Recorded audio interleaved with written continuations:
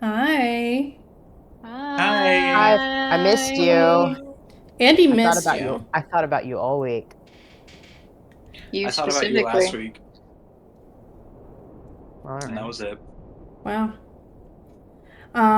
Well, hello everybody to the next session. Last time was kind of a short Episode one. 9! Sorry. It is episode 9. It is session 9. Um, this is true. Last session was a bit of a short one. We're gonna be wrapping up some stuff that happened, last episode in this one. Uh, I've, um, I've put some stuff in it, so I hope you like it. To start off, I did promise Gerby a dream, and I made one. So,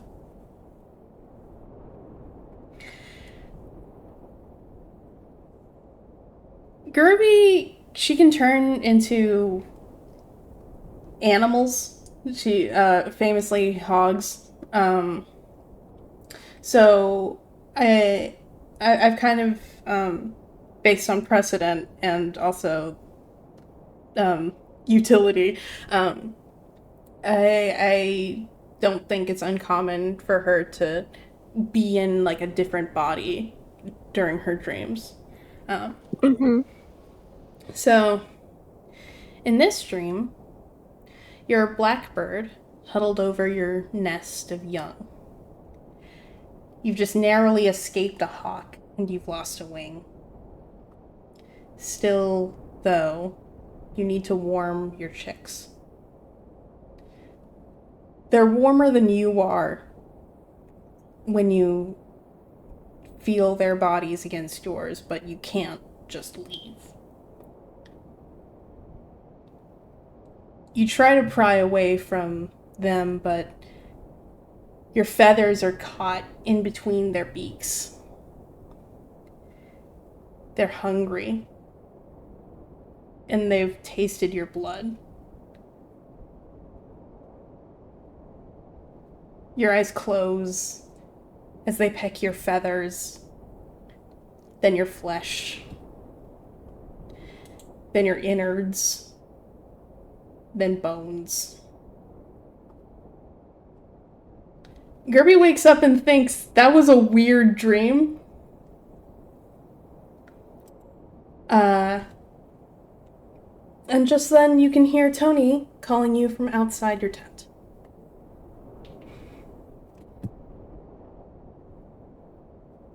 Ugh. Ugh. That was ugh. A little And that's what she nasty. says to herself. And then, yeah, let's go open the door. A little nasty. Yeah. Um, Thank you for the dream, Jordan. I appreciate it. yeah, no problem. Uh, I tried to make each of your dreams unique, from each other's. So, hopefully there's stimulation there. Yeah, that was certainly unique. Yeah, yeah. Um, as Gerby goes to open the door, um, Tony is actually calling mostly everybody outside. Um, so does Did you say anybody? everybody? Yeah, does Yeah, anybody I'm out. not stay in there? Does anybody not come out? All I'm, Who is right. she I'm not good. I'm calling? good. I Scrivener's gonna fucking slather makeup on himself and then she's like, I'm here. yeah. As you all come out, it is very early in the morning. Earlier than Tony would usually wake you guys up, maybe like 5. Um, and Luke is nowhere to be seen, but Aiden is with Tony, looking very distressed. And when you guys come out, Tony gathers you all and says that um, Luke is feeling very, very bad. His injury is giving him a lot of trouble, and it's he's having cold sweats, and it's not good. according to Aiden, they've been staying off of a natural painkiller that they've been foraging from the coastline. But last time they went to get a new supply, they were attacked by a water elemental, and without it, they're unsure if they can make the rest of the trip.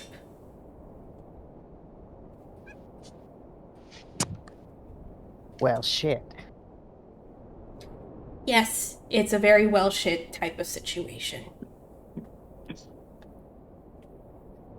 We can go get some for him then, right? Aiden looks up from where she's just kind of like huddled by the fire. And she says,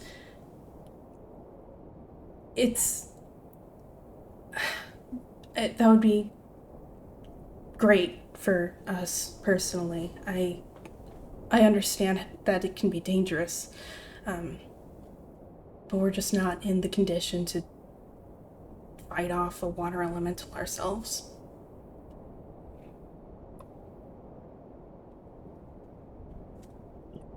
Alright, well, that's no problem for us. We fight water elementals all the time.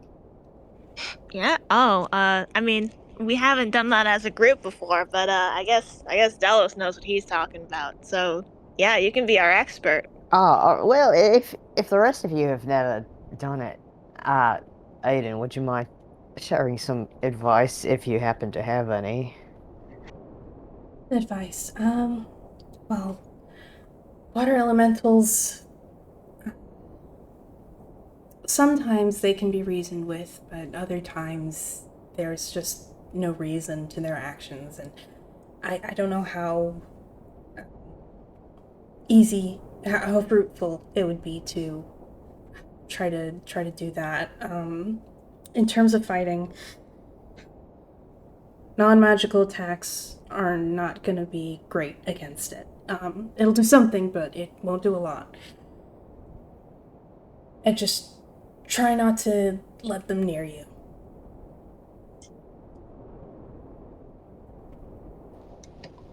Alright, well, you heard it first. Magic only. Sorry, Scrivner. I'll be alright. Wait, can I grab them? She like winces and she's like, they are made out of water, unfortunately. I don't believe that'd be wise. But could I?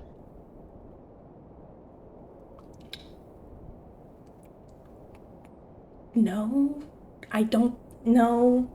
I mean, if you freeze it, maybe? If you can freeze it, that might maybe work. Okay. Hey. Okay. Between all of us, do any of us have any ice spells? Tony raises her hand. Nice. Okay. Okay, then you can freeze it. I can, hold it in place. And everyone else can wail on it with their magical abilities. That sounds like a plan, yeah. Thank you so much. You've done too much for us. I wish there was something we could offer.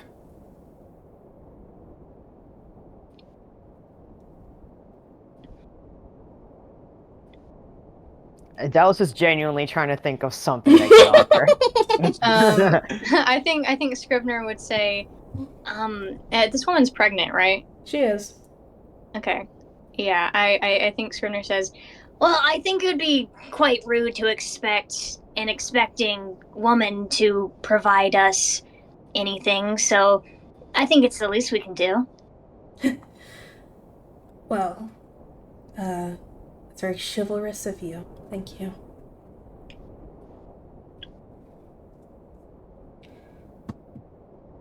And I think Tony would, just kind of usher you guys to the shoreline, saying that, it's better to act fast so that Luke can get some relief. Sorry about my car outside, that's mine. I'm the police. Sorry about the noises of the ambient ghosts. Yeah, sorry that they're coming, I guess. The horrors. The horrors are coming. They're unsettling. All right. Yeah, pretty cool. I think Synthis would stay behind. He does not have non-magical weapons, and just I think that Tony would advise that he stay behind if he, feels like he had more use at base. So he's not coming. Yes. Did we get a description of what we're looking for? What it looks like? Yeah, you're looking for an algae. It's this kind of like very dark red type of algae that you should find growing on like rocks and water and stuff.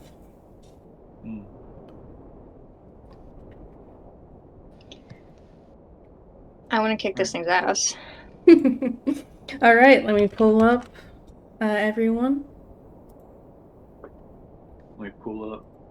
Let me pull up. We're gonna pull up. Sorry. I think there's a potential that there will be no elemental, and we'll be able to gather this material without any conflict. Maybe. Yeah. Who can say? Me. Let's get Eric Cochra Spelljammer in here. Fuck yeah. I love that guy.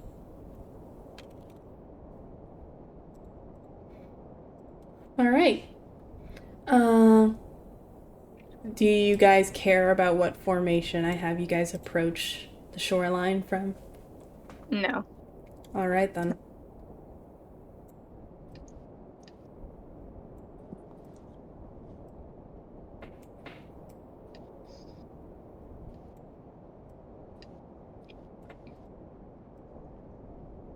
Don't forget to screen share. I will be screen sharing after I put you guys in a little thing. Right.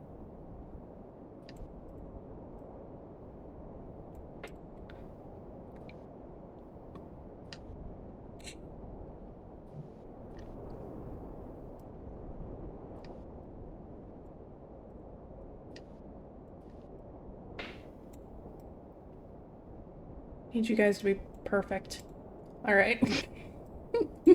Can do. Sanctifex POV. All right. Screen sharing. Oh, you guys get to hear my wind. My wind. I love your wind.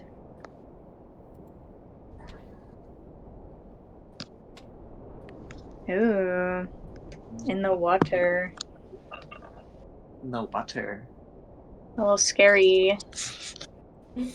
So this is the formation I put you guys in. Not entering initiative order just yet. Can everybody roll a perception check for me? Yeah. Yippee! I love rolling. I love rolling too. I hope I roll a natural 20. That wasn't a natural 20. 13. 14. 17. Ooh. 15. All right. Let me roll. Wait, hold on. What am I? Okay, right. Sorry. Okay. Unfortunately, you guys come up to the shoreline that Aiden pointed out to you as a place where she, thinks it should be growing. But as you guys approach, you guys cannot see any signs of the water elemental, even. You guys can't see it far away, and even as you approach the shoreline. Sorry if you said already, I blacked out. Do we see any of the algae? You guys can roll me a nature check. Alright. Damn, I got a 17 and I don't see shit. No. Well, they're just not here, I guess. That's a 13 3. for nature. Oh. Oh, what? That's a 3. Uh-huh. Dirty 20. Damn. Wow. 0. Ugh. Oh, wow. Not very Delos has never natureful. encountered algae before.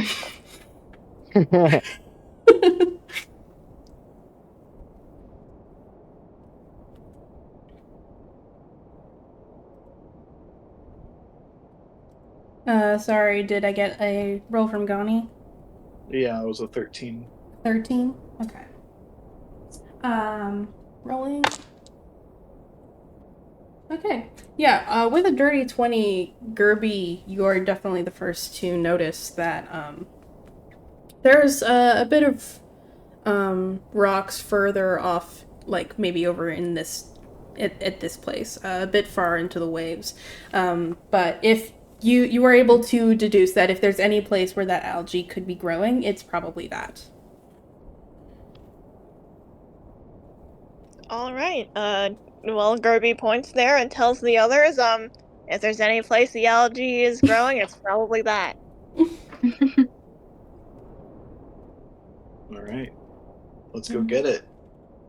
Let's get it. Let's get it. All How right. deep is the water? The water, you're basically at like a beach here. The water is, it starts to get, this is about the point where you'd be like knee level, and then past that it'd be like waist to getting like this is knee level, waist level, chest level. It gets deep kind of fast. Okay. When you say waist level, Are you mean Like do you mean Scrivener's Scrivener and waist. Della? Like Scrivener's waist. Alright, so Gani will be submerged. Gunny would be completely submerged. I do think so you said none of us see any signs of an elemental, right? No, none of you do. I think Gani just wants to get this over with, and she's just, once Gerby points that out, she's just gonna head over. Yeah? Same Yeah. with Scrimby. Sorry? I said same with Scrimby. Same with Don't look over Scrimby. Alright. I did say around here, so I'm just gonna say, since we're not in initiative order. How far is Gunny going? Like right up to the right up to where the waves break, or like in there?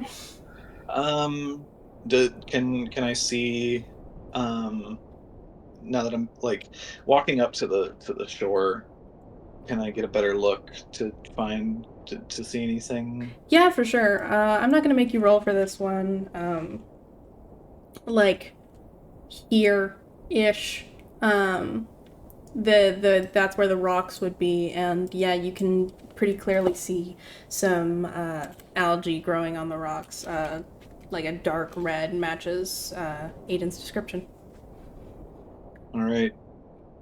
Yeah, she's gonna go in and get it. She's just gonna go in? Okay, well.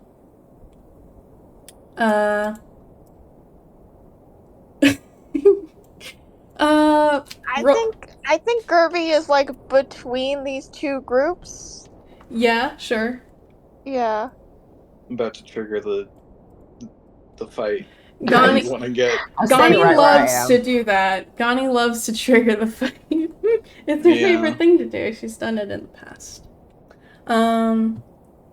Is Scrivner going to try to get in the water as well, or is he staying by the edge? He's staying by the edge. All right. He's lifeguard. Um, Oh, he's gonna get his makeup washed off. Oh no. can He in the doesn't water. like water. Right. Can Gani roll me an athletics check? Oh god. She's I know she has a -4 in strength, so I know this is gonna be She is- good. she is proficient in athletics though.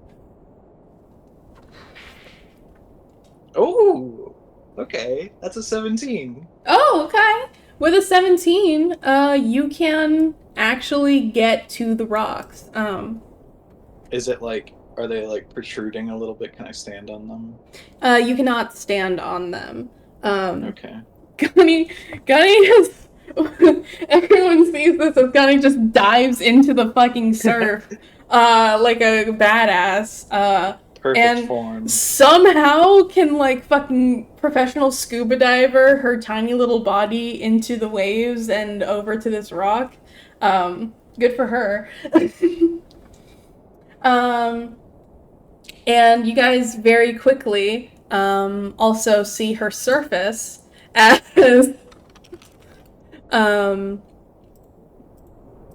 Oh, that's a big one.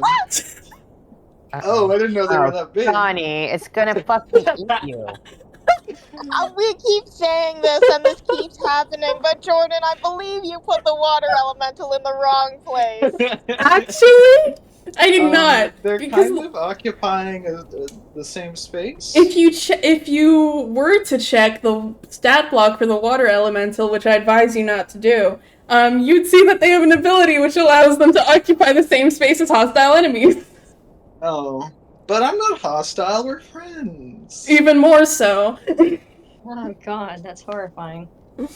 So, let I me. didn't know they were that big. Oh my god.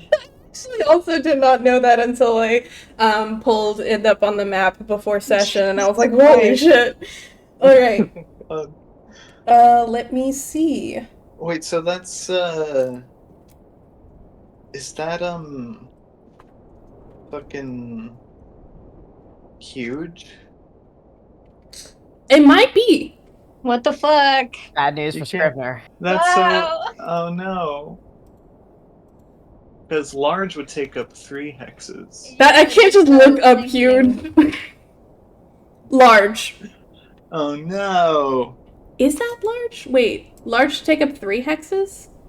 Scrivner Wait. can grapple large, he can't grapple huge. Oh, right. I'm pretty sure large should take up 3 spaces, 3 hexes. Okay, I think I made your guys' tokens a little too big, so it looks like this is occupying like 7 when it should just be occupying 3, which is on me. That's insane. Okay. I don't know if I can change that right now. I think it's fine, we just were very surprised. Yeah, holy shit! I was also yeah. Yeah, large takes 3 and huge takes 7. All right. Boy. Well, Oh god, man. I think you misplaced the water elemental I token. believe I did not. So the water elemental does get a surprise round. Oh. Oh no. I'm imagining we like see Gani like professionally come up holding the algae, and then we all watch in horror as the water comes up with her. She does a graceful dive into the water and she grabs the algae and surfaces and whips her hair back, and everyone claps and is so stunned by her beauty that they are surprised by a sudden attack. They weren't expecting it.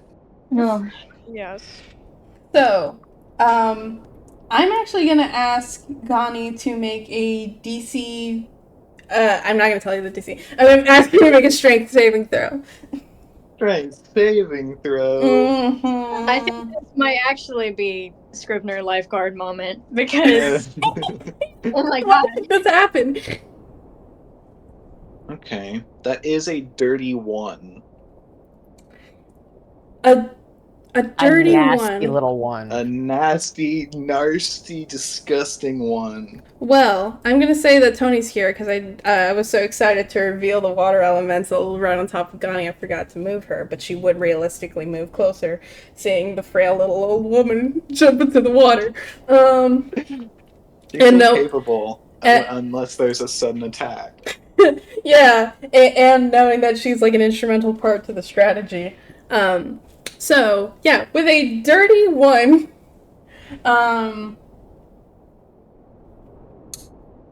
let me just roll for damage. Mm. Make it a small one. Make it a small one. A small one. Well, wow, that wouldn't be much fun, would it?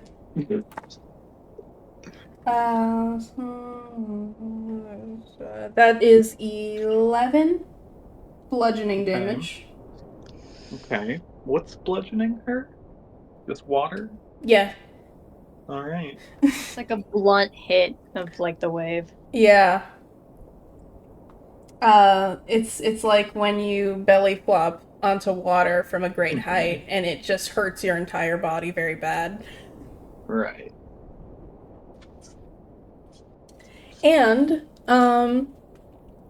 Gani is restrained Oh. and unable to breathe.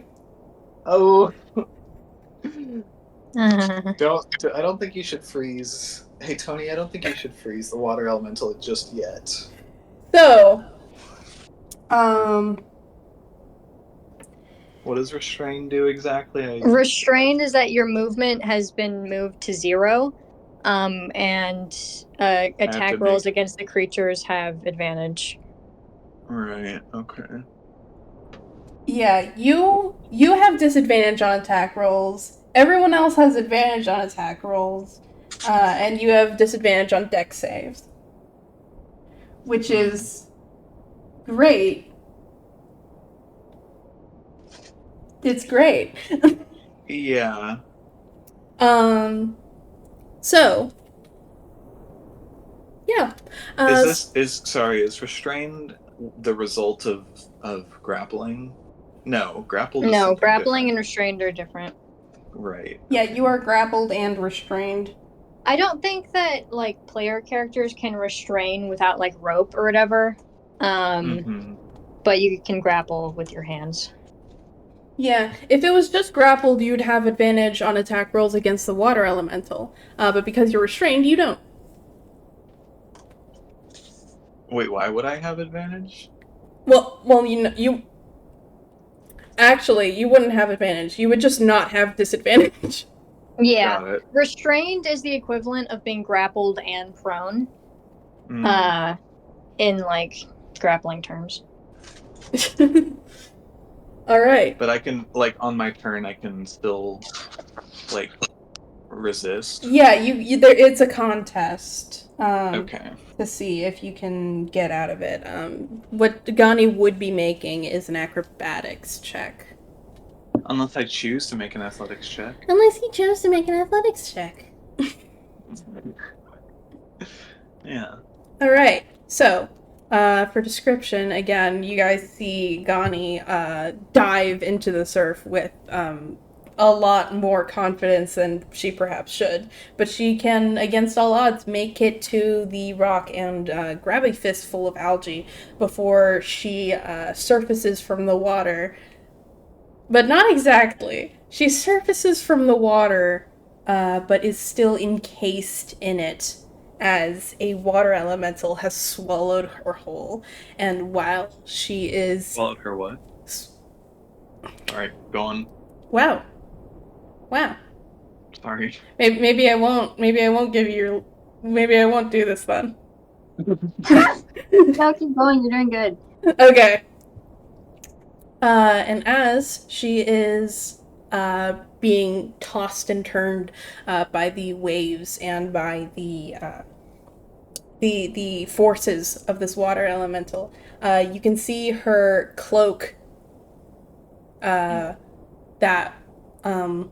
was probably weighing her down quite a bit in the water, kind of get tangled up in her limbs and come loose.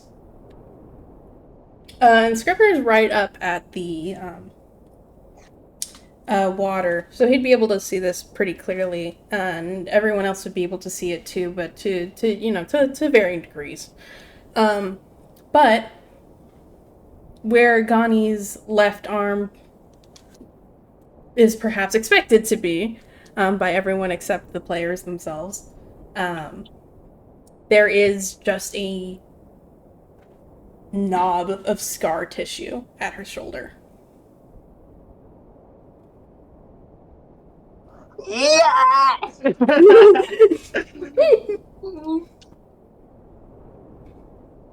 But, of course, Gani's also drowning, so there are more pressing matters. Let me at her now! That is Oh, the God. water elemental's turn, as they got a surprise round. And now we may roll initiative. 20, bitch! We backed you. Jesus. Are you happy now, Vel? Are you happy that I ripped her fucking cloak off? I am, but I'm also like, ugh. Now she has to deal with the consequences. That's Gani talking. Yeah. She's a little out of it. She rolled really low for initiative. Oh god. Okay, I'm fucking in it, bitch. now for Tony. I'd say a little low. It's still a 10. Okay. Let's see.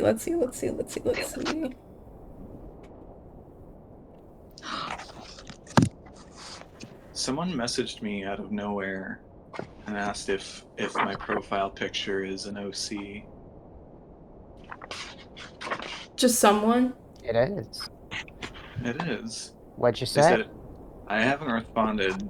They just said, "Hey, hope you're doing well. Sorry if I caught at a bad time. I'm curious to know that is your original character in your PFP? Yes. It is. I don't know if this is supposed to be like a fucking scam or not. I don't know how Discord scams work these days. Is that your original character? Put your credit card information here. Wow, awesome original character. Now give me $8. I mean, I could see that working when it's like, oh, cool character. I'd like to do a commission for your character. Or something. But anyway. Something. Scrivner, was that a dirty 20? No, that was a natural 20. That was a natural Oh. 20. What's your He has, a modifier? he has a 0 to dex. Alright. So that is gonna be, holy shit. That's gonna be, Tony, then Scrivner, then the water elemental. God. But unfortunate, that would have been perfect if Gani wasn't inside of the water elemental right now. She's kind of an asshole, so I mean, she can go with it. I guess we'll have to see what's done. What's Tony gonna do? What's Tony thinking about all this? Alright. So. Where does Gani go? Does she not get to go? Oh yeah, what did you get? 10? Okay. Yeah.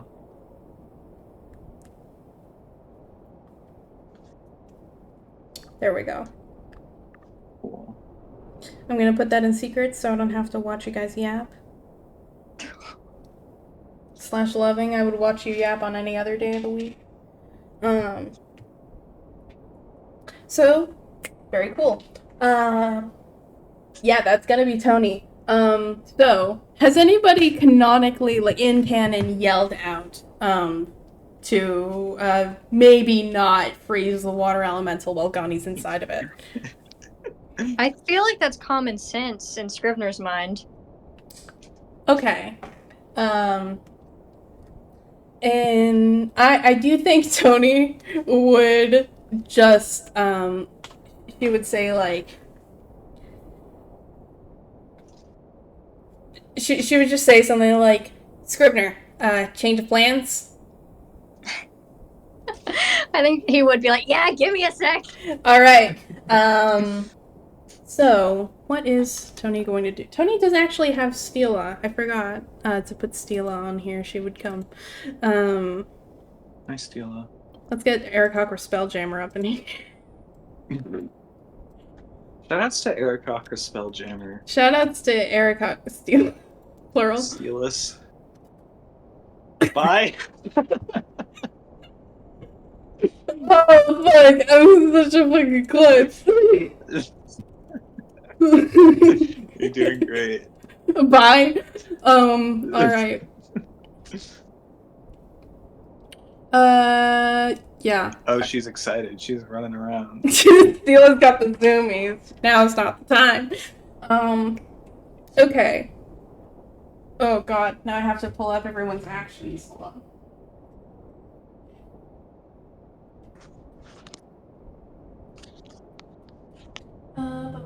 on.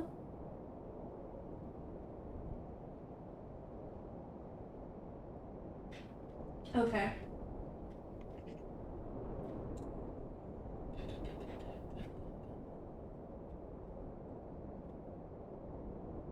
Oh, Tony can also hold her turn until Gani's out of there.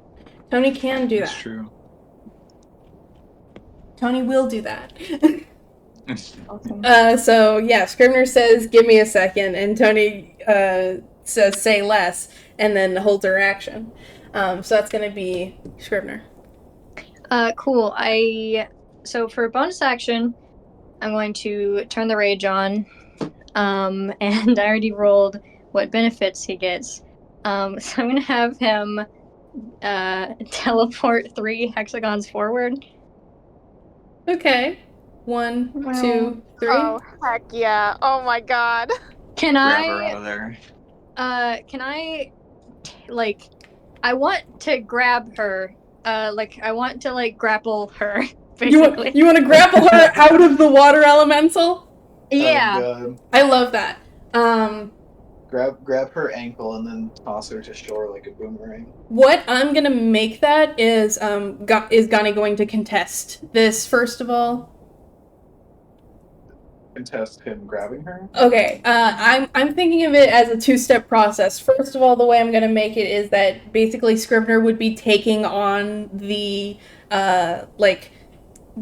contest that Gani would if she were trying to get herself out of this. Plus, if he succeeds on the contest, then he will then be grappling Gani. My question is, would Gani try to resist the grapple from Scrivner after getting out of the water elemental or not?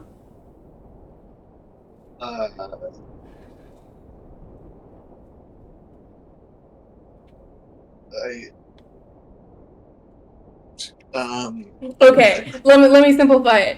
Scrivner is going to grab Gani out of this water elemental and then keep holding on to her. Would Gani try to get free from Scrivner after he grabs her out of this, or would she just let herself be held? She'd probably just try to get out. Yeah.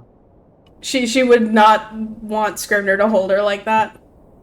Well, I mean, I'm imagining it as like he helps her to get out, and then she's like, "All right, cool, I'm free now. I can walk away." Okay, sure. Then I'm gonna give Scrivner the choice to either try to grapple Gani or to just, take on her contest and then let her go free out in the wild. Yeah, do you want me to roll to break her out first? Yes. We get there? Yeah, go ahead and roll me an athletics. I'm very good at athletics and I have advantage on these. Okay. Okay. Come on, my boy. Come on, my boy. That another nat 20. Oh my god. A nat 20 definitely meets it. Yeah, that's a 28 after modifier. A 28 definitely fucking meets or exceeds. So Scrivner similarly sees this happen to Gani and jumps into the surf immediately. and you guys also. Bro fucking teleported over there. Yeah. No, you're right, actually. Scrivner fucking. You guys all see this, and then in a blink, Scrivner teleports over to Gani. You can only assume it's teleportation because you didn't see him move.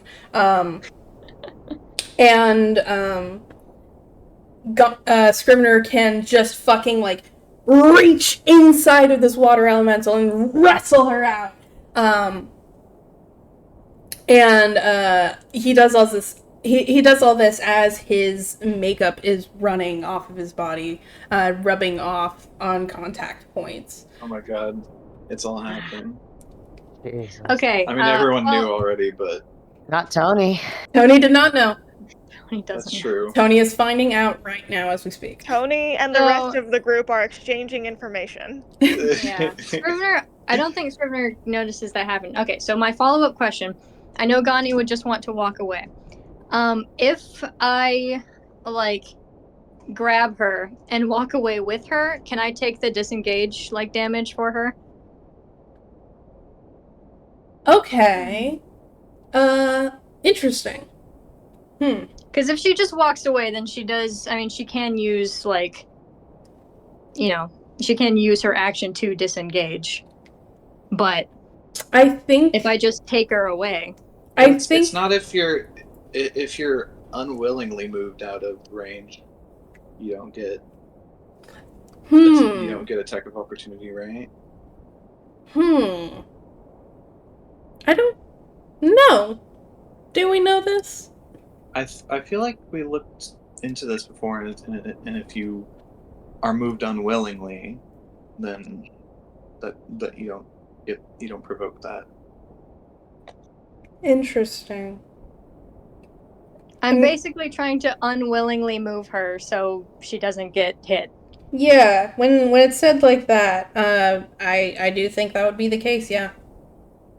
When someone or something moves you without using your movement, action, or reaction, you can't be the target of opportunity attacks. Very cool. Yeah, absolutely. Okay.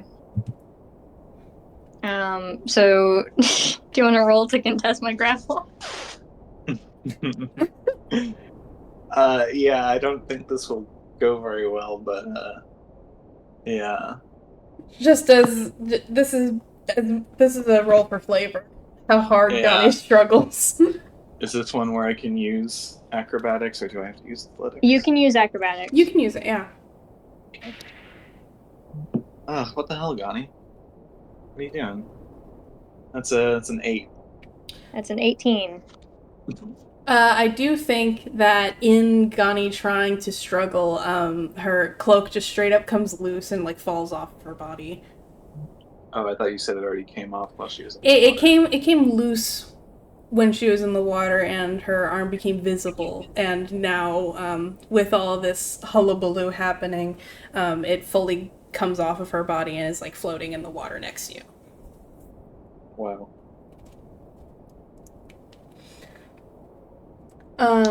So, yeah, Scrivner has successfully grappled Gani out of the water elemental's grapple, and she no longer suffers the effects of the move.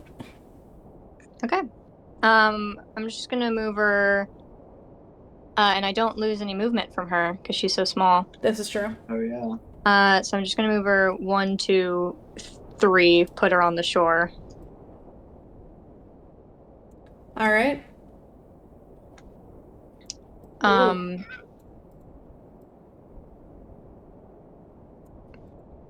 And then he's just gonna walk back. He's just gonna walk back, like... Yeah.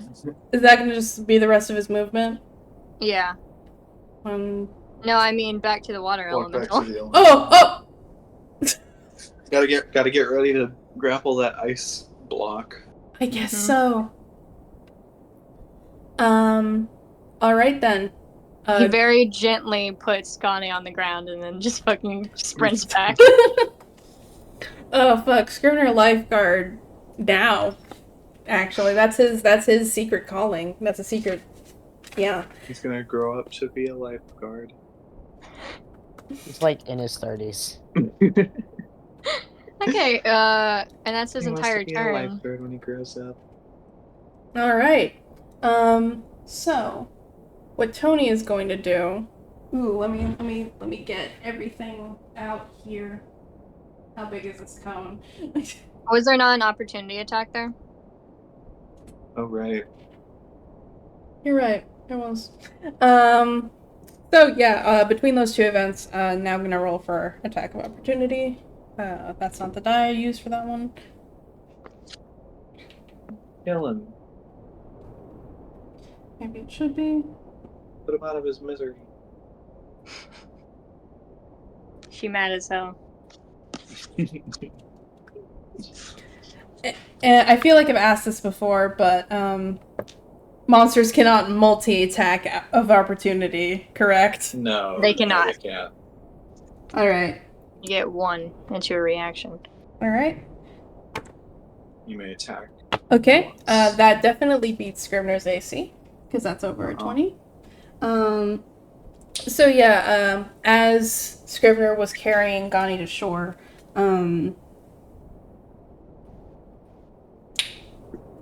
yeah, let me roll for damage real quick. Ooh, all right, 7. Is that bludgeoning? It was bludgeoning, so that you are resistant, so that's 3. You round down. You ran down. Okay. Very cool. All right. End of my turn. Yep. And Gani cannot use her movement yet. So, how big is this cone?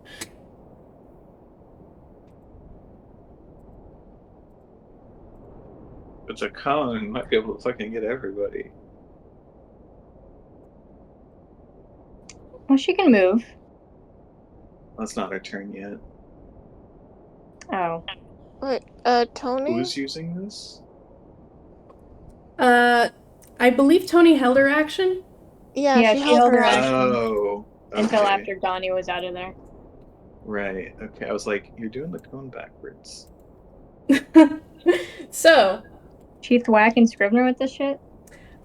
she can Oh. angle it. Sorry. Just saw the new art. Yeah, we can address it later. All right. Jesus Christ. Yeah, I guess we will be addressing that later, huh? All right. Oh my god, that's so good. Well, now I want to address it now. Let me see. Let me see this. He's Cerberus. I drew Mr. Gilded and Cerberus. Mr. Gilded Holy and Mr. Gilded. shit. Christ. Oh The my Gilded It's brother. really God. good. Why is that really good? Andy, why the fuck did you pop off with color theory for the Mr. Gilded piece? Freaks. He always pops off with color theory. Damn. Alright, moving on. Moving on. You guys will see that in the next slideshow. You can put that in during the break. Yes. So, yeah. Tony uses her action. She comes up to the, the where the water meets the shore, not quite getting in yet, but she very carefully angles her breath to not hit Scrivener as she opens her mouth and with a draconic cry. You can imagine how it sounds. She uses her 15-foot cone breath weapon on the water elemental. Now I'm going to roll a saving throw. Get it. Get the ass, Tony. Get their ass! That's a fool! Alright. Let me roll for damage. I'm so glad I built my entire build around grabbing people. Wow. Well. It's not a lot of damage. It takes 2 cold damage. But, That's enough. All it needed was one. Yep, very true. Sorry, I have not actually been looking at this guy's hit points. So let me just. All right. So yeah, if the water elemental takes any amount of cold damage, it suffers the freeze ability on its stat block.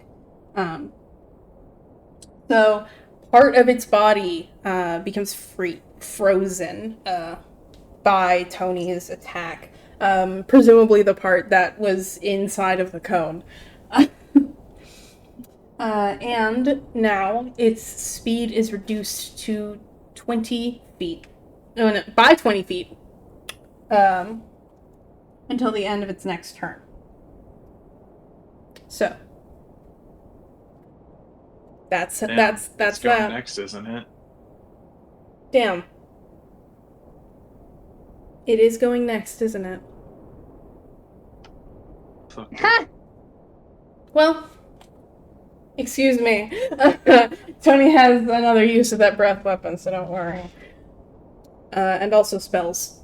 Wait, no, she doesn't. No, she doesn't. I mean, she.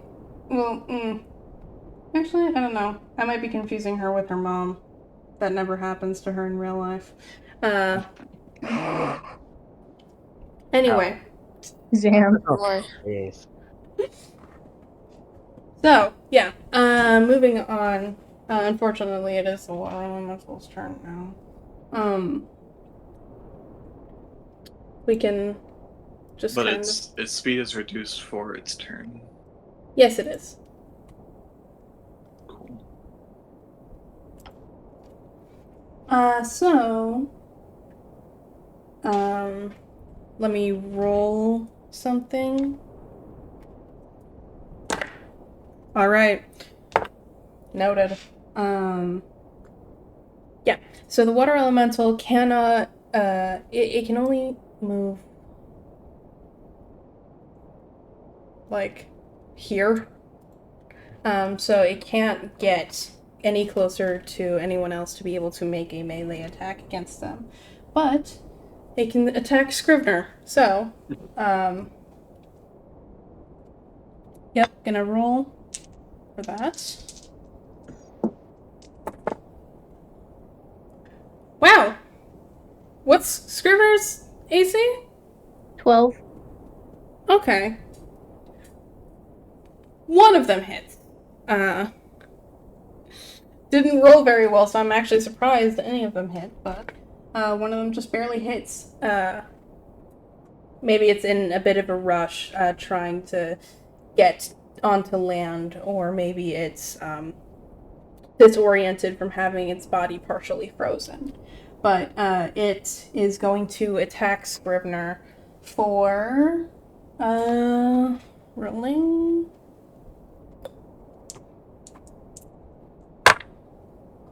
That's a little bit higher than last time. 13 plus.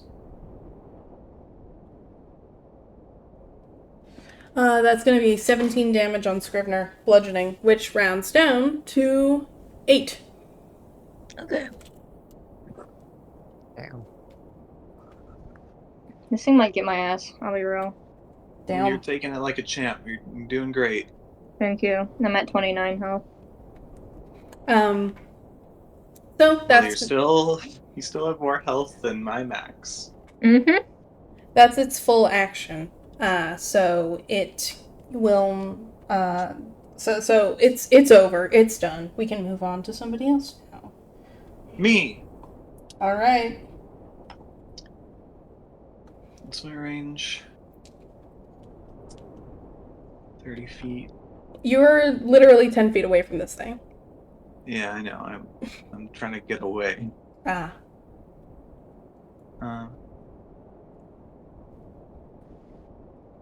I'm gonna move 4 spaces over to the left. 4 spaces moved. Yeah, so I can still hit that. I'll do that. And And I will use my bonus action to cast. I wonder what she's gonna cast, guys.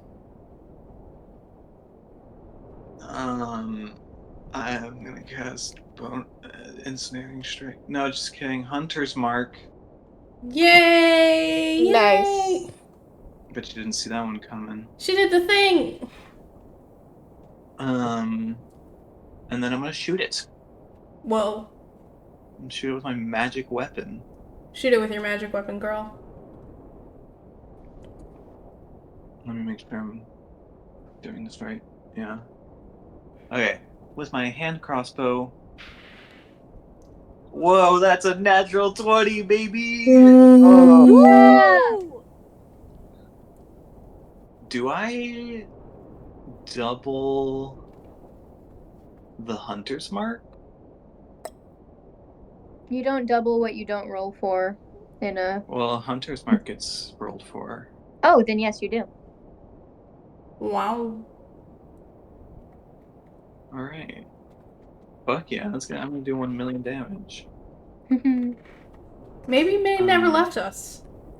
Maybe the maybe. May was the cranky old woman that we met Did- along the way. Did May ever get a crit on a sneak attack?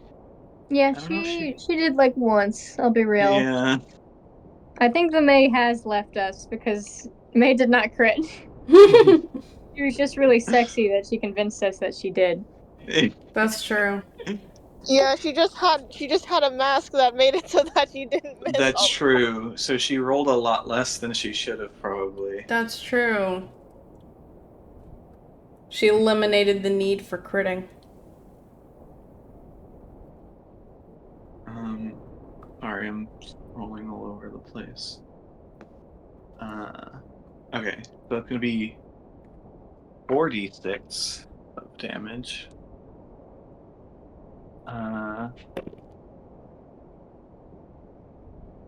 So that's gonna be 15 damage. Not bad, not bad. And I get to make a second attack. Well, give me that damage for the second attack. Let's see if that one hits first. 22. Yeah, Yeah, does that hit? yeah, Does that hit? yeah. And then the damage on that one is 14. Wow, I did 1 less damage than I did on my crit. Damn. All right, so that's 29 damage in total. Yeah. Pretty good. Go Gani. Gani's awesome, except when she's not in battle. Is that right? I guess that's right. Yeah. Okay. What? Math. Yeah. I'm not gonna tell you how much HP this guy has. But hold on. Let me just make sure I'm looking at this right. Yeah, that's right. Okay, damn. That was a lot of damage. That was 29 damage in one turn. That's pretty good. Hell yeah. It's because Fuck she's yeah. cool like that. She was And kind of she's fucking she weird. probably does she get her cloak back or is she so cold? She's She's sopping wet and cold. Is she naked? she's not naked. She's not naked. Okay. You guys She does have leather armor on. Yeah, you Because guys she has matching leather armor, Adela. Oh my god, we're wearing the same exact. Got it from I the same hate- leather armor store. Yeah, Yeah. you guys Connie also has bright yellow boots. Johnny's not a right yellow boots. She does have bright yellow, and she's wearing a shirt and that says, what the fuck did it say on it? Ouch! It says Exclamation ouch point. on it. Oh, Yeah. right. No, it doesn't. I was like, what the fuck are we talking about right now? So green pants. Ghani gets on the shore and she fucking sinks an arrow into this thing. Very cool. Very badass. Yeah, you said the cloak's floating in the water, right? Yeah, the cloak is floating in the water and has not been retrieved. So as she's setting up her crossbow, you can now very clearly see that she's doing this one-handed, and she's wearing just leather armor. I think she's wearing pants. She's probably wearing pants. I think. Leather I sure hope greaves. so. I mean, Dallas isn't wearing pants, and that's normal. Yeah, he he has doesn't need to. furry Yeah, legs that cover everything. yeah, I'm also of the belief that furries don't need to wear clothes. yeah. But Yeah. scalies do. Um, Scalies are under the furry umbrella. Scalies are under the furry umbrella. So are featheries. Humans have to wear clothes to hide their shame. Yeah, furries weren't there Wait. for the original sin. oh my Uh, Furries weren't there for original sin. They don't need to do it. Yeah. But fucking moving on. Yeah, so she's probably wearing pants. She's just wearing. He's not wearing shoes though. No, she's not wearing shoes. She has little claw feet. Yeah. So she's wearing she's just wearing leather pants with a leather breastplate.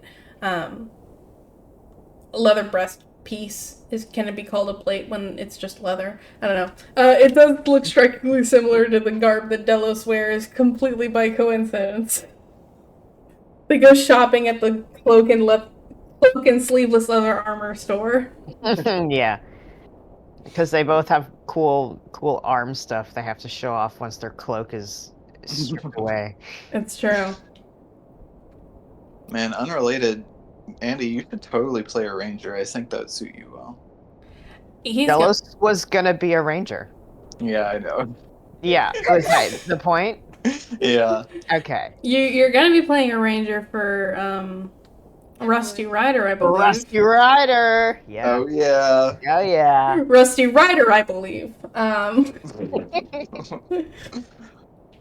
Yeah. Anyway, Moving on. Yes. that's Gani's turn. That's Gunny's turn. She looked awesome while doing it, and also somehow at the same time so very vulnerable. How intriguing. She's such an intriguing character for that.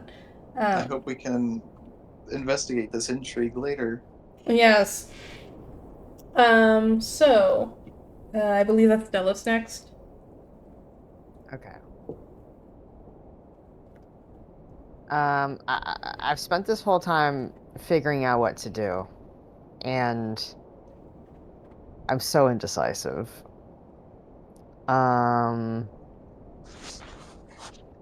Catch me up, because there's been a lot of goofs and stuff has happened. Is this thing frozen? This thing is no longer frozen. It became unfrozen at the end of its last turn. Okay. Alright. And hold on.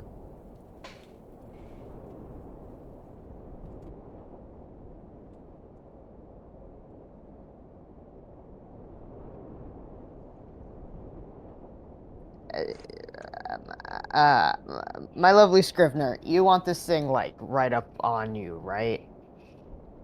Yeah. Okay. Okay, see, a lot of my spells are, like, get the fuck away from me spells, which would move it away from you. I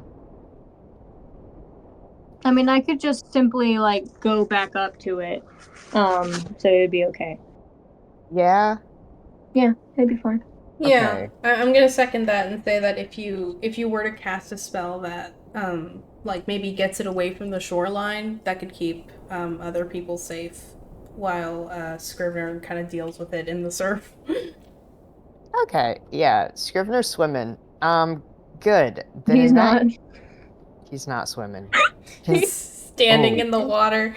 Well, I mean, if it moves further away. Ooh, wait, no. Yeah, I did confirm that any further would be like waist level to chest level than Can where Scrivener Scrivener's- is like at right now. Can Scrivener swim? No. See, this is the kind of thing.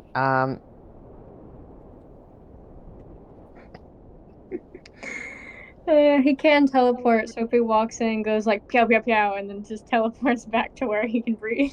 He can teleport at will. As a bonus action, 30 feet. Wow, I thought it was a one-time thing. I didn't know you just like can teleport now for a bit. Yeah, it's the wild magic. I can just do it as a bonus action. That's awesome. Yeah, they Okay. get to be a little overpowered because you don't get to pick which one you're doing. That's pretty cool. Okay. So it's so OP when it's in the right situations, and sometimes like fuck. Sometimes it. To be fair to the table, it's a very good table. So even like the least optimal situation is just like, well, that's kind of cool. Yeah, if like worst case scenario, you're doing passive damage or just can't be fucking grappled because you can teleport. Okay. All right, then I'm going to dissonantly whisper at this thing. All right, and I'm just gonna assume you're well within range of that. Yeah, I counted. I'm actually like perfectly in range. All right. Wow. Okay. So yeah, is that a saving throw for Yes, the water? a wisdom saving throw. Wisdom save. I don't think a 3 meets or exceeds whatever the No, DC is. It So, does. what are you dissonantly whispering to the water elemental? Or, I guess you don't have to describe it. It says you whisper a discordant melody. Delph is singing! Delph is Really? singing! That only the water elemental can hear.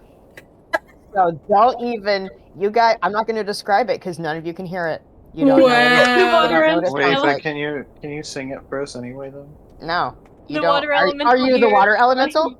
Yeah. Baby, And you're not. that sky kiss. Is from the rose on. Feeling. This is a discordant melody, you're right.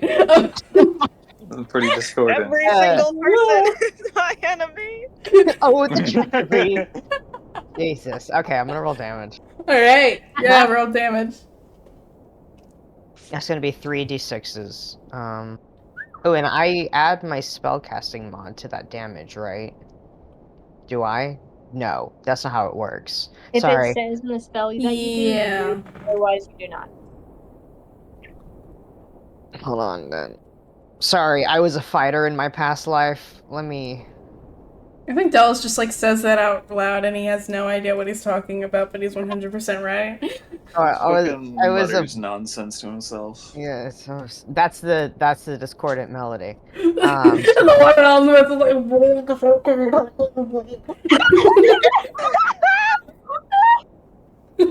Was that the water elemental? Okay, all right. No, I don't add anything. Just 3d6 psychic damage. 3d6 psychic damage would, do it. So that's going to be Blow it up. 11 psychic damages, and it has to use its reaction to move as far as its speed will allow away from me. Right now. It's scared. Yeah. All right. So it has no more reaction for the turn Okay. or round. Wait, what was the wording on the movement thing? As far as its speed will allow away from you. Use its But the- reaction to do this. Yes. Oh, it's okay. Use its reaction to do it. Okay. That's gonna be 1, 2. Wait, no, I can't do that. 1. How does fucking move? 1, 2, 3, 4. Why was it going all over the place? It was going around Scrivner. Can it occupy the same spot? It can, but it has to stop. Oh, okay. So, if it wanted to keep moving, it has to not do that. Okay, cool.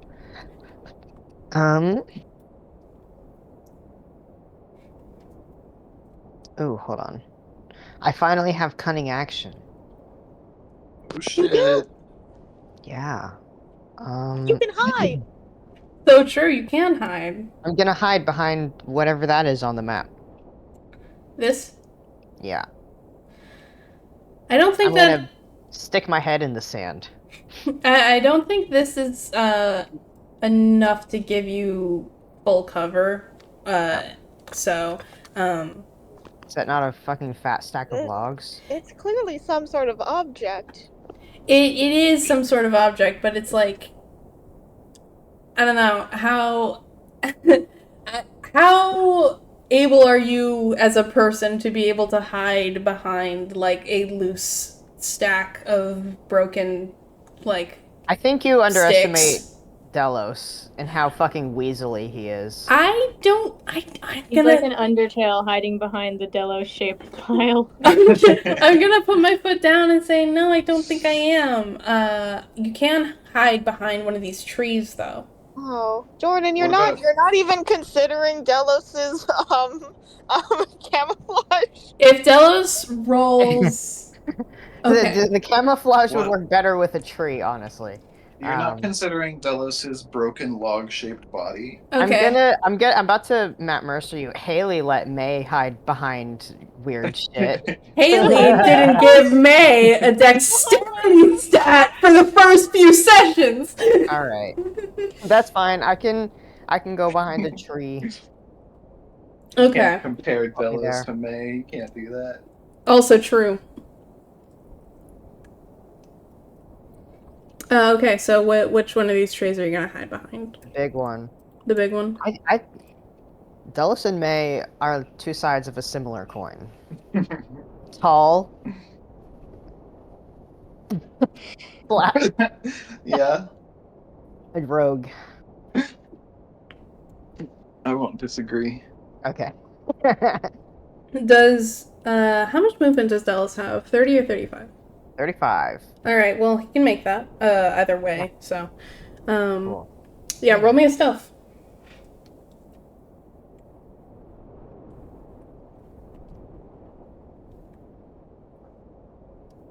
Oh, by the way, just for flavor, you guys, 20. a 20 for stealth? Yeah, you do that. Nice. But just for flavor, as you guys approached the coastline, you guys did see the sun start to rise on the horizon of the sea. So, That's beautiful. it's beautiful. Try not to die while you're And looking at its beauty. whoever's the vampire here is about to start burning in the sun. Oh fuck! That's why I hid. I also did think about it. You guys are on the east coast right now, so the sun would be rising over the water. Oh fuck No. yeah. That's so nice. Anyway, yeah, Della successfully hides as his bonus action. So I believe that's everything for his turn. Yep. Sorry, I had to go do something. You're good. What was said in the last 30 seconds? The sunrise is pretty. Awesome. All right. All right, Gerby, finish him off. Yeah. Do Okay. your Gerby thing. Turn into a Dude, giant everything. squid. Unfortunately I can't do that. I Oh. can turn into a crocodile if you want me to. Yeah, And just get rid of all magical attacks. bite it. Yeah. Oh wait, yeah, the magic attack. Yeah, thing. no, it is. Yeah, I had Turn- considered that, but it's not. Yeah. Turn into the Okay. magic crocodile. Unfortunately, can't do that either. Ah, Okay. shit. Haley, would you like me to? I can possibly move the water elemental closer to you, but it'll do less damage. Or I could just go all out and attack it. Go all out, because I can also just hold my turn until it tries to hit me. Alright then. Let's see. Need to pull up the page.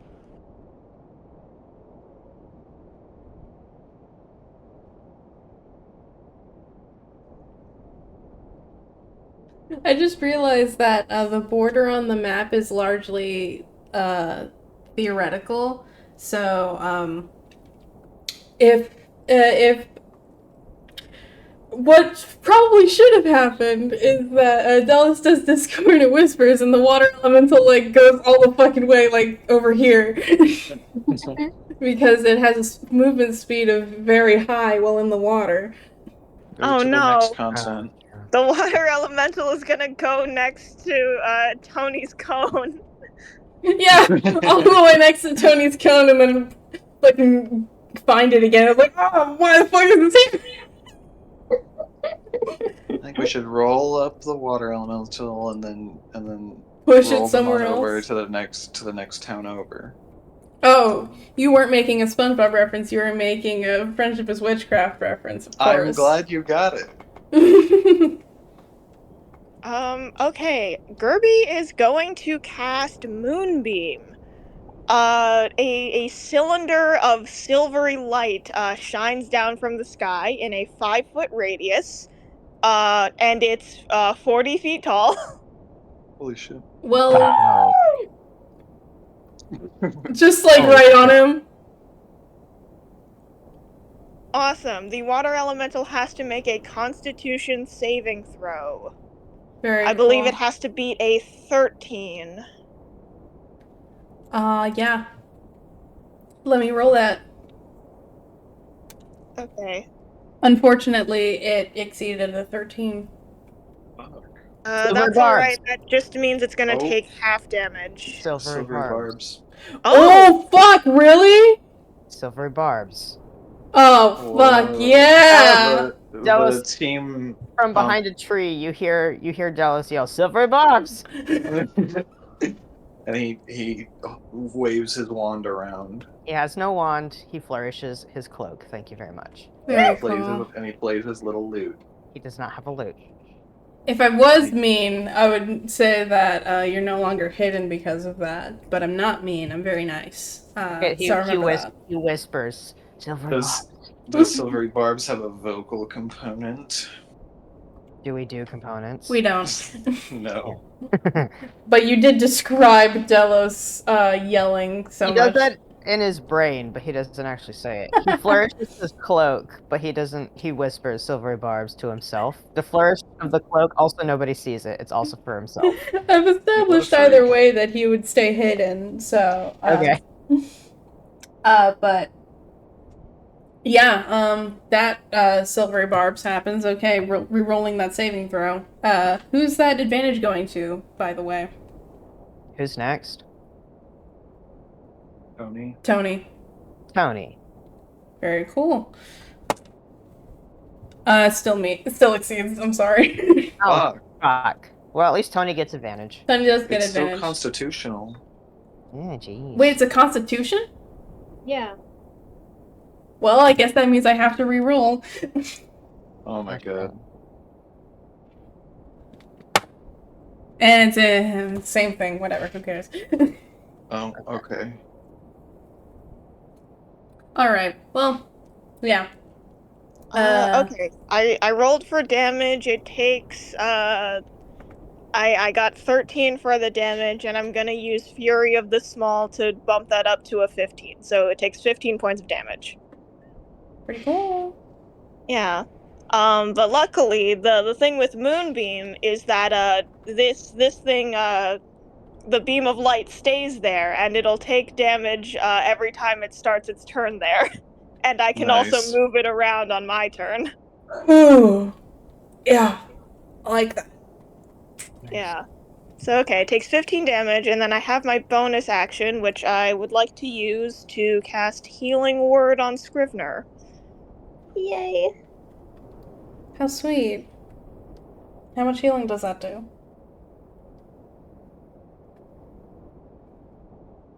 Okay, I rolled a 2 plus wisdom. What's my wisdom modifier? Is it? I think it's 3, so 5. Very nice, thank you. Okay, and wait, do I move anywhere? I think I'm good staying. I think Gerby's good staying where she is. So yeah, that's the end of my turn. Alright. I'm gonna confidently say that this thing is looking very scared. Obviously, yeah. It does not have the frightened condition. Although I do Does think. it have a face? Well, you can see a face right there in the picture. Yeah, and that's Okay. what it looks like. So it That's clearly exactly looks what a it bit looks frightened. like. It does have a very amorphous face. So you could realistically look at a water elemental and not see its face at first. Wait, Yes. it was just trying to protect the reef, and we are ruining it, and now it's sad because it's This gonna die. this isn't Moana. Moana. Make way! That was my Lin-Manuel Miranda impression. This is not Moana. That We do was not need to beautiful. consider the coconuts. I Uh, was. What so, about the trees? I mean, I think Dallas was considering that tree pretty hard. Moving on. It does have a face, but you wouldn't be faulted for not really seeing it, as it's just kind of like indentations in its already very amorphous form. But even if you can't see its face, its movements are very erratic. It's very, very scared. It does not have the frightened condition, although Dulce's dissonant whispers did kind of give it like a baby version of the frightened condition. But One might say. what? Spooked, you might say. Yeah, it was spooked by Delos, and now after taking a whopping like 15 points of damage from Gerby, it is looking very scared for its well-being. And this is my way of telling you guys that you guys have done about half damage to it. So, very cool.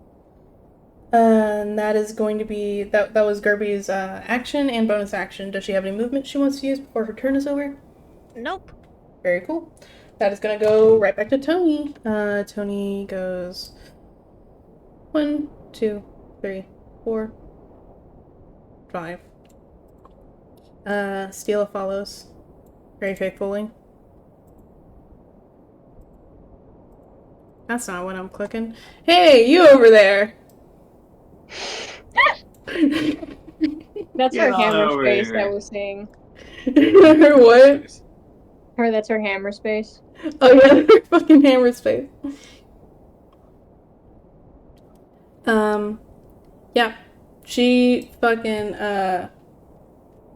she is a bit embarrassed. Okay, well, to give you guys a rundown on how Tony's been doing this whole fight, she was a bit embarrassed, after having done the, her first breath attack after, Scrivner had already went and can no longer grapple it.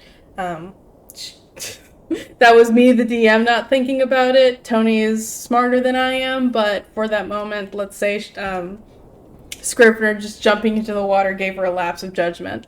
I have a question. Yes. Does Tony seem to have any reaction to Scrivener's fucking makeup washing off his face? She very much did. How washed off is it? Is it like smudgy, or is it like this boy's red? It was smudgy when he got out of the water to drop Ghani off on the shore, and then he went back in. So that boy's red. All right. So yeah, she was, like I said, I'm gonna attribute my genuine fuck up to Tony's lapse in judgment upon seeing Ghani, in mortal danger and having her disability that she was very intentionally keeping private from everybody unintentionally be revealed, and then moments later seeing Scrivner just barrel straight into the ocean and seeing essentially what she has believed to be his skin just slop off of his body. God. Can His meat's showing. I actually That's get a Can I get a luck roll from Scrivner? Okay. God loves him, so let's see. Come on, Scrimby. 4. Yay! With a 4, his hat has come off. Oh my god. Oh fuck! Oh boy. Would It's Scrib- all- In that water. would It's Scrib- just flashing around. would Scribner work very hard to retrieve this hat after it comes off? Oh god.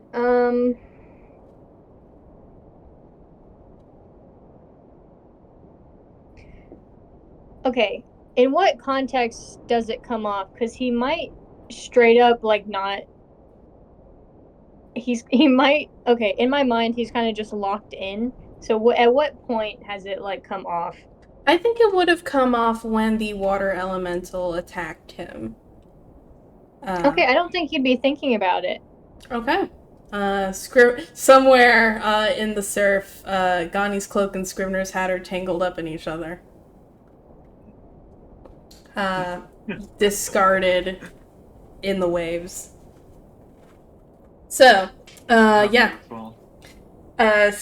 Tony has very much seen this and very much has a lot of questions, but is also kind of locked in, I think she did lock out, and then after fucking up on her last breath attack and feeling embarrassed about it, as she locks back in. So, with this attack, she's going to, hit it. And then the water elemental is going to exceed the thing for that, which is fine. It takes 2 cold damage, which isn't a lot, but it's enough. And it is suffering from its freeze ability, once again. It's not really supposed to do this, but I am making it so that while it is frozen, non-magical attacks and grappling both work on it at full force. Because I think it's cool. So once again, its speed is more than halved. Actually, well, it's in the water, so it's not more than half. But maybe it should be because that's what I did last time. Whatever. Its speed is lowered by quite a bit, and yes, it is now no longer resistant to non-magical attacks or immune to grappling. Very cool. Very cool. Thank you, Tony. Go back to hammer space with you.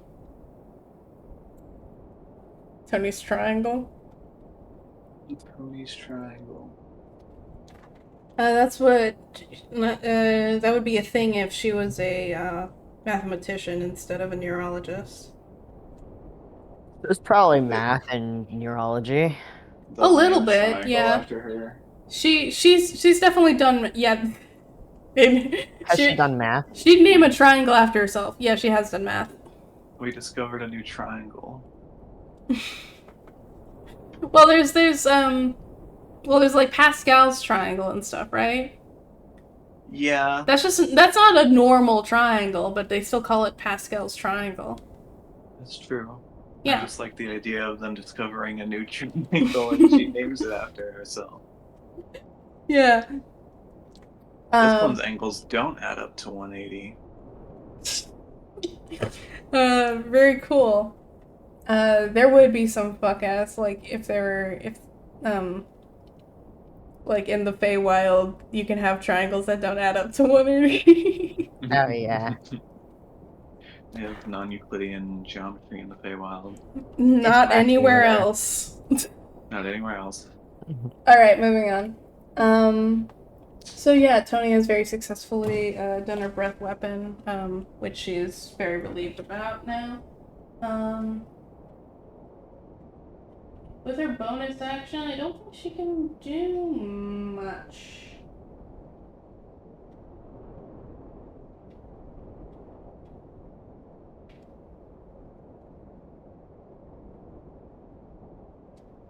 Yeah. So I think that's all she's gonna do. She's an NPC. She doesn't need to use all of her actions optimally. I don't care. That's character development for me. So, yeah. Thank you. Tony has frozen the thing. Scrivener, go. Okay. We're gonna roll to Suplex it. attack, baby. I actually fucked that up. Let me roll that up. Oh yeah, that probably hits. That's 17 plus 6. Yeah. All right. And then I'm just gonna use my axe. Your axe. My axe. Two-handed. Axe. Actually, yeah, I need to move forward 1. Can you still hit it when it's in deeper water? Yeah. Okay. Especially now that it's frozen, you should be able to make out at least part of its body. Okay. That's going to be 14 damage. Very cool. And then he's just gonna. Can he actually teleport? To the hexagon, like in between Tony and the water elemental. Here? Or here? Yeah, right there.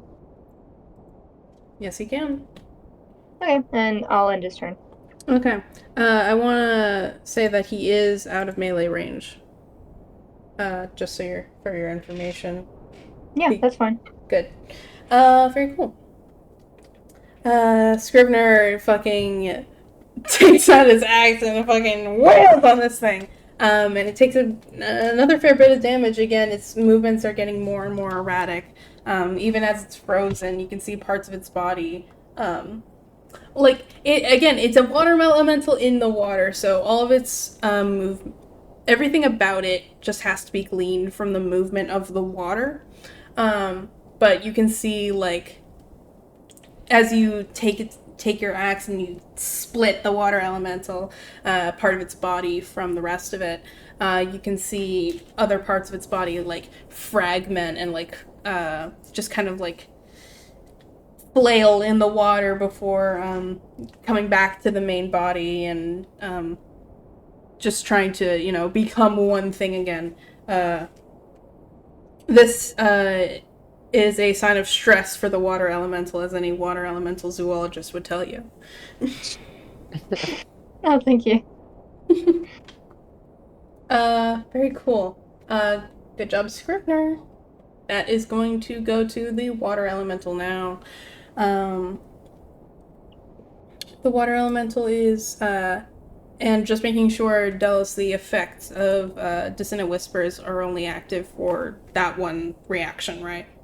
Yeah. Alright. Well, actually, first, because of Moonbeam, it's gonna take some fucking damage. So how much damage is that, Gerby? I think it might have to do the Constitution saving throw again. Alright. DC 13? Yep. I think that's a pretty solid fail. Nice. Nice. Okay, it takes, what is that? Sorry, I used my 2 different D10s, so one of them has the tens place on it. 11. Alright.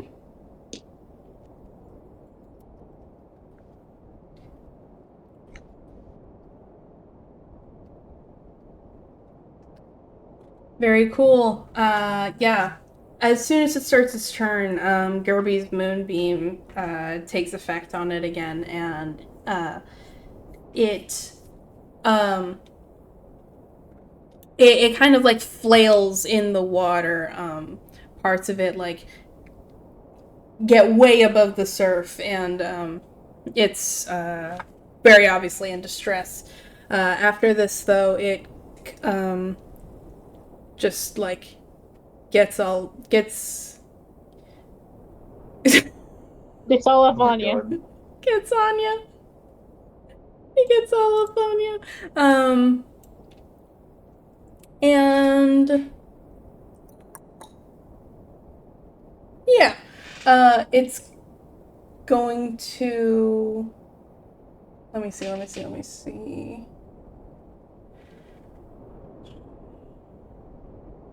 Okay. Scrivener make a strength save. That's a nat 1. Oh no. Ooh. Not good. Yikes. Okay. With a nat 1, Scrivner is drowning. Oh no. Thankfully, he can also teleport on his turn. So he's only going to get traumatized for 6 seconds. So yes, Scrivener is grappled and restrained, and he cannot breathe. But on his turn, he can, of course, teleport or make a contest the grapple to get out. Mm-hmm. So, very cool. Yeah.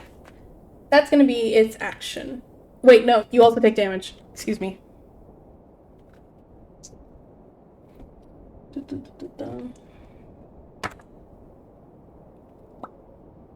I think that's 13 damage. Okay.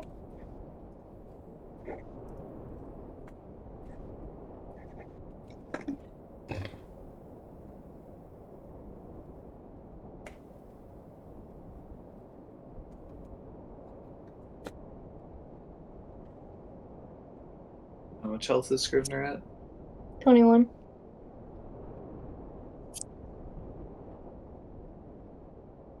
It's about 9 plus 10. Mm-hmm. Yeah, Ha! I'm sorry, guys. I'm sorry. I was also thinking it. Yeah. Wow. Alright. That is going to be the water elemental's turn. Which goes to Delos, I believe. No. Gani, Huh? I believe. Sorry. Yeah. I was thinking back to when I excluded Gani from the initiative order on complete accident. You hate her so much. It's because she was underneath the water elemental and not visible at the time. All right.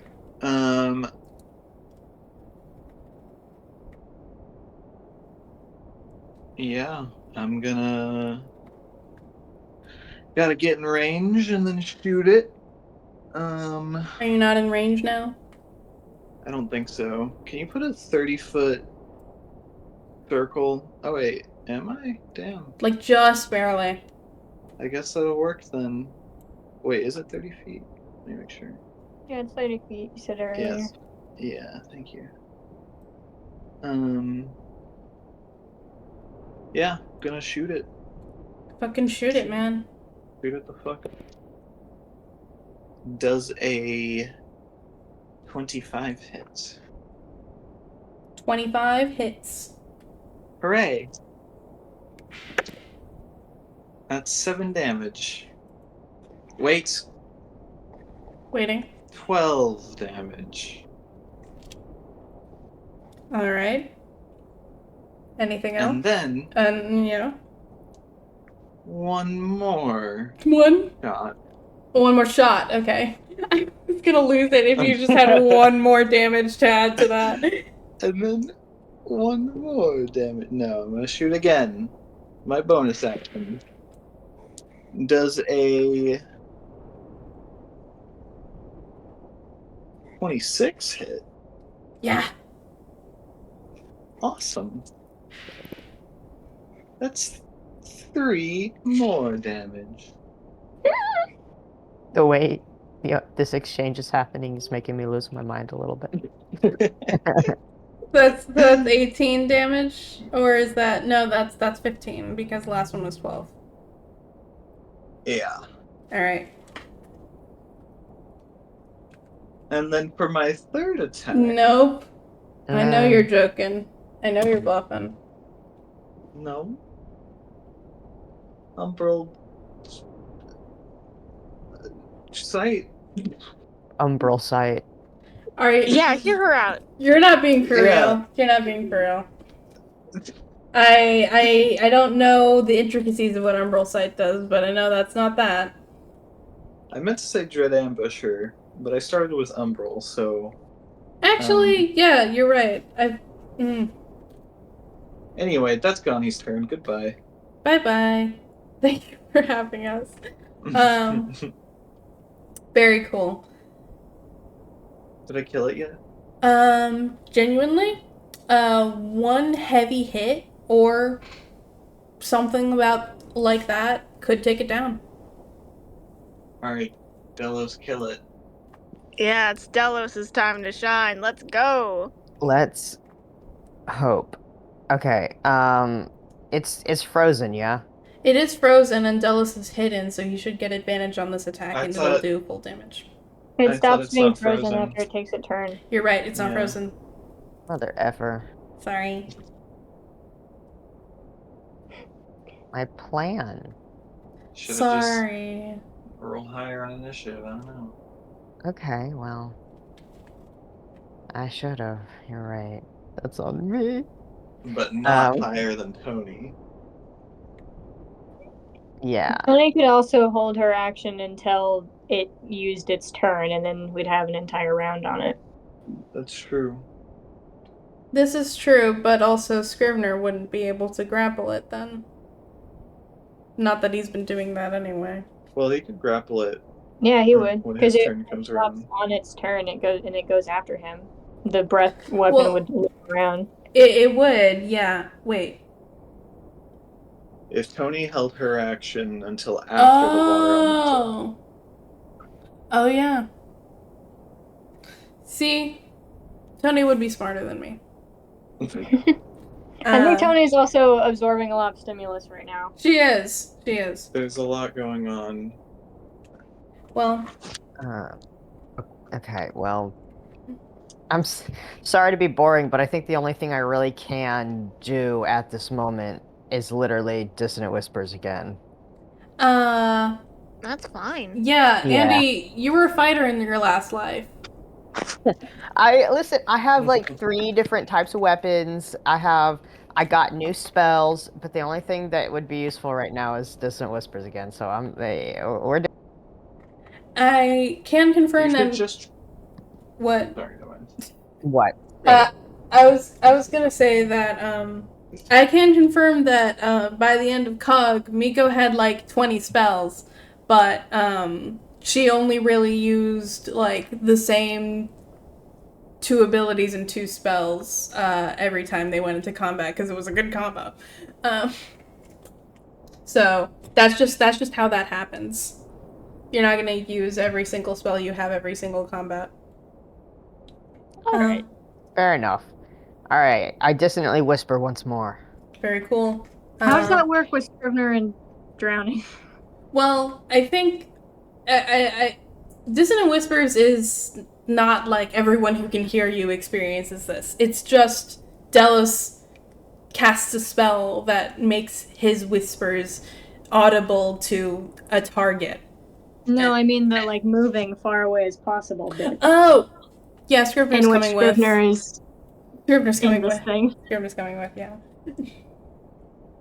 And because I said that Scrivener carrying small creatures doesn't impede his movement, Scrivener is not going to impede the water elemental's movement here either. But I think the bands of the map will just do that anyway, so. But yeah, what's the saving throw for Dissonant Whispers? My saving throw is a 14. And that's what ability? Oh, wisdom, sorry. You're good. Okay, so corruption on a wisdom. Does not meet or exceed. Excellent. Then it takes 14 damage.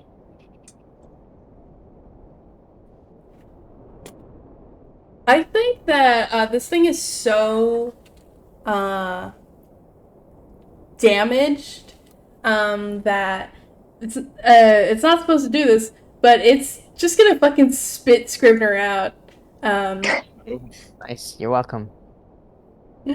And yeah, it's not. It's not good. I think he's gonna run straight back into the moonbeam. Bro, Yeah! that's Get fucking awesome. moonbeamed, loser. Get moonbeamed. It's not gonna take its damage again, because that's not how that works. But yeah, it is so very damaged that it just spits Scrivner out and tries to run. I And then I'm can't. gonna hide again. All right, yeah, roll for stealth.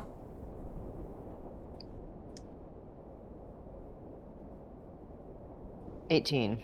Yep. Delos is very much hidden. And I believe that's his whole turn. So that's gonna go to Gerby. Awesome. Okay. How much damage did Dissonant Whispers do? 14. Okay, nice. Should I try to damage the water elemental, or should I let Moonbeam do its thing? Because Tony and Scrivner are both also gonna go. Moonbeam is only gonna activate on its turn, right? Yeah. Okay. Could do whatever. I'm the DM and I shouldn't be saying anything. All right. I could hit it with a spell. Do you guys want me to hit the enemy with a spell? Yeah. Yeah. Awesome. Okay, I'm gonna do let's do Guiding Bolt. Guiding Bolt is always fun. All right.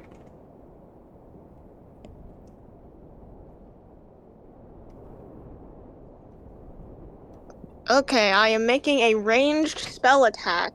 Actually, I'm probably gonna move in like maybe 2 hexes, 3 hexes closer. All right. Yeah, like there. Cool. Okay, let's make this ranged spell attack. Does a 19 on the die hit? A 19 on the die hits. Is the damage over a 1? Yeah, I'd say so. Gerby fucking kills it. Fuck Awesome. yeah. Yeah. That was literally hit it to 1 HP. Oh my god. I was thinking about if I should just give it to you or not. But I try to be accurate to the numbers when I can. So, yeah. That's amazing. Dude, Gerby fires like a little needle of light and pops this thing like a bubble. I do Aw. think as a combination of Guiding Bolt, which I think does radiant damage. Yes. Yeah, Guiding Bolt, which is radiant damage, Moonbeam, which is radiant damage, and this thing being on 1 HP upon dying, I think after everybody's like done their things, Delos has like got it on its last legs. Gerby points her finger, a little needle of light shoots from the tip of her finger, and then the second it makes contact with that cylinder of light and the water elemental, simultaneously, a burst of light and water shatters from that point and sprays across like a huge radius, like about like this big of a radius. Whoa. And it's a show, especially right at sunrise. Oh my god, it protects Stila. Steela's fine. Steela can get rained on. She's fine. Stila's waterproof. Well, she can't. It's better for her to Can't not be submerged. Yeah, it's better for her to not be submerged. She's like a phone. He's Okay. water resistant. She's water Okay. resistant. Very, very well said. So does literally everyone get wet except Delos? Everyone gets a little bit wet. That's awesome. Yeah, I think that just being this close to the edge of the water would make you more wet than the splash zone of this explosion would, unless you're like literally right like here. Like Scrivner. Like Scrivner. But he was already in the water, so who cares? Oh god. So yeah, right at sunrise, a beautiful explosion of light and water just Very cool. And just like that, the surface of the water slows and stops and resumes its natural ebb and flow. And this thing's so fucking dead. Yay! Awesome! Yippee! Now bring out the second one. Oh. I was considering having two, but I decided against it. Scrivener immediately just teleports himself back to the sand and just lays there on his back. Scrivener's not prone. Can I do a perception check? Where's Gani's cloak and Scrivener's hat? Yeah, do a perception check. I'm gonna need a break before we get into any role play. Just by the way. Oh yeah. Okay. We can take a break first then. Cool. Yeah. Congratulations all on your victory, and we'll get back to you in a little bit. Yay! We win. We won! Yay! Wait. Yeah. Wait. Yeah.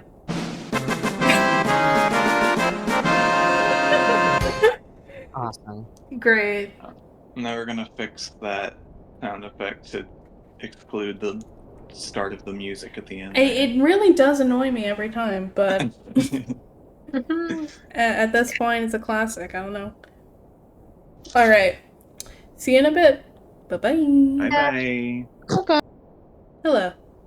Welcome Yeah. back. Hi. Yeah. Hi. So Gerby did roll an 18 on her perception check to see if she can locate where the clothes of her party members are floating in the water.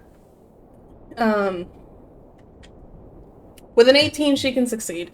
You can see the clothes are drifting in and out with the tides. They are not drifted out to sea yet. It would not be hard, particularly, to go and swim out. Yeah. I think that if Gerby went for them right now, she wouldn't have to do an athletics to see if she can, do the water or anything. I honestly, I'd kind of did that with Connie just to fuck with her. Wow. That's awesome. I can do an athletics if you want me to. No. If you are you going for them right now? Yeah. Okay. I was also gonna say that Gani would go straight for her cloak as well after the fight's over. All right. Would Gani still, go in the water, even seeing Gerby going in first? Yeah. All right. Yeah, Gani is a fair bit shorter than Gerby. Gani, give me an athletics with advantage. The water's Advantage. I think the water's a bit calmer now. Hooray! Is she swimming? Yeah, she's With so fucking one short. She arm? has to swim. Yeah. Swimming with one arm and she gets advantage? All right. You're gonna hold this against me every time now. Yeah. Well, I already rolled my advantage, so that's 13. Yeah. With a 13, Gani can swim through the water without difficulty. I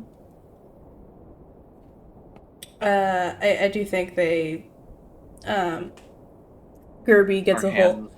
Our hands touch. I think Gerby gets a hold of it, and then Gani, you can meet her partway through to snatch your cloak, if you want it. Yeah. Yeah. Does Gerby resist? No. Cool. All right. And Gerby wouldn't have any trouble bringing Scrivener's hat back to shore. Nice. Okay. I don't remember if Druidcraft can dry things out. Maybe it can help dry things out. It's probably still pretty damp. Druidcraft? Not off the top of my head. But, Yeah. I mean, I can imagine. Maybe. Yeah, You can instantly either light or way. snuff out a candle, a torch, or small campfire. Either way, all of Scrivener's clothes are wet because he was submerged in water, so I think it's the same. Yeah. Alright then, Gerby tosses the hat to him. Ugh. Um.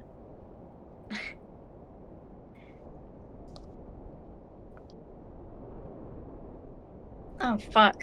What does Scrivener do? Does Tony say anything also? Is what I'm wondering.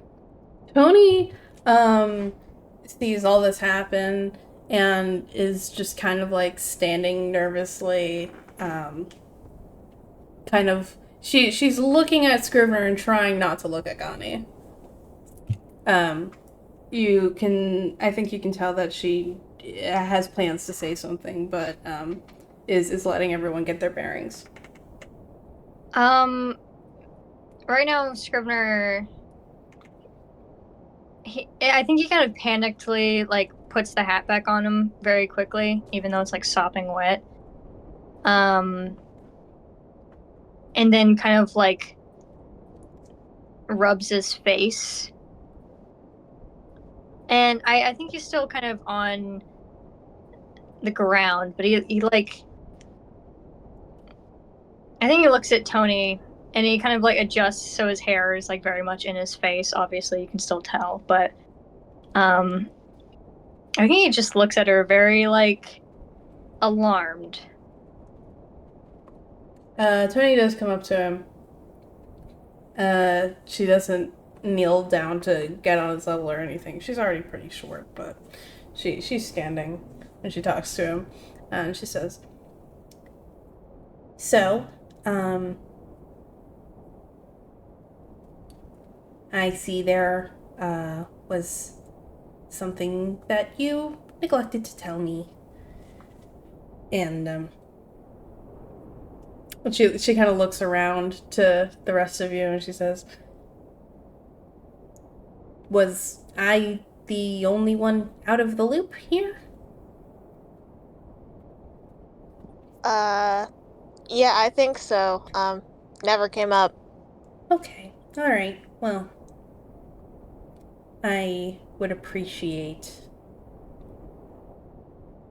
a word from you, Scrivener, regarding this. A word? What kind of word? I don't know. Perhaps a explanation as to why this was kept from me, or why, apparently it was kept from only me, is a question on my mind right now.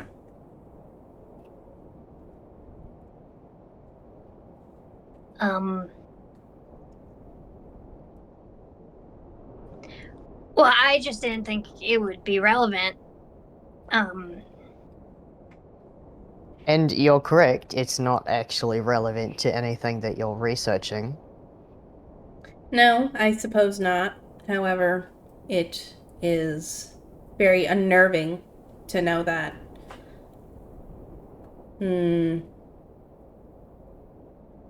I can be lied to so easily.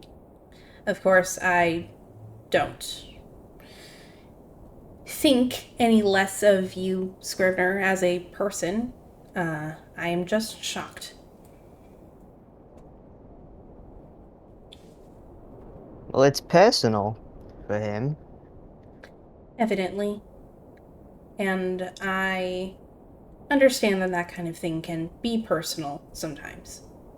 But it is not very customary for a person's race to be concealed in this way. So, I could not have anticipated that this would happen, and so I am shocked. I believe that it is a logical reaction. Sorry. It is alright. Again, it does not concern my research, and it affects very little.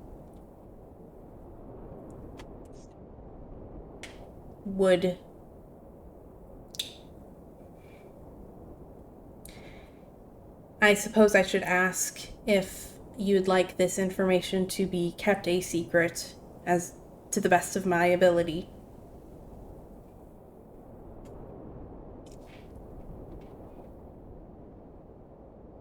I don't have my makeup here. I need to go back to where we were. Yes. I suppose all that can wait until we return to Astglow. For now,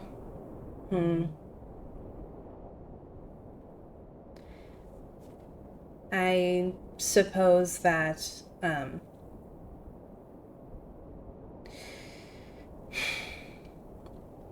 we should just do our best to have you get back to camp unseen, if that is your preference. I can do it myself. I'd rather no one look at me. So I'll go ahead.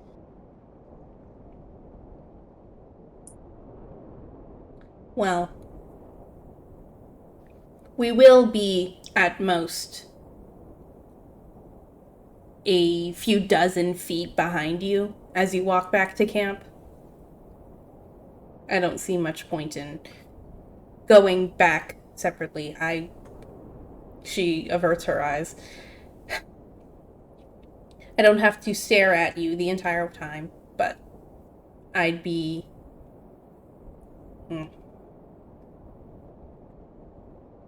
I would be worried for your safety and well-being if you were to leave on your own. Can Scrivner just start running? Jesus. I mean, yeah, he can. You can start running, but not. Good luck, because I'll cast command on your ass. Okay, yeah, he starts. He just gets up and goes. I'll say Delos was kind of like mentally preparing for if Scrivener starts running, so he casts command.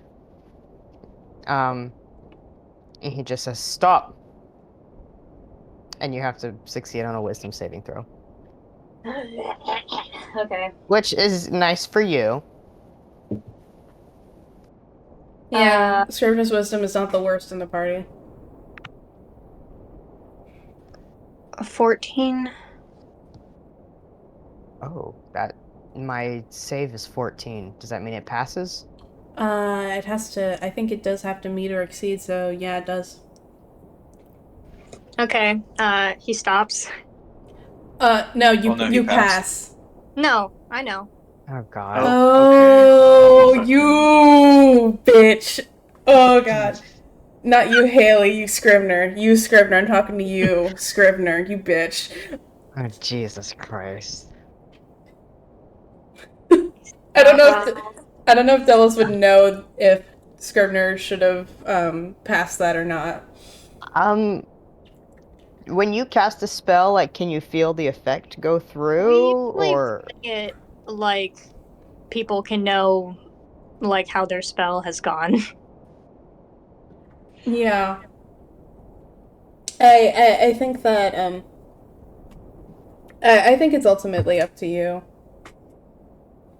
Okay, he probably knows that the spell didn't go through, but that's neither here nor there. He turns to the rest of y'all and says, I'm sorry, maybe I wasn't paying attention that well. Well, we meant to retrieve something for Luke. Oh, I was gonna ask, was Gani able to keep a hold on the stuff, the algae?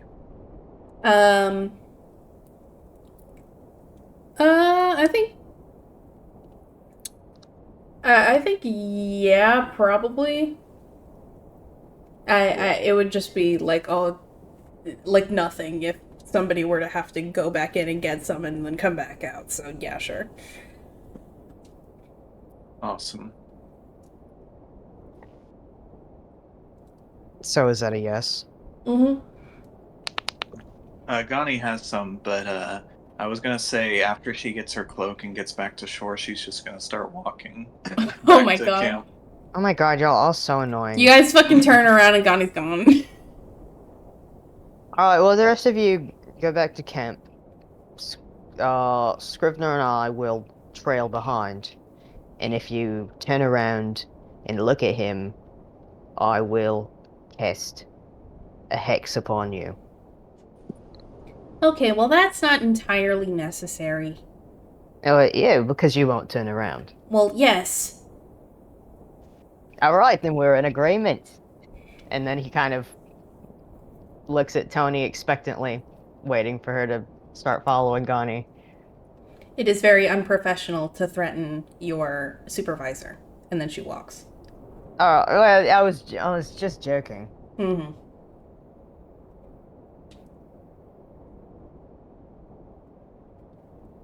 Alright, and to the Gerby, do you follow as Well- well? Yeah, Gerby is gonna go along with Tony to Okay. catch up with Gani. Dallas is gonna wait until y'all are like 10, 20 feet ahead, and then kind of pat Scrivener on the back and say, Alright, our turn. Yeah, he'd nod and mumble a thank you and start walking. Alright. I'm gonna see if... Yeah, I was gonna see if, like, if I had anything on me, but I don't have anything that would be helpful for Scrivener in this specific situation, unfortunately. Sorry. He's just looking at the floor, kind of just messing with his gloves since they're all wet. Mm.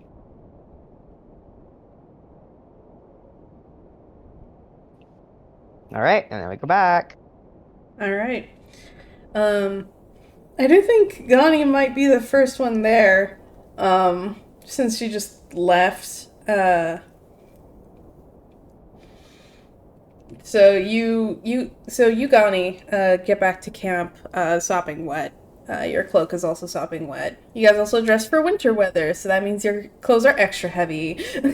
Or cold. She didn't put on the cloak. She's just been carrying it. Oh, I see. Okay. So yeah, you Gani, get back to camp, and Aiden is sitting where you left her, and Synthis is just like making idle talk with her, which for Synthis is kind of like.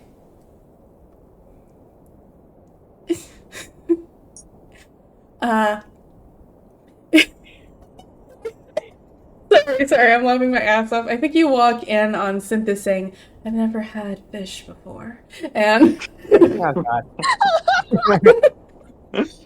Oh my God. And Aiden sees you and says, "Oh, Miss Gani, I believe. Is that the algae that I asked for?" Is there anything for me to, like, I don't know. Do we have a drying rack? Is there anything for me to hang my cloak up on?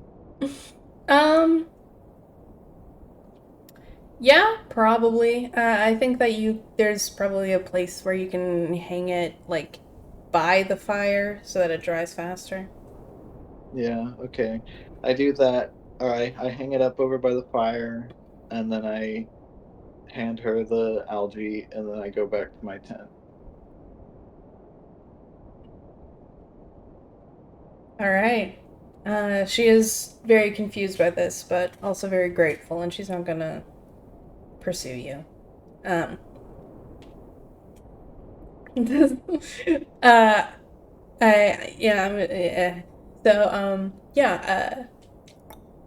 that would be Tony and Gerby getting to camp. I want to. Hey, what's up, guys? We got the algae. Can you close your eyes for like 60 seconds? Sure. Yeah, sure. And Aiden closes her eyes, and Synthis just kind of did it without saying anything. Yeah, and Scrivener, where are you going when Stellus and Scrivener get back? Are there like tents? Yeah, there's tents. Scrivener has a tent. He has had some time to think, but he's gonna go into just, whatever tent is most appropriate. He's not gonna put his makeup back on. I think he's gonna like take his wet ass fucking like shirt off at least. And just fucking, and he's just gonna chill for a sec. So he's just gonna lock himself in a tent with no elaboration. Or Freak, who would do that? Wow. Okay. I think Delos stays by the tent, and after like a minute, he would like knock on the tent as best he can and go, "Dude, you all right in there? Do you need me to stay? Do you want me to fuck off?" You can stay. All right. And Delos just stands All right. like standing guard. I think Synthis counted exactly 60 seconds, and then once it's up, kind of like nudges Aiden. And she opens her eyes and she goes, "Oh, okay. I actually really need to get this to Luke, so I'll be off. But thank you so much again." Oh, yeah, of course. And she leaves to go take care of him. Um,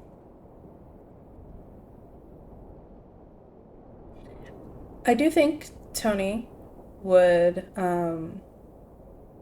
approach Gani's tent. And she wouldn't come in. It's you can't knock on tents. You just kind of have to stand outside and be like, "Can I come in?" or whatever. So she would stand outside Gani's tent and say,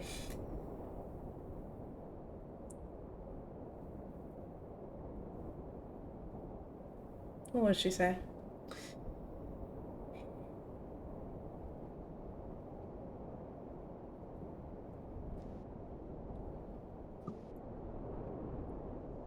Gani, do you need anything?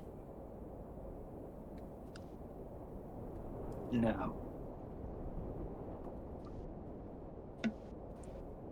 All right. Well, would you like me to bring your cloak back to you once it's dry?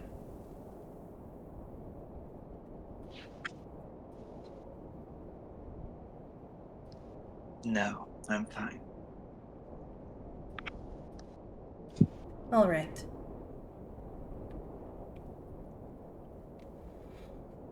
And she leaves.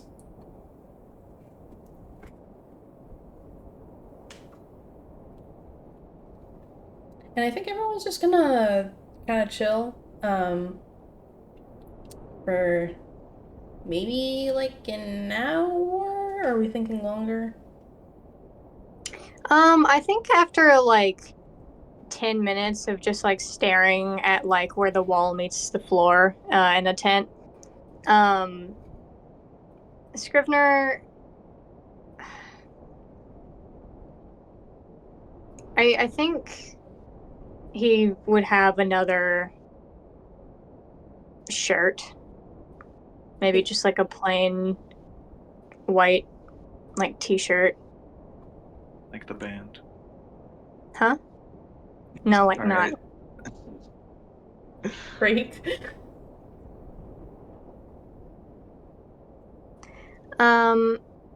Yeah, he's not gonna put his makeup on. He kind of feels a little. I'll tell you this: his mindset right now feels a little hopeless, like he just doesn't care anymore.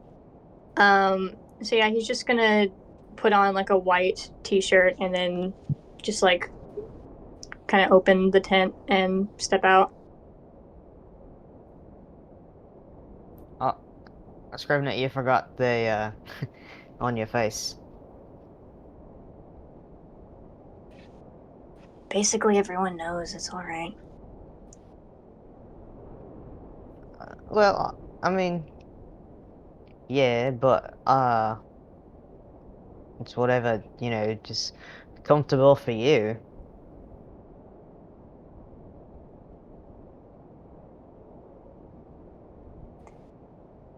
He kind of just looks at him and says, I'm never comfortable.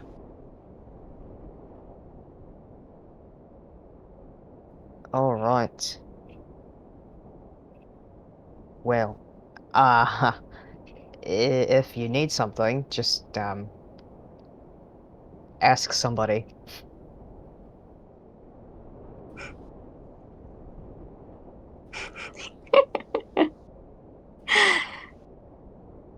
All right. I was going to go sit by the fire. That's a good idea. You look like someone dumped a bucket of water on you, or maybe like you were eaten by an elemental, which is what happened. You look like that. Well, I'm glad it shows. Yes. Yeah. Well, time to watch Synthes's eyes get wider.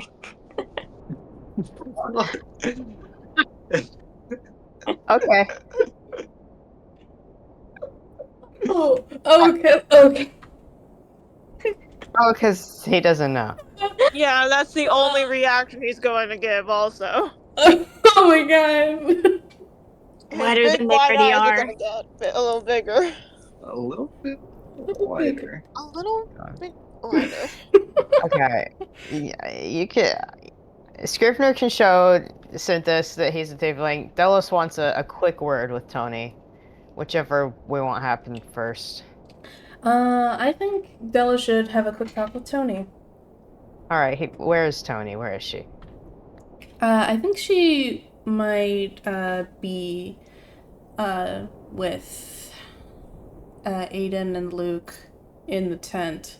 I think Haley said about 10 minutes had passed, so the remedy has been administered and Luke's feeling a little bit better, and Tony's just kind of like talking about the mechanics of it all and like how they found out about its properties and whatever, because she's a fucking nerd. Okay, great. Yeah, Delos like pokes his head in and goes, Miss Tony. Apologies that my previous joke sort of went over your head there. Can we have a quick chat about Scribner? Yes. You'll have to excuse me, Aiden. And she walks out to meet you. All right. He kind of takes her a little more secluded and goes, "All right. I understand you might feel a little betrayed right now." Betrayed is strong. I feel deceived. Deceived. Yes. All right. Like you know that Scrivener's in like a freaky cult, right? Scrivener's membership of a highly restrictive religious order is not lost on me. Yes, and you know their feelings on tieflings. I can assume. Yes, well, your assumptions would most likely be correct. Um, so that's sort of the reasoning. I've tried to ask for for more clarification on like why, and it's just sort of was chalked up to that's just how the religion is. Um, so you don't need to feel deceived on that front because I feel like that was the last thing he'd ever want on the on the planet to ever happen. Mm. So I would ask for you to find in your heart there sympathy for him because the Yes. situation it's quite sad. It's a little pathetic, but Well, there's not much he can do about it. all right. Yes, I do have sympathy for Scrivener. I I cannot find it in me to describe him as pathetic even now. I I suppose I was just shocked, and the adrenaline from the life-threatening encounter, well, it impeded my decision-making. I suppose I... I suppose there would be benefit to apologizing to him. Oh, right, that's another thing. He didn't put the makeup back on. He's just sort of, I think it crushed him. Crushed him, you say? His emotions. I think they're crushed. Well, that is troubling. It is. I hope that I was not instrumental to the crushing of his emotions, although his emotions would be crushed either way, so I guess it does not matter. Yeah, I think the emotions are mostly have been crushed, but this was sort of like the last stomp that just flattened him. I see. You and Scrivner are close, evidently. Would you recommend that I apologize as soon as possible to give my condolences for his situation and his crushed emotions, or would you recommend that I give him time? So, Delos kind of stares at her blankly. Can I make an insight check to see if what he thinks would be a good idea? Yeah. Like I insight on Scrivner passively. Does this make sense? Yeah, okay. Passive Scrivener insight. Sure. Yeah. From what I know about Scrivener, do I roll that, or is there an actual passive stat for that? Well, there is a passive insight Okay, it's stat. probably really good. It's probably as low as it could be. Yeah. It is Scrivener. Delos is one of the people that Scrivener knows that, like, he's talked to the most, especially about this. At least people in his life right now. Yeah. So, No, true. We have known each other for what, a month, 2 months? yeah. Scrivener has had 33 full years of life before this, so anything Yeah. can happen. But, yeah, so, I don't know. Haley, would you like to weigh in on this? Well, what's my passive insight? Oh, Your passive insight is an 8, dude. If we're going based off your passive insight, it's an insta-fail. If he's actively thinking about it, that would be a roll and not passive. Yeah, alright. Okay, then can I roll? Sure. I don't know what the DC for that is. Yeah, I think that would be like persuasion on my end, which is like passive persuasion of just like him existing. Jesus. Okay, The in-universe POV of this is Tony has just asked a question and Delos just kind of stares at her, like mouth slightly open, like yeah, another layer to this is that I don't know what the correct answer is here, so I don't know if it should be, I don't know. I know what the correct answer is. Okay. I would, yeah. Yeah, If okay. I roll good, then I'd ask Haley. If I roll bad, then I'll say what Delos thinks. Okay, let's say the DC's a 12. Okay. Oh. Well, okay, still, a 17. Yeah, 17 will do it. Let's go. It's also much better than an 8. So I can just tell you what would be most effective. Or Yeah. Andy knows. Yeah, whatever. I don't know, is the thing. That's why okay. I'm like... Yeah, something, I guess Delos can carry this on into the future. Something about Scrivner is that he shuts down really bad and is really stubborn. So if you tried to talk to him at all right now, you're just gonna get like, oh, yeah, whatever. That's what my thoughts were. But I wasn't sure. So now I know, and that's good. Okay. He's a emotional guy. Yeah. Resuming. Hey, everyone. That was the rewind. Yeah. Delos goes, well, I don't. I'll be truthful. I don't know if he really wants to talk about it. Ever. Ever. I think he wants to pretend it doesn't even exist. All right. Well, I suppose I can withhold any potential apology. Uh, very strange. It is. It is quite strange. Yes. But Well, there's not anything that I can do about it. I suppose there is nothing that I can do about it either. So, well, thank you for having this talk with me. I am. I intend to approach Scrivner with sympathy, like you mentioned, and a many degrees less callous in the future regarding Yeah. this. He's fragile.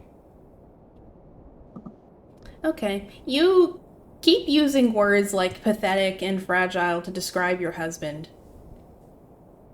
Um, yes. I suppose it's just uncustomary. Well, and he just smiles. Uh, Tony nods and says, "Well, if that is all, again, thank you for having this discussion with me." Yeah, of course. I just always want to make sure that you're in the loop. Yes. Well, in the loop now is better than never, which it could have potentially been. So, Yes, if it worked out for Scrivener, it would have been never, but it didn't, so it's now. yes. All right, good chat. Thank you. You can get back to explaining plants and fish. I believe I was having plants explained to me, but yes, something along those lines. Yes, exactly. Well, hopefully we should be able to depart for refuge soon. Of course, after some time to recover. Awesome. Delos nods. All right. Tony heads back in. And yeah, I think after a few minutes, well, okay. Let's zoom over. Scrivener is hanging out by the campfire. Synthesis is there. He likes the fire.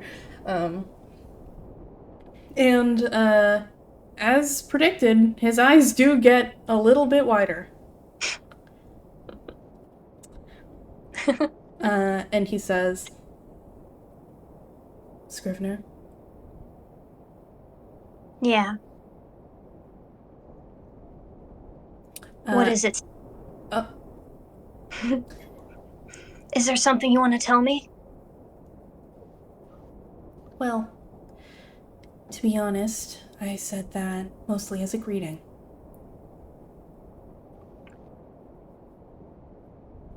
Is there anything you'd like to tell me? Can you see? With your eyes? He looks you up and down for good measure and says, Yes, I believe so.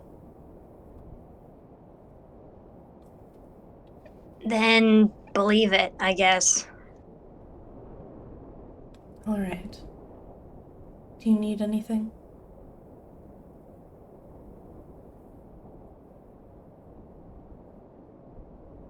No.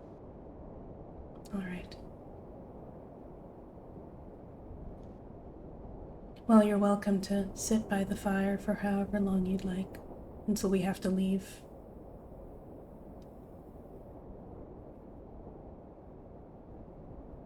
Yeah.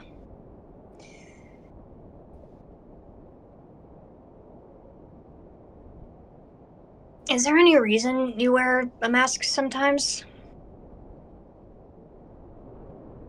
It's part of the uniform.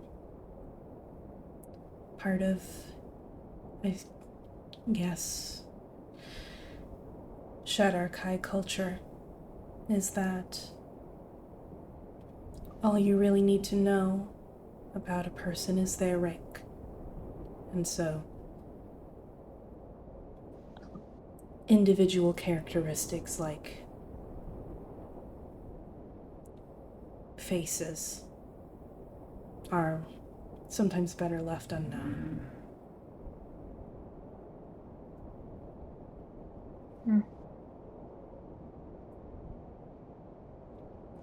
Well, I guess you can think of my whole situation as my uniform. I see. And Synthis takes off his mask.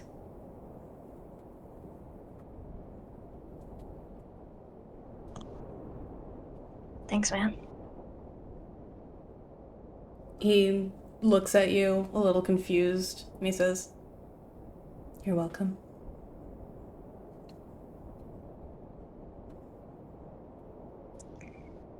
He's just gonna curl up, sitting, curl up in a little ball with his tail behind him, Mm-hmm. next to the fire. I do think after a few minutes, Luke and Aiden would come out of their tent and sit by the fire as well. Luke, he comes out with his arm poorly bandaged again. Well, no, actually, because Tony was in there. Tony knows basic first aid, so he comes out with his arm bandaged correctly, and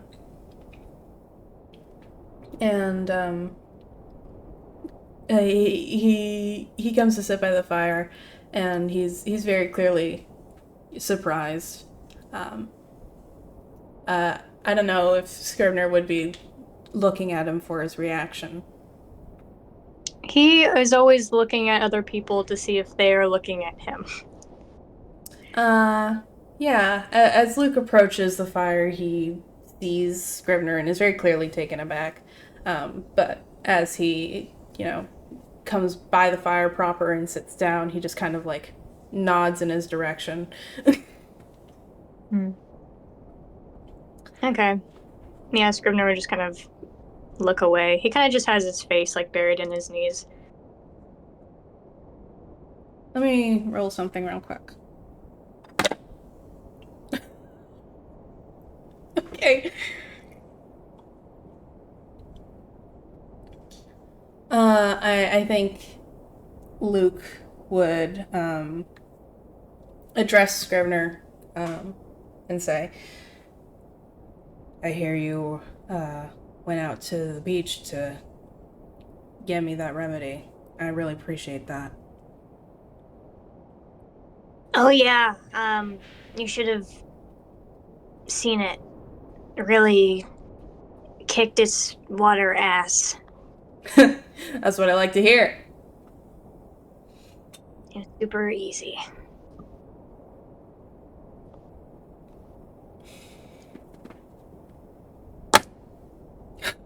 Christ.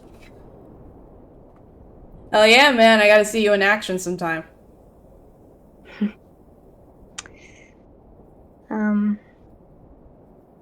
He kind of smiles at him.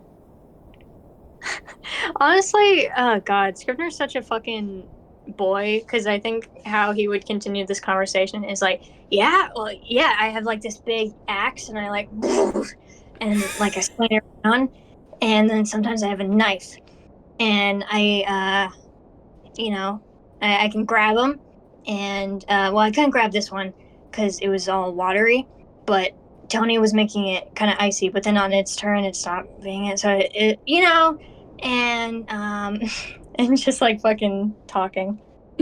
Hell yeah. I think that Luke would kind of he'd laugh a little bit at Scrivener's, little boyish affects, but would return the energy full force and be like, "Oh, that sounds so cool, dude. Dude, I gotta tell you, one time on the ship, and he talks about how one time on the ship they landed on some beach, and they didn't notice until they had already come in for a landing, but it was just swarmed with giant crabs, and they had to sit there for half an hour just slashing at giant crabs trying to get up on the ship. And then that night they had a big seafood bake, and it was awesome.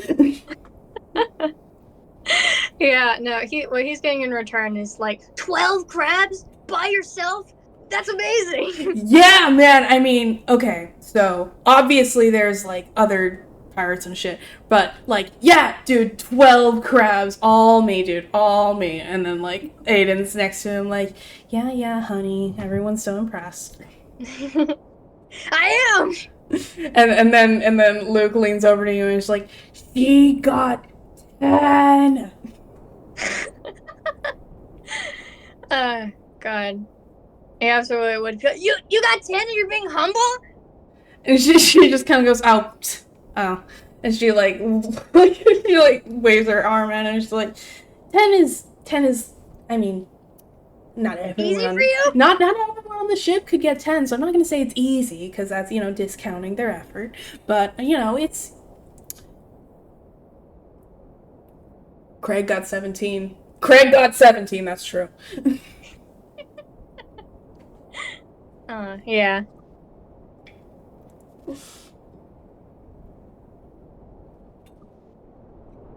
Very cool. Does anyone want to do anything around camp before we head off? Hello? Yeah, I do. Yeah. Alright, what does Delos want to do at camp? Sorry, there was a little goblin that took over my computer for a second. That was weird. Oh, yeah. So what does the You little should goblin really want to do do at something about camp? that goblin problem. The goblin? Listen, I've been getting goblin traps, goblin spray. They just keep coming back. Damn. Kirby Get the goblin frowns. exterminator. Kirby frowns so Kirby bad. will remember this. Kirby It's will literally. No, that was me. Andy said that. Gerby can hate me. Delos didn't say that. They have that scene from Zootopia where he goes for his anti-goblin spray. Oh my god. Stop. It's so messed up. Okay, anyway. Yeah, if we're just hanging out by the fire, Delos would nudge up to Aiden and kind of tap her on the shoulder and say, alright. I didn't say anything at first because, we were all dealing with stuff, but you're having a baby. I am. Are you excited? I am excited. I'm very excited. Is it a boy or a girl? Do you have a name? Well, we're not really sure. Name. Goodness, with everything happening, I don't know if we even thought about a name.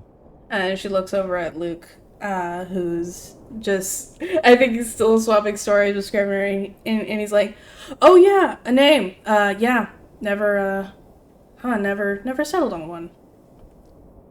And she's like, yes, well, I don't know. It's, yeah, I guess, well, I don't know, with our lifestyle, not a lot of our community members, even had kids, so I guess I'm sort of flying blind here, but I am very excited, and of course, they're not even born yet, and already I'd do anything for them. Wow. That's so lovely. I always wanted to have a child, but I never did, so I can't give you any advice, so I don't have any experience. But are you happy to be a mother? That's so he looks so like genuinely excited about this. Aiden is smiling very genuinely. She is very happy about being a mother and is very proud talking about this. Um, yeah, yeah, she's very happy. She says, "Yes, of course I'm happy. I about being a mother. I growing up, I always wanted, you know, to be able to pass on everything I know to somebody else and give them the best chance at living. And oh gosh, it's just so much to think about. It is. It probably feels like your entire life right now, but like in a good way. Yeah, it does. You're pretty young yourself. I don't. I think if you want kids, then there's definitely still time. I mean, there's always time. Oh, I'm probably not as young as you think I am. Well, Uh, like I said, always time. There's a lot of people who don't have kids until they're older than I am. that would be nice. Um, maybe not for me anymore. Uh, though, Mm. you know, I would never be against maybe helping someone else to, look after their children, but not my own. Interesting. Yeah. But that's enough about me. That's besides the point. I'm I'm happy for you. It's so beautiful that there's going to be a piece of each of you into a person. Thank you. I I'll admit, um, I know enough about civil living to know that maybe having a baby as a pirate with another pirate um, as refugees is maybe not the best, most thought out thought for a lot of people, but I can't imagine my life without this.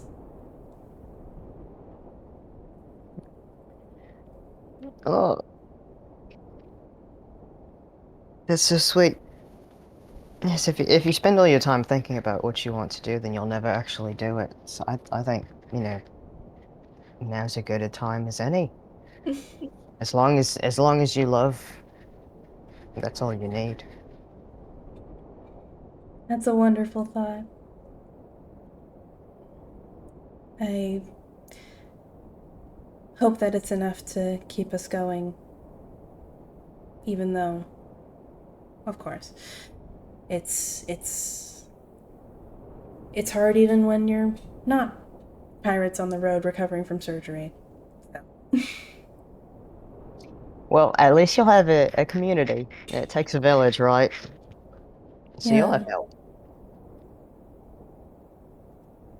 yeah, I hope so. I'm cautiously optimistic. That's a good thing to be. Yeah, I think that let's just fucking cruise over this baby for a while with her. That's so sweet.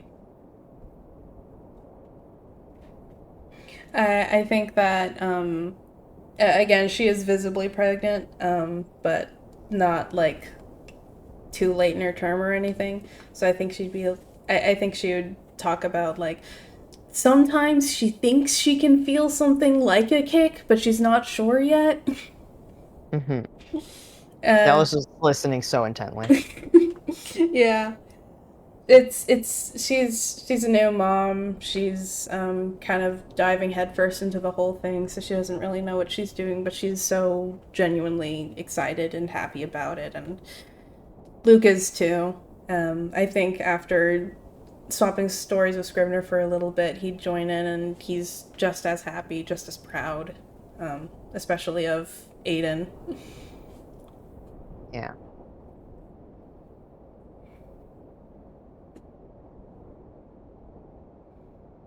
Oh, sweet. Alright, that's a nice scene. Yay! Very nice. Alright, anything else? Cries? Cries. Aw, Which is that was so sweet. Scrivener Yeah. in his mind would do this silently, but in his mind he's like, if he was naming a baby, he would have like a bunch of girl names in his head, and then for boys he'd be like Brock. I don't know. It's like if a boy was a rock. Yeah, no, his girl list would That's kind of what he does, huh? With Gerby and Brock. It is kind of, but with the girl, he's like, Rose and Tulip and like Jade and Topaz and shit like that. And then for boys, he's just like, Kevin. Oh. It's He like stares into the fire and thinks of this silently. It's That's like so if a fun. Kev wasn't in. Oh my gosh. Yeah, I think Gerby is taking a nap. Deserved. Awesome.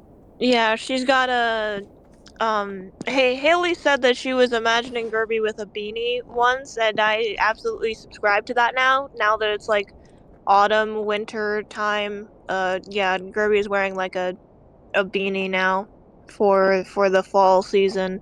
She has that like over her eyes, and she's got like a little the little like piece of wheat or whatever sticking out of her mouth. She has a piece of straw sticking out of her Yeah. mouth. She just grabbed that.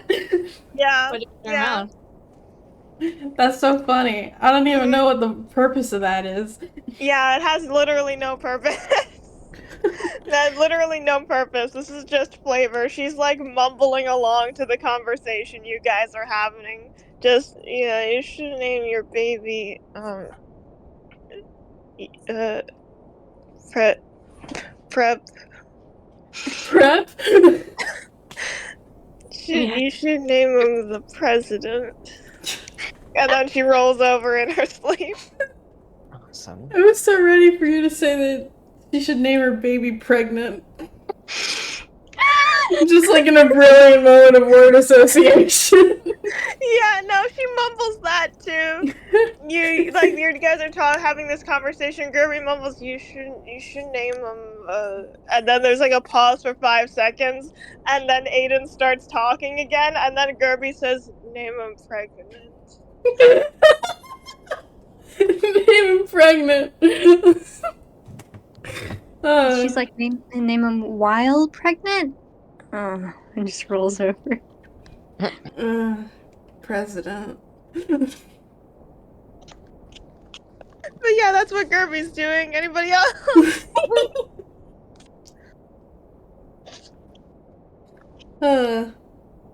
Well. Is still hiding in her gunny hole? In her gunny hole. In Yeah. her gunny hole. Yeah.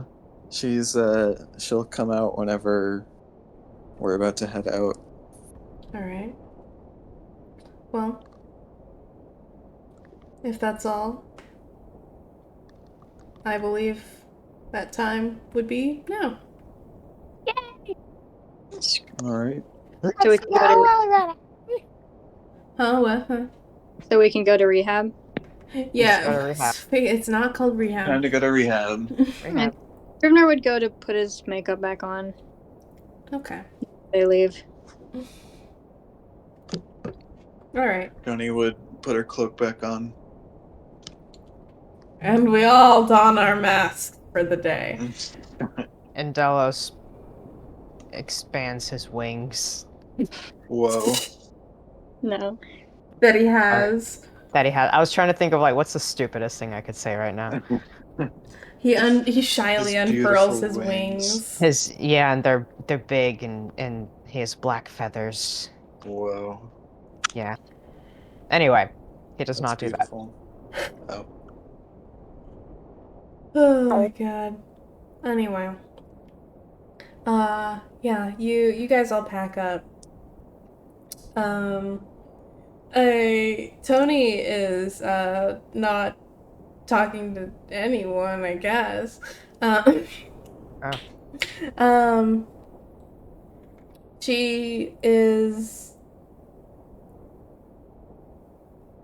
Yeah, she was advised not to talk to Scrivner. She tried to talk to Gani and was met with literally nothing. I think she's just walking. She can talk to me if she wants, She could. which I know she probably loves. She's not good at small talk. So yeah, I think that for quite a few of you guys, you like relaxed around the campfire. So the energy walking isn't tense by any means, but there's underlying conversations that aren't being had.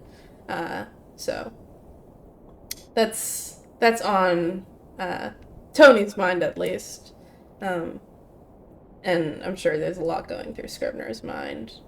And maybe Gani's. So, not to assume. An empty canvas up there. The machinations of her mind are an enigma. Yeah. Sorry, before we go on this walk, can I take a quick pee break? Sure. Yeah. Thank you. We're gonna take a quick break, and I don't have anything else planned for the trip. So when we get back, you guys will be in refuge. Oh my god. All right. So excited. Very exciting. All right. See you guys in a bit. Hello. Hi. Hi. So, as promised, I have no other notable events that would take place on the road. And so, damn, I gotta clear up my phone stuff. And so, quickly, for us, a little less quickly for your characters, you guys see refuge on the horizon. And as you approach the town, this immediately visible is well, first of all, the fact that the town itself is very, very small. Like Tony mentioned, the town is less than 100 years old, and it's mainly the houses are made out of wood, unlike the more robust stone that older houses are made out of, that you might be more familiar with in Astglow. And it, again, is very small. It's a very quiet town. And before you make it into town proper, an Aasimar meets you guys at the front. This Aasimar is wearing this, like, very brightly tinted metal plate armor, in various warm shades of yellow, and sports a, let me get out of general, I can't see you guys talk, and sports a shield on their arm. The shield has a design on it that evokes a moon and a sun.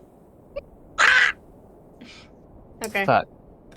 And Oh, I'm gonna fucking get you for this. Okay, sorry.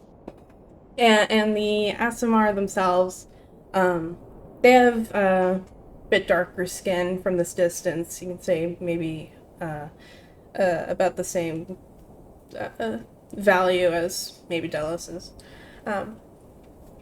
And they have curly black hair that is separated into a very dramatic side part. And yeah, they meet you right outside the border of town. And let me see something real quick.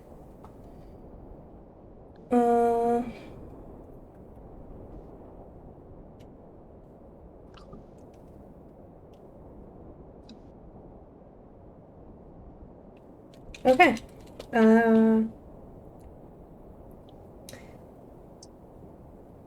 Gunny and Scrivener. As We're this so perceptive. as this Asimar meets you guys outside of town, they present femininely, by the way. So she says, "Hello, welcome to Refuge," and once again, Scrivener and Ghani, you notice that she casts a spell. Oh, And do we know what spell? Can I do like an Arcana check?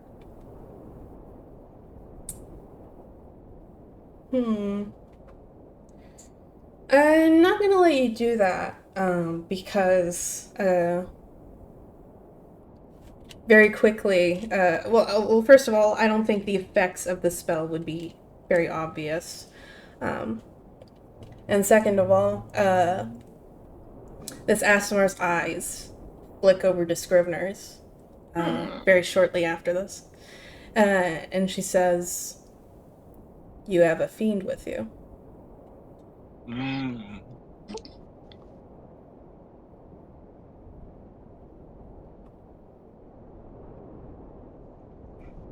I don't say shit.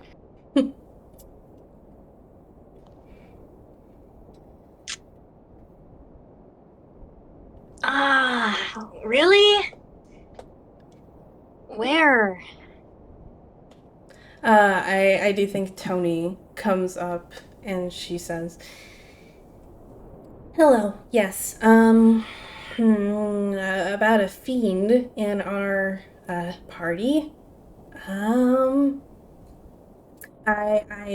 understand perfectly well what you are just talking about, and I assure you, on my mother's name, that, we mean absolutely no harm to you or your community in any way." And the Asimar says, the Asimar looks Scrivener up and down. Scrivener is very clearly shrinking upon her gaze. And behind her, you can see that she has wings on her back. These are physical wings. These are how Asimars are flavored in this universe. Nice. She has physical wings on her back. The feathers are black, and one of them, again, she's facing towards you. One of them is very much more visible than the other. And she looks Scrivener up and down, and she says, "All right. Dr. Temminck is a well-known figure, even here. And I find it very unlikely that she would wish harm upon us, especially after sending a letter ahead of time and assuring us that your arrival would be upon us. So, I apologize for my bluntness. I assume you must be Antonia Temminck." Yes, you may call me Tony, if that serves you. Tony, then. It's very nice to meet you. I understand what you're here for, and of course, we are willing to,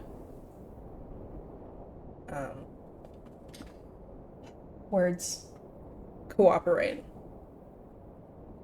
And Tony says, yes, your cooperation. You're doing good. Thank you. You are. Thank you. I'm very nervous. New character. No, you're good. Your cooperation is very much appreciated and valued. I also understand that your community has suffered a great loss in recent years.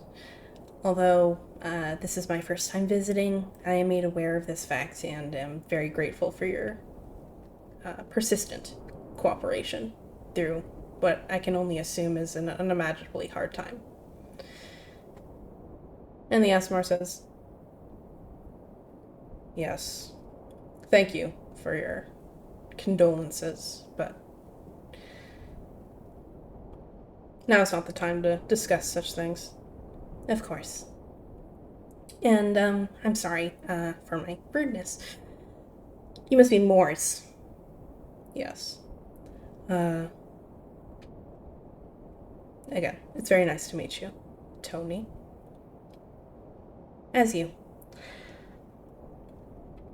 And, Morris just kind of nods to the rest of the party.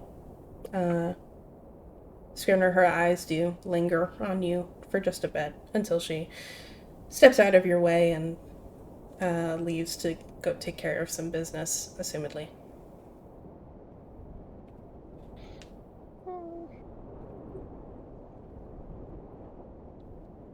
Scrivner pushes his hat down so his hair is just all in his face.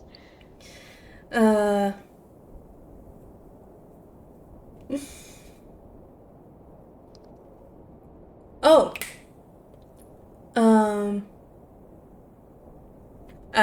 I do think. Sorry, excuse me. I forgot. During that exchange, Tony would have introduced Luke and Aiden to Morse. Morse would be very glad to take them in. And the business that she would walk off to do in this case would be to, just kind of show them the ropes of the community and get them set up. That would happen. All right.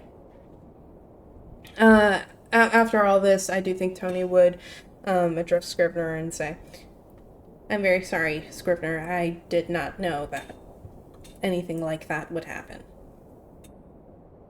Genuinely. Does Scrivner anything resonate with her shield? You would not be blamed for resonating with it. Cool.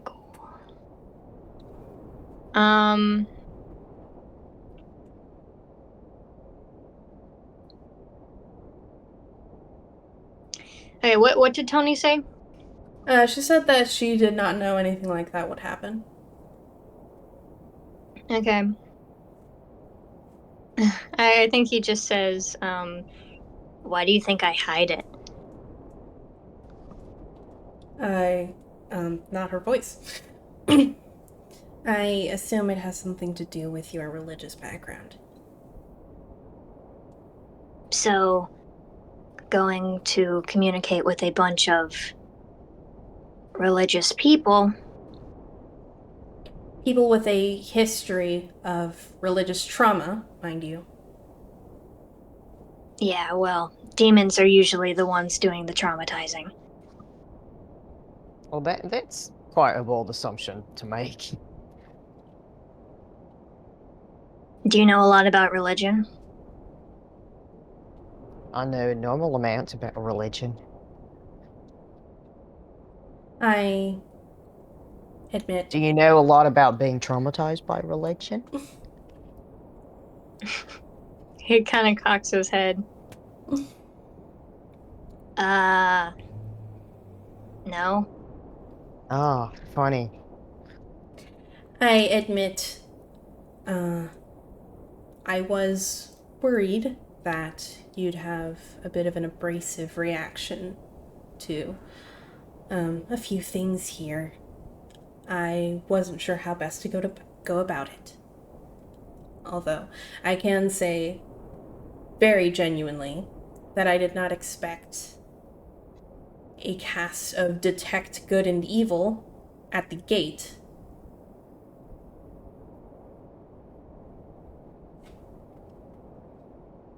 Right.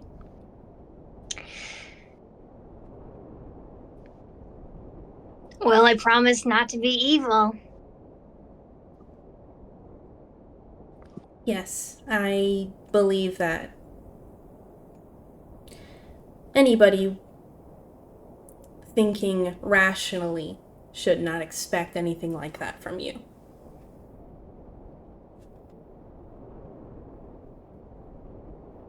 Well, thank you. She nods.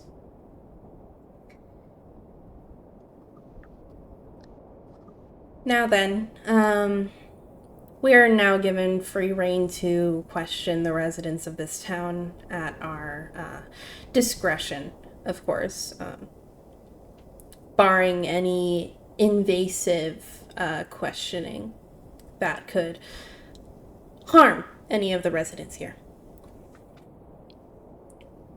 Need to remind us all that we are trying to find information about a potential holy war going on within any of the religious communities that the residents have prior experience with. Alright. Do you think there's like uh a record of everyone who lives here? And like I don't know. You think like there's a point one, like someone who knows sort of everyone's deal? Yes, I believe that that role would currently be filled by Morse. So perhaps it would be best to track her down in a bit to ask her about our research directly.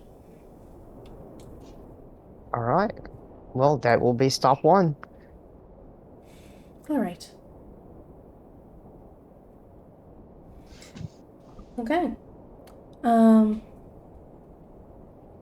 You guys can kind of now that Morris has christened your entrance, you guys can get a feel for the town.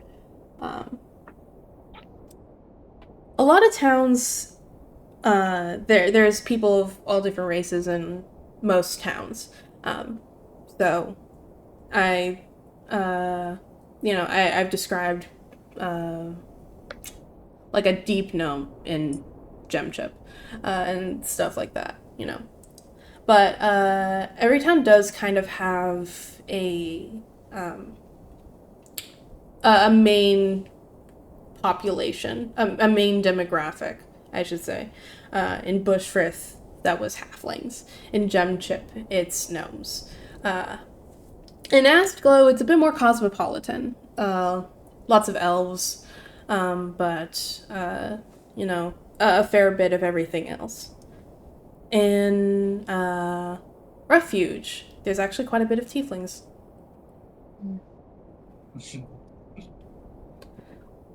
Awesome. Well, would you look at that? Yeah. That makes it Scrivner even. family reunion. Yeah, that makes it even weirder that Morris was like, there's a fiend here. Like, yeah, and there's like 10 of them behind you. Well, I think it was mostly like, why are you coming into this town that's supposed to be a refuge, and one of you was like hiding your identity? That's sus. Yeah, But the that's way they fair. presented it was very like, dude, do you know where you are? Yeah. That was like, I understand why they were suspicious. Someone's hiding their identity, and this is literally a refuge, but also, like, just the way they said it. It's like, yeah, dude, there's a bunch behind you, too. Yeah. So yeah, there's quite a bit of tieflings.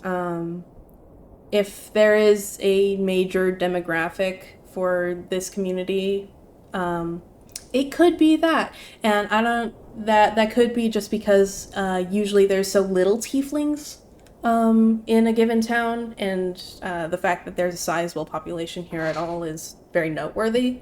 But I digress. Maybe noticeable to Ghani in specific, and maybe to Gerby, there's also a larger population of Underdark races, deep races here as well. Not enough to be like a major demographic, but more than your average town as well. Any specifics on the Underdark races?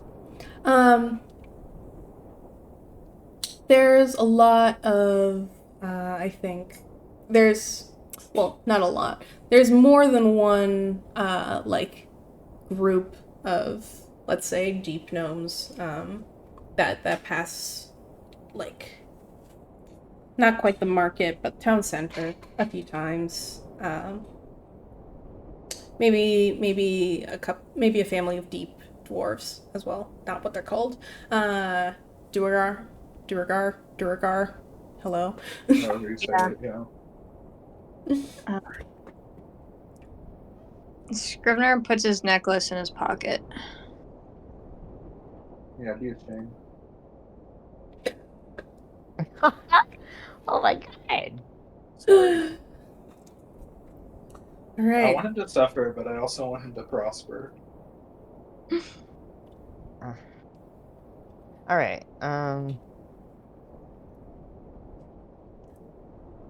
So yeah, after a bit, does everybody want to talk to Moors about this, or are we sending Tony or somebody else in as representative? Yeah, I was actually gonna ask, like, do we just want Tony to do that and we, like, split up and investigate other shit, or I did want to go.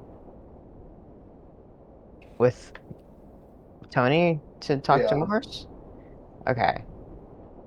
What about the rest of us? Scrivener's gonna follow Delos. Ah, God. Um, I grab him by the Gerby shoulders, I shake him around. is going to suggest that maybe like some other people split off. Just because she's assuming like probably Scrivener won't want to interact with Morris again after that like weird interaction. So I think she would be like, hey, Scriv, you wanna go talk to people? People?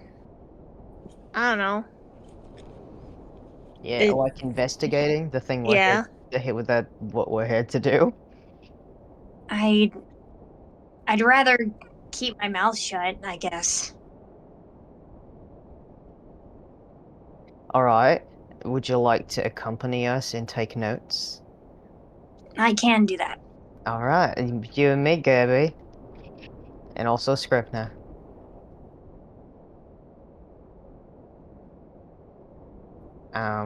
Yeah, us three will go talk to people. All right. So that's gonna be Gerby Tony. is muted. I don't know if Chelsea's doing something. Sorry, what's up? I'm back. You're back. Yeah, sorry. I went to go open a jar of cookies and it was covered in ants. Oh, Jesus. no. Okay, well, Delos, Gerby are gonna go talk to people. Scrivener will follow behind, keep his mouth shut, and take notes. Okay. All right then. So yeah. So do we want to follow Ghani and Tony first, or do we want to see what you guys can get from the population first? I want to hear what Tony and Ghani gotta do first. All right. All right. So after I can only Synthis is also here. Synthis. Oh yeah, who does Synthis want to go with? Synthis would follow Ghani and Tony. So it's 3 and 3. Cool. Besties. Besties. They're all friends. Johnny loves hanging out with the NPCs. Yay! Nobody loves hanging out with the NPCs. Jesus fucking Christ. Alright. So, you guys would be able to track down Tony. Of course you would. You guys would be able to track down Morris.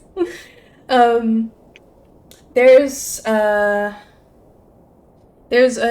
building that seems a little bit less like a house and a little bit more like a facility. And this is the what passes as town hall. You guys can find Moore's here, probably going through some books on a bookshelf, maybe. And Tony would come up and say, oh, and also, as you guys see Moore's here, you guys can now see that what before was just, one of her wings being more visible than the other. One of her wings actually seems to be kind of just like a little stub. Wait, sorry. Which part? Arm? One of her wings. Oh, wings. Mm-hmm. Okay. Yeah, one of her wings seems to be just kind of like a stub where her wing would be. Kind of small. Almost vestigial, but not quite. Tony would approach Moores and ask about if the people that live in town have records here. Morse kind of makes like a face, and she says, if there are, I haven't been updating them. And she kind of like shuffles over to another bookshelf and starts like kind of shuffling her fingers through the spines. And Tony says, I see. So I understand from my mother that, of course, the founder of the town has passed away recently. And Moore's kind of just sighs and says, yes. Joshua was instrumental to this community, even so many years after its founding.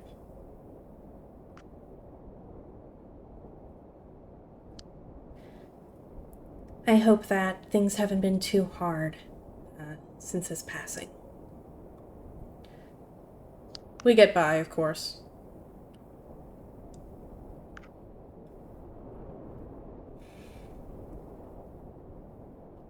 And after a bit of silence, there's a bit, Moore's kind of gets out a dusty book, and she cracks it open, and she says, all right. It does look like there's quite a bit of files on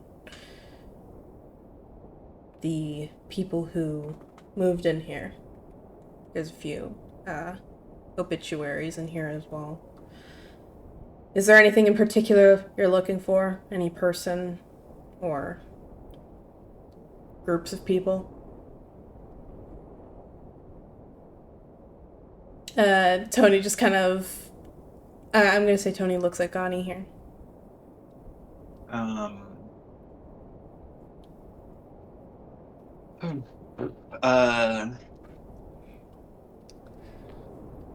Man, where to start? She's got main character disease. She has to interact with the NPCs a little bit. Yeah, I'm thinking about so much.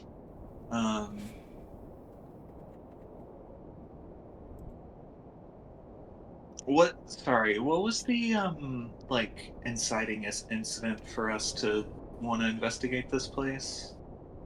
You guys, well, Synthis recovered a memory about being involved in a holy war. He doesn't know what to make of this, and Tony found very, very little contemporary information on a holy war. Just relating to this town, or In general, there's not a lot of militant religious organizations that she knows of, and when she approached her mother, Argent, for help, Argent recommended that she come to this town and ask and see what information they can find, since a lot of the people here have negative experiences with religious organizations and might have more insight as opposed to, you know, whatever records the university has. right?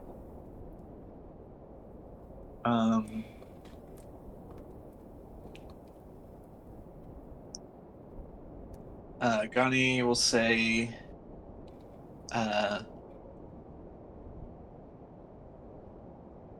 we are looking for anyone who might be related to, have some connection with, or just be generally aware of the concept of a holy war. Morris nods. Alright. Something along the lines of veterans, then. I can't say I'm familiar. Is there any reason as to why your records might not be up to date? Well, most everything in this town has been upkept by Joshua. Like I said, the previous founder. I have been doing my best to take on the responsibilities that he left behind. However, it's not something I'm accustomed to. I believe that Joshua and his abilities to keep accurate records in this way started failing as he reached older age. And so, the records are incomplete. Unfortunate, but there's nothing I can do about it now, I suppose. I see. How... Can you tell me a little more about Joshua?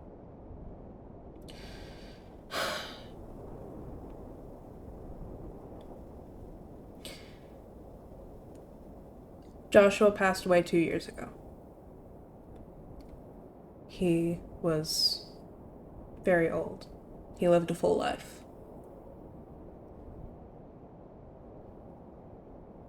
He dedicated most of his life to the foundation of refuge.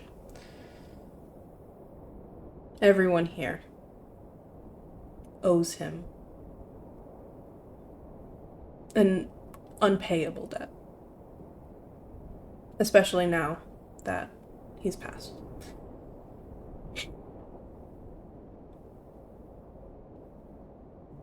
Is there anything in specific that you hope to know?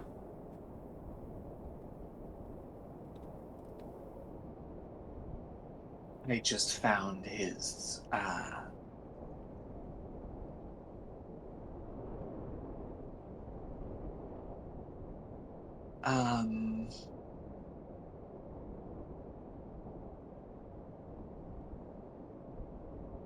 fucking, You're doing good. thanks. The words. Words are bad right now. Yeah.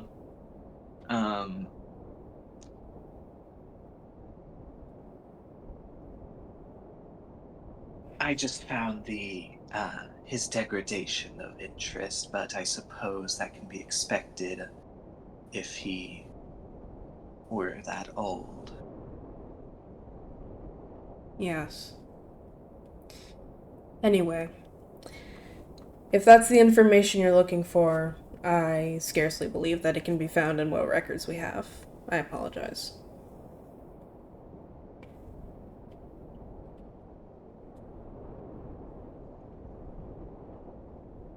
Of course, your people are free to survey our residents.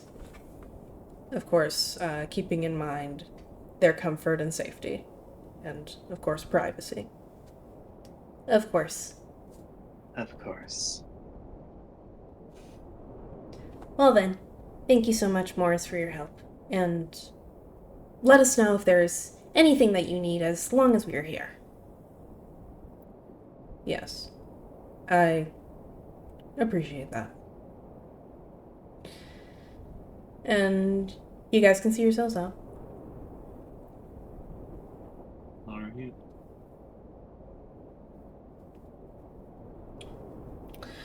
Alright. Let's over to Delos, Scrivner, and Kirby. Hell yeah! So, we don't have to go over you guys questioning every single person in town. I guess unless you want to. No. Yeah, thought so. So, what questions are you asking? Are you just going door to door? Are you trying to fucking profile people here? I don't know. What's your methods?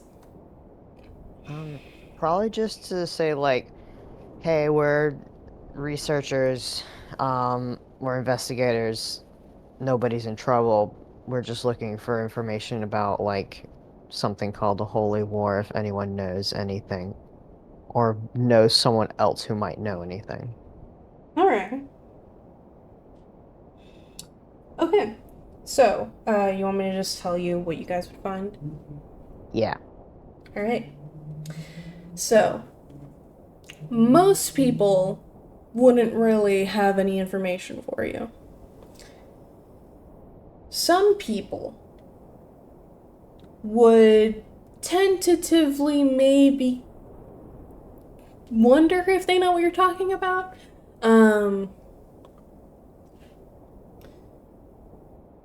Pretty much everyone here they weren't like religious leaders in their community. They were just people.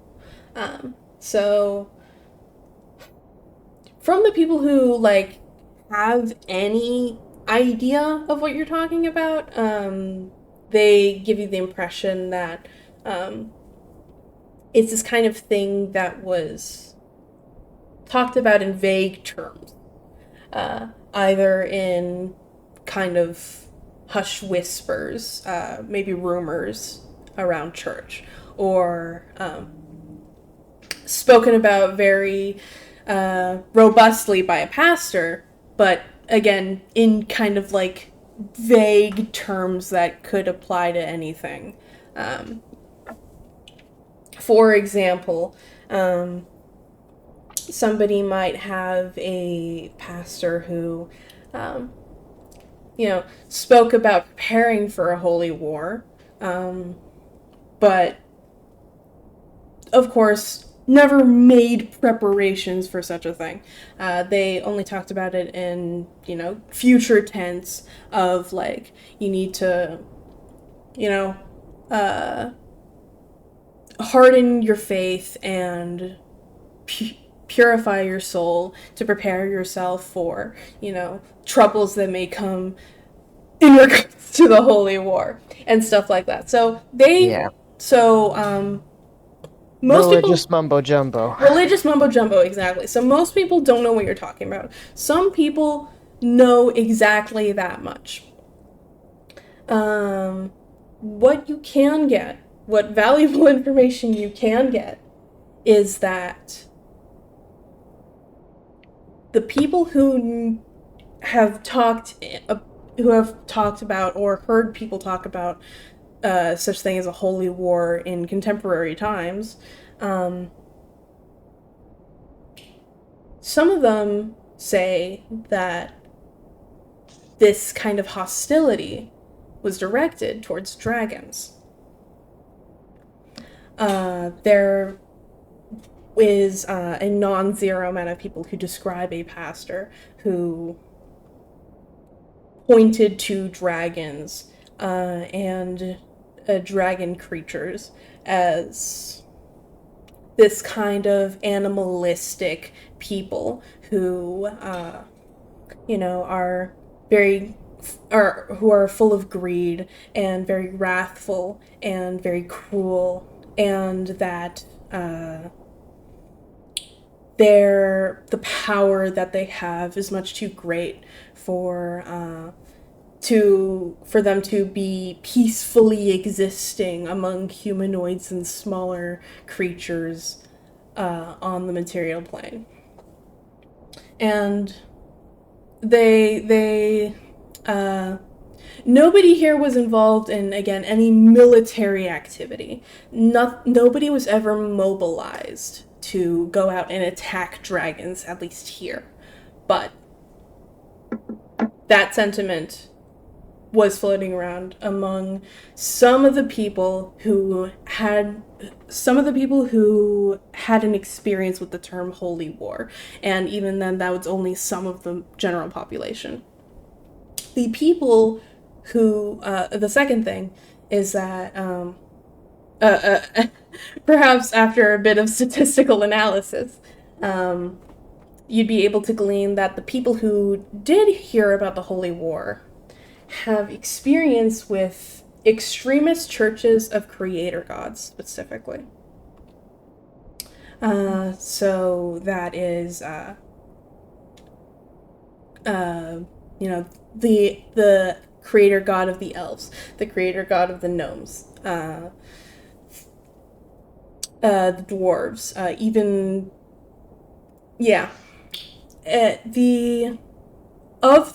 so just to recap, of everyone, some people know what you're talking about. All of these people happen to be have the backgrounds of the churches of the creator gods, and some of them can pinpoint the target of these holy war language to dragons.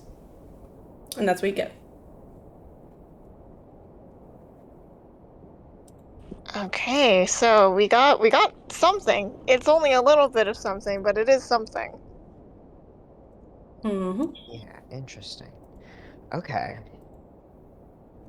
Scrivener, are you taking notes? I am. Okay. Scrivener's also a little distracted. He's never seen so many tieflings in one place. Yeah. So he's taking notes, but he's also kind of just like flipping around every time someone walks by.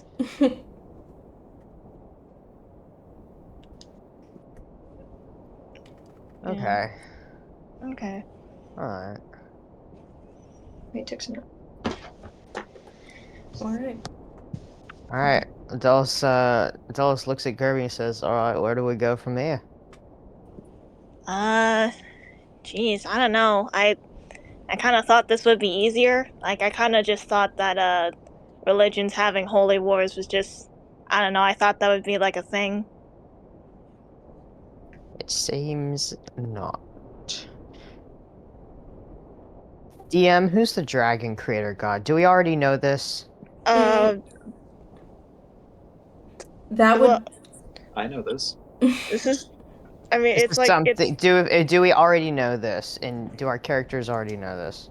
Yeah. The name of this? Some of your characters would know this. Okay. Sorry, that was mainly me being like, is it Bahamut or Tiamat? And I don't remember. It's Okay, both. It's both. Mm-hmm. Yeah, okay. Bahamut created the quote-unquote good dragons, and Tiamat created the quote-unquote evil dragons. Okay, did we run into... Oh, hold on. Did we run into any people following those two? Seems to be very rare for these people to follow dragons. Luke and Aiden seem to be outliers a little bit. People who follow Bahamut or Tiamat here, no. You wouldn't find anybody.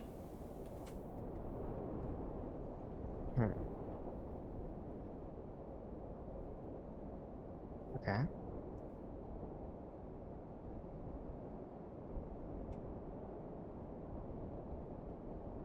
Thinking with my big brain.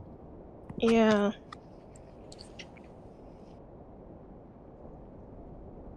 I think Scrivner would ask, like, how long ago did they hear these holy war sort of things flying around their churches?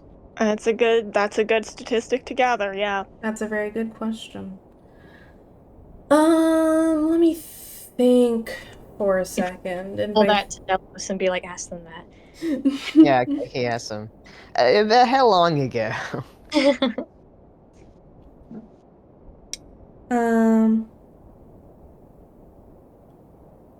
Nobody. There's varying times, for everyone, but the range seems to be from 10 years ago to 5 years ago.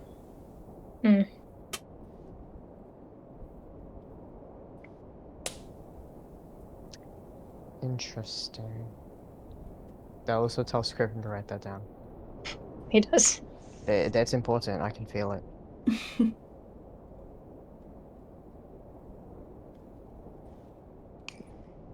Yeah, I don't know. I think Gerby is mostly just surprised that this isn't like a more prevalent thing. Yeah?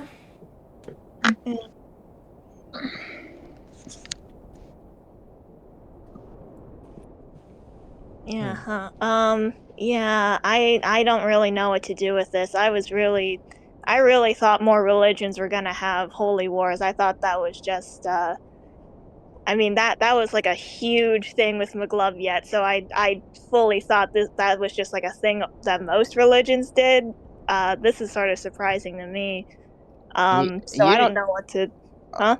You don't happen to have any insight on this. I mean, I assume you'd have already shared it, but It's okay. So like the religion that I grew up with, it was like we worshipped like the goblin god McGloveyet. But he's like, we do have a holy war, but it's against the orcs. It's supposed to be like when you die, you get trapped. Your soul gets trapped in an eternal war in the afterlife against the orcs. So it kind of sucks. Um, I didn't mention it earlier because I mean, at this point, at this point maybe, but like I don't think that has anything to do with the dragon stuff. But who knows?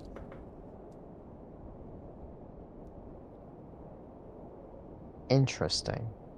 Yeah, I mean, I'll write it down on my thing that uh that like the goblins and the orcs have an eternal holy war in the afterlife, but I don't know if that's relevant to the this whole creator god war against the dragon seems like it's probably more what we're looking for.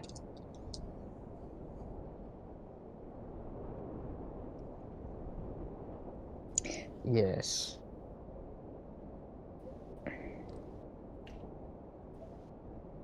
I want to go talk to what's her name? Morris? Moors. Moors? Mors. M-O-R- Moors. Okay. You say, I want to go talk to Moors and see if she has any information. I know that Gani already went, but unless we can think of something else to ask these people. Alright, we can meet up. Okay. We go. Yeah. That sounds good. Very cool. I think that Tony pretty much, upon meeting you guys, Tony would express kind of coming up empty-handed. You guys, I assume, would share pretty much the extent of the survey to her? Yeah. All right. She would be very glad to get some amount of information, and especially with he's kind of working conspiracy theory that somehow this is all about dragons. Hearing that actually like organically come up in the survey is kind of getting her gears turning. um,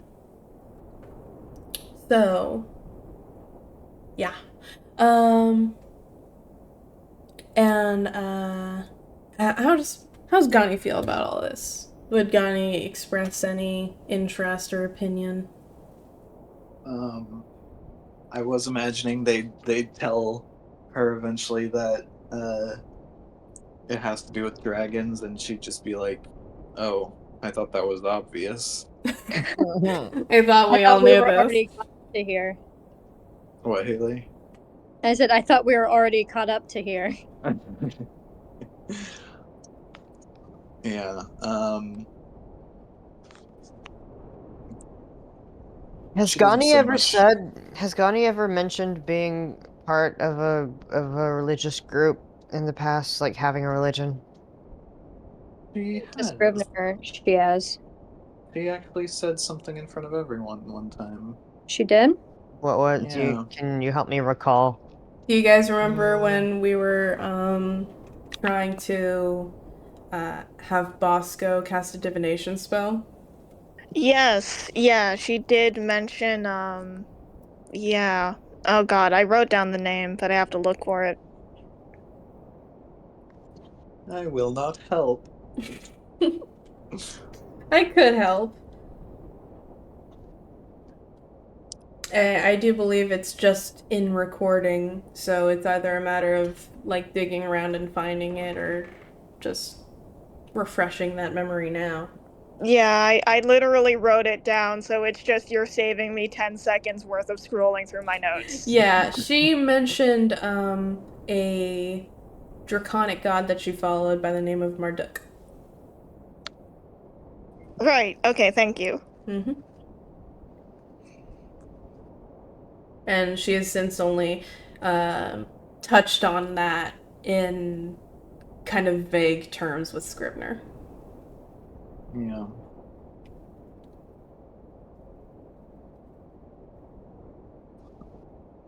Can I find Moore's? Yeah, absolutely. Does Scrivener want to talk to her with everyone else there? He doesn't really care. If she's like away, he would simply like branch away. But if she's in front of everyone, he'd ask. Okay. I did think of more things to ask her. If that's all right. Sure, absolutely. Yeah. Who wants to go talk to Moores? I want to talk to Gani. Oh, well, that wasn't an option. I think while everyone's together, if Delos wants to talk to Gani, now is the time. All right. Then Delos would ask, Gani, what was your religious affiliation? Help me, because we were just talking about Gerbies, and it had a little bit of relevance. Do you happen to know anything that you're withholding? Because if you do, it's not helping anyone by not sharing it. And I'm not implying that you're not sharing anything. But if you are, please tell us. Well, I suppose it's no surprise that I worship a dragon. There's not much more that's worth knowing there.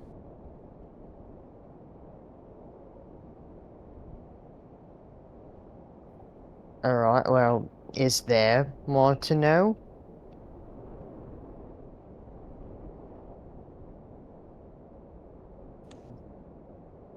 Yeah, because I can decide if it's worth knowing or not.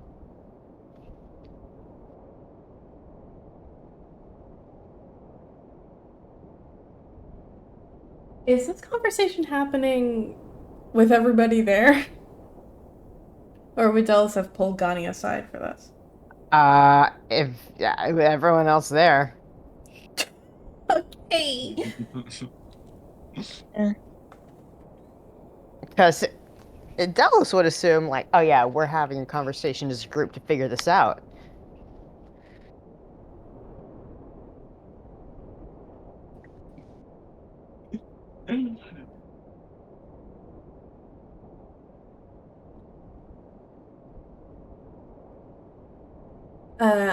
At this point, with this much fucking silence, Yeah, I will say the whole time Delos is just like looking at Gunny, like raised eyebrows, not moving, not breaking eye contact.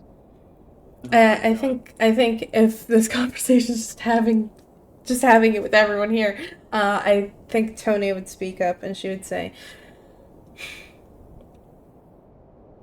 "Well, I can't say for sure if it is relevant or not, but of course, Gani knows more about her experience than any of us do, and if she says that it has no relevance to the case, it would be a breach of privacy to press." Delos slowly turns and like gives Tony a side eye. What are you trying to communicate something with this side No. eye? No. Not anything more than she can assume I'm communicating. Okay. It's not like a nasty side eye.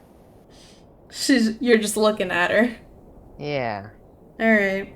She feels your gaze. Yeah. Um. I just think it's funny that we're like, oh, there's the things about dragons, and now you're like, oh, it's not relevant. Now that it has to do with Gonny. Now that it has to do with Gonny, we don't need to know.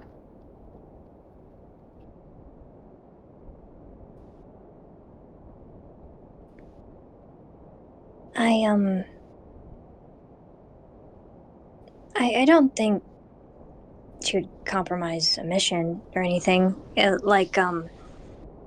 All of these people talking about their gods are kind of against dragons in general. So even if we did know a specific name, perhaps it wouldn't be that helpful, as maybe there's not one. Anyway. That is a very good point, Scrivner. And once again, all the information that we are collecting from survey results is voluntarily given. If, I hope, one of you were to approach a civilian with a survey question that they declined to answer, that you would not push them unnecessarily. Delos looks at Scrivener like he's crazy. Scrivener looks at. Sorry, what? I said Scrivener looks at the floor. Yeah. Like they're not actually married, but this is the look a wife gives that is like, who, like, don't ever fucking say that again. Like, who the need I remind you who your wife is here, okay? Mm-hmm. Oh gosh. Jesus Christ. Yeah, Gerby pipes up like and says, yeah, okay. You know what, Gani, if you ever feel like it's relevant or you want to share, you can say it, obviously, but yeah, if you don't think it's related to anything, then we can just go over the stuff that we do have. I think what we have is like fine.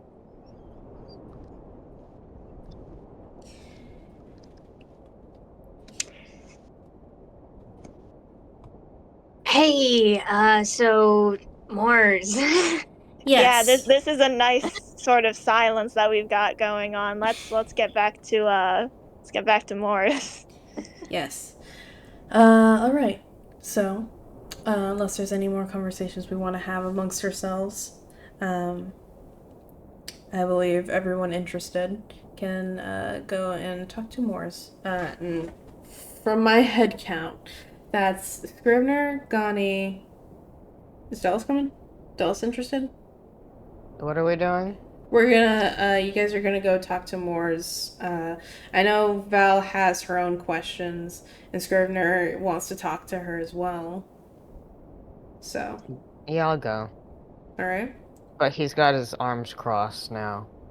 Is Gerby going? Oh, yeah. Alright. Cool. Everyone's going then. Um, so I think that the survey would have taken a while. So I think that by the time you guys visit Moore's for like the second or third time that day, if depending on if you include or exclude your little encounter outside of town, it's been a few hours since you guys came here, maybe a bit longer. So, yeah, you guys can find Moore's again. And, who wants to talk first? Once again, Do it. I think it'll be quick. You want, okay. I think that Moore's might be, I don't think she's in, town hall this time. I think she's, maybe trying to, maybe like trying to help, one of the residents carry their, like, shipment of food or something into their store. But of course she'd, step away from the work to address you guys as you approach. So, alright. Moors is here. Okay.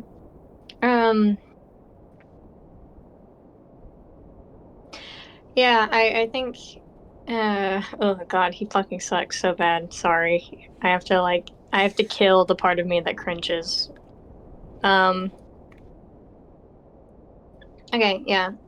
He would just kind of fucking impishly make his way over there. And be like, Hello, ma'am. I noticed your shield earlier. I just wanted to ask you what that meant. Yes. My shield is styled after, a religious symbol, that I've come to value. I also noticed your amulet that you were wearing when you came into town, that you've since removed. If you don't mind me asking, what's the significance of that? Well, I support the god of Sanctifex. Interesting. I affiliate myself with Sanctifex as well. Interesting. I would, perhaps as a digression, like to apologize for, if I singled you out. I shouldn't say if I. I recognize that I effectively singled you out when you arrived into town, and I apologize for that. I have tried to make it a habit to cast detect good and evil as newcomers come into town, just in case anything unpleasant were to affect any of our residents here. If you follow Sanctifex, how can you stand it here? You know, being around all the demons.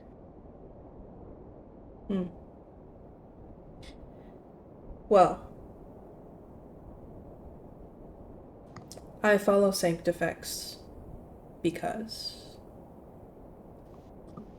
Sanctifex was very dear to Joshua. Joshua came from a town that worshipped Sanctifex very, faithfully. And he left because he disagreed with their practice. But he never stopped thinking about Sanctifex or thinking about what purity really means, what perfection really means. And I suppose I've taken up that mantle as well.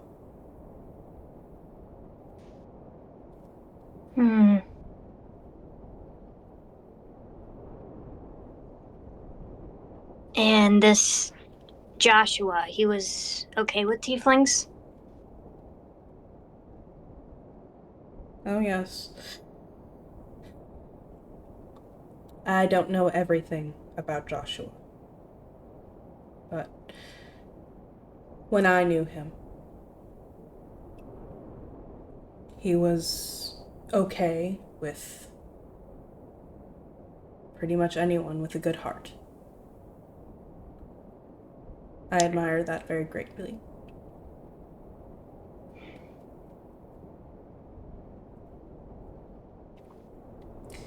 Well,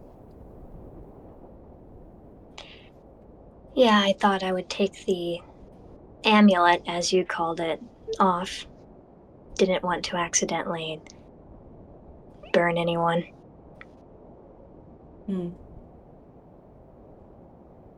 I see.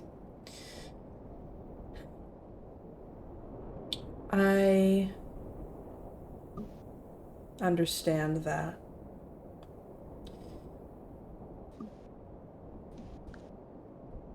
I can, I suppose, assume that you've had a fair bit of a religious upbringing yourself, and I don't expect you to drop all of that when you come through our gates. However, the people here have been called demons enough for a lifetime. And of course, I know nothing about that. But if you do, I ask that you be courteous if you were to discuss these things with them.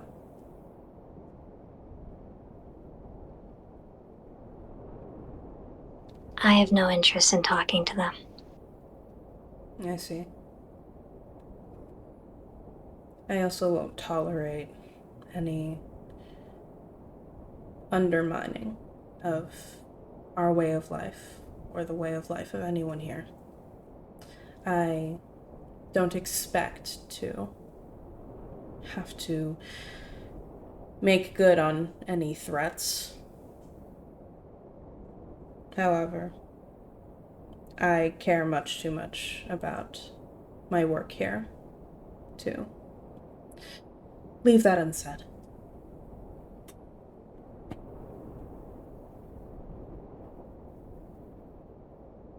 Of course. Good.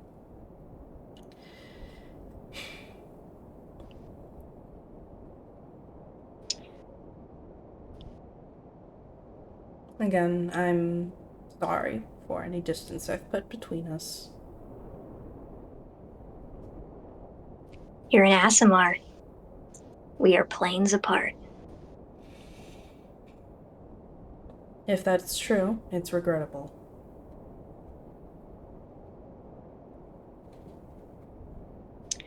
He's just gonna leave. Alright. Scrivner asks to talk to Moors and then has a conversation with her and immediately leaves. Alright. Yeah. Alright. I believe Gani had her own questions to ask. Scrivener took my question. Scrivener took your question. You were gonna ask her about the shield? I was asking about a shield. Yeah. But now I want to just ask like the blanket questions about memory loss and dragon sightings and Bahamut and. Oh, can I Wait, is pop this- a detect magic? Oh, sure. Where do you want to do that? I yeah, not to like double. This isn't me double stealing your question. Scrivener's taking my question again. No, if Gani would ask that, he would just like pop it just to see, you know. Oh, okay. For memory loss. Okay. Yeah. You wouldn't get anything of memory loss. Now, my question is, did we decide that Scrivener's amulet was a magic item that could be detected through this or not? Yeah, we did. Okay. And that was a yes? Yeah. Okay. If you casted that with Moors in the radius, you'd be able to detect that she has a magic item on her very similar. He's got a bomb. Not a fucking bomb. No one has a bomb. It's not the shield, it's just a separate bomb that she has in her pocket. If, oh god, I swear to god, if, it's gonna be crazy one day when Scrivener pops detect magic and I'm like, it actually is a bomb this time. No, he has a bomb. He has a magic bomb. It's shaped like a bomb. You can see the outline like X-ray through his fucking body. Bomb. You can see the skull and crossbones on it. Yeah, it's a little ball with a fuse and a skull and crossbones on it. It's a fucking bomb. Oh god. But yeah. Blanket questions like memory loss, no memory loss. Dragon sightings, I do think that, let me roll something. Oh.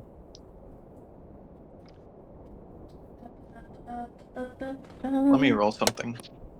Oh, yep.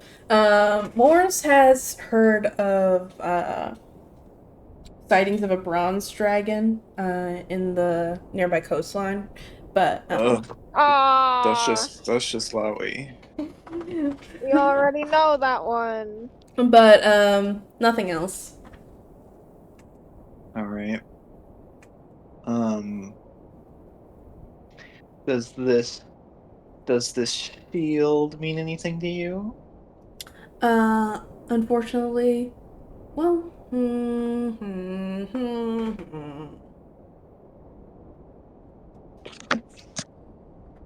yeah, you know what? Okay, I'll roll for it. Let me see what her score is. Oh, well, yeah, I guess I'll take that. Oh, well, okay. Alright. Well, looking at it,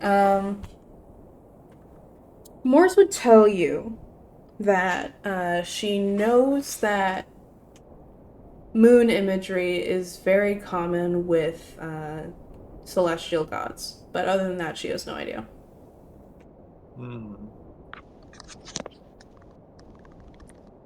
Any, and also just asking about,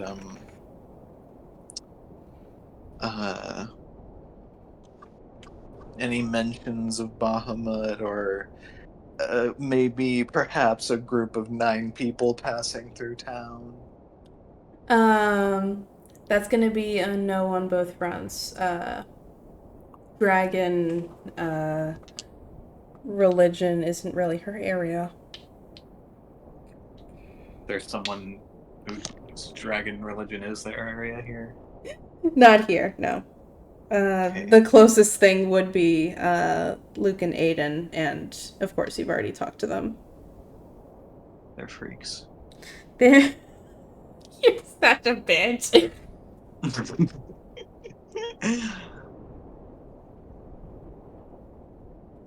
Okay, I think that's probably it then. Alright.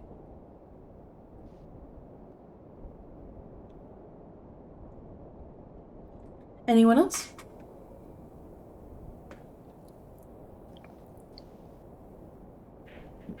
No. Okay. No. No.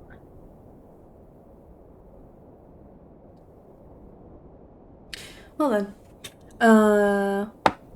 Get us out of here. You want out of here? Let me out. No, I like it here. I Yeah. don't. I don't Yes, believe I've you. been having a good time. Scrivener likes it here? Oh yeah.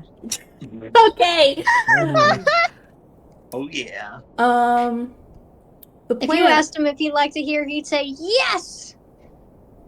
Yeah, boy. Just like that, he'd jump up and down because he's so excited to be in this place. Oh yeah. The plan is that you guys can spend the night in refuge, one night. It's been expressed that they simply don't have the resources to lodge you for free for more than one night. But yeah. So, is there any outcry to staying the night in refuge? No. No. Delos is gonna do charity. Charity. Yeah. Well, he's gonna help. He's People gonna that do need things on the help. quest board. He's gonna do things on the metaphorical quest board. On the metaphorical quest board. I don't know Yeah. if there actually is a quest board, but he's gonna walk around until he sees someone with the exclamation point over their head and then click on them. Sure. And just like do shit. He doesn't need to be paid. Oh. Okay. Scrivener, when it's like nighttime or like when everyone else, kind of splits off, he would just like. I know this kind of sounds unhinged, but he would just like take the makeup off, not wear his hat, and just like walk around town. Okay. Interesting. Not for any reason. He just like. Huh? Sorry, I was just mumbling to myself. He's feeling it out. Yeah, he Yeah. wants to cosplay as a tiefling who can walk around normally. Oh god. Buy like a drink or something, just like water. All right. I think that you said he would like buy a drink. Yeah, I don't know what the fuck. If I sat down and thought about it, I could reason this out. But right now, he's. Yeah, no, he just walk around, wear like a t-shirt and not his fucking. Clergy uniform. Yeah, he has one shirt besides this, and it's a plain white t-shirt. And just walk around, not think about like the fake marriage he's in, or like the vulnerable situations in which like he's had to come out to people. He's just like walking around or drink. I think that the person who like hands him his drink might say something like, "Hey there, how's your night going?"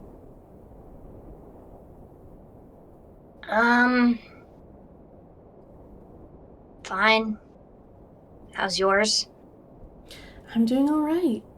I don't think I've seen you in town before. You just visiting? I'm passing through. I don't know if you saw the tall satyr and the goblin, or the. Well, I guess there's a few. Anyway, there's also a kobold walking around, research stuff for Asklo. Right, yeah. I think that, I think my dad might have been asked a few questions. I was, not home at the time. But, yeah. Well, it's really interesting work that you do. And, I guess I hope you found something. I don't know. The investigation's been a little slow. I kind of expected it to go by faster.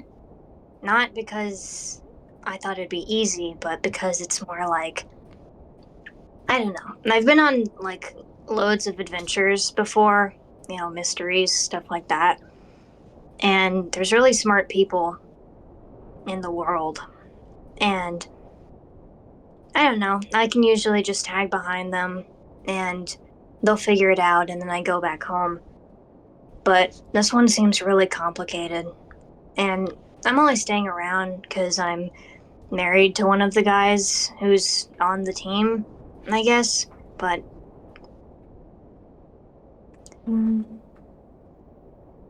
Well, sorry if this is too forward of me to say, but it just kind of sounds like your heart's not in any of it.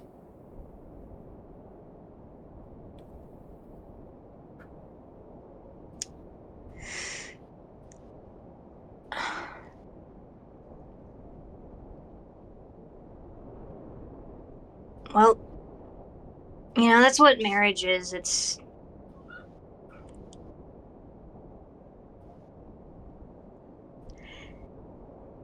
responsibility. Well, don't I know that's what I hear my dad saying all the time. That's why he's divorced. I'm so sorry. That was incredibly rude of me. Not that I... Oh, gosh, I'm sorry. Just pretend I didn't say that. No, it's okay. We're not going to be together once the adventure's over anyway. Oh. Well, I'm really sorry to hear that. It sounds like you've come to terms with it, so, Yeah, that's just how these types of relationships go. It's expected. Well.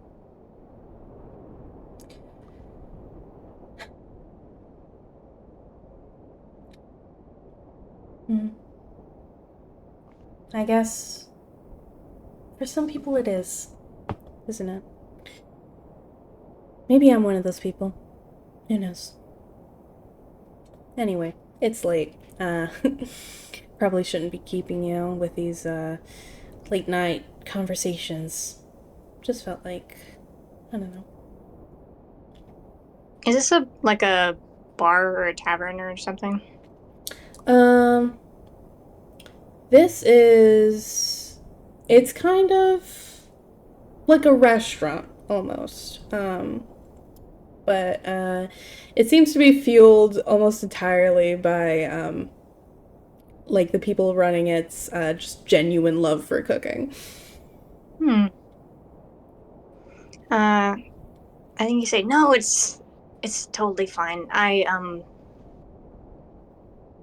usually kind of fall into whatever tavern or bar I can find myself in and just talk to the bartender.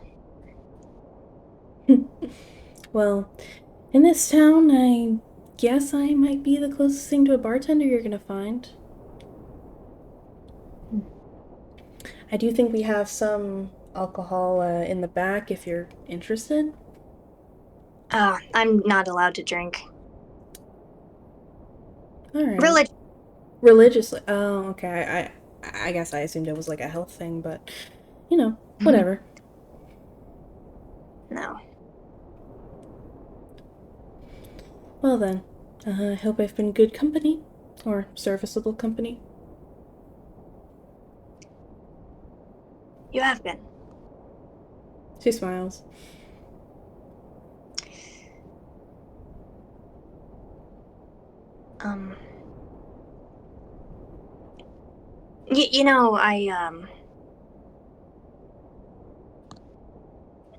if you ever do get married, it's not worth it to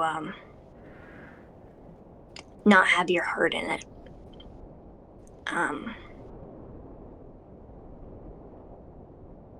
But now I'm just keeping you. No, I mean I appreciate it. I am the one who started the conversation. I wouldn't have if I wasn't interested in hearing someone talk.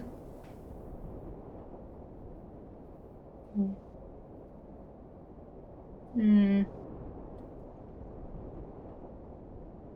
Man.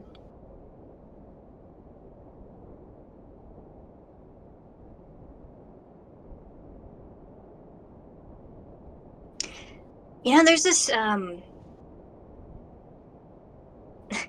usually wear a hat. But I find it really hard to talk to people when I'm wearing it. Yeah? Yeah, this is just to say that we've been talking for like a minute now, Yeah. and I'm just passing through. But this has been an easy conversation for me. Well, I do think something about the middle of the night can make conversations easier, but besides that, I'm glad I could be an easy conversation for you.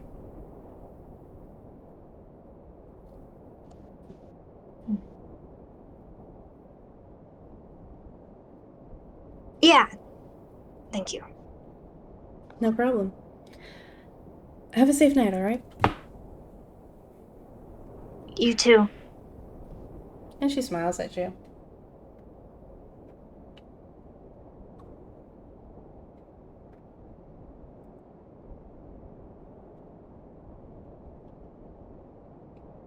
Alright.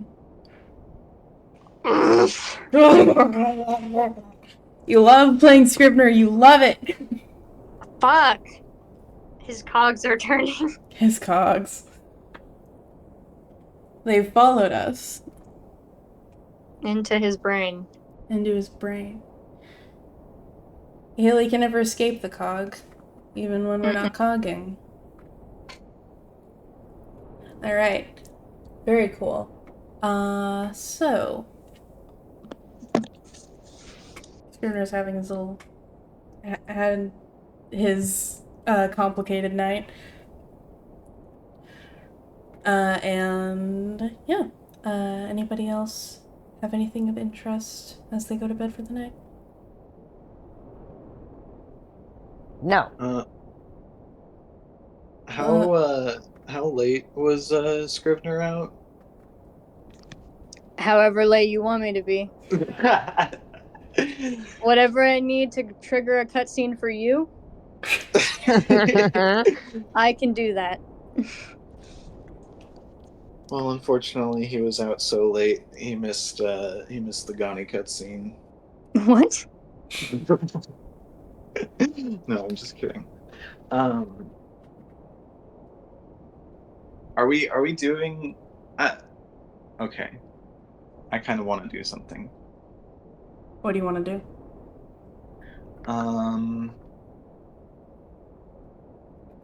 I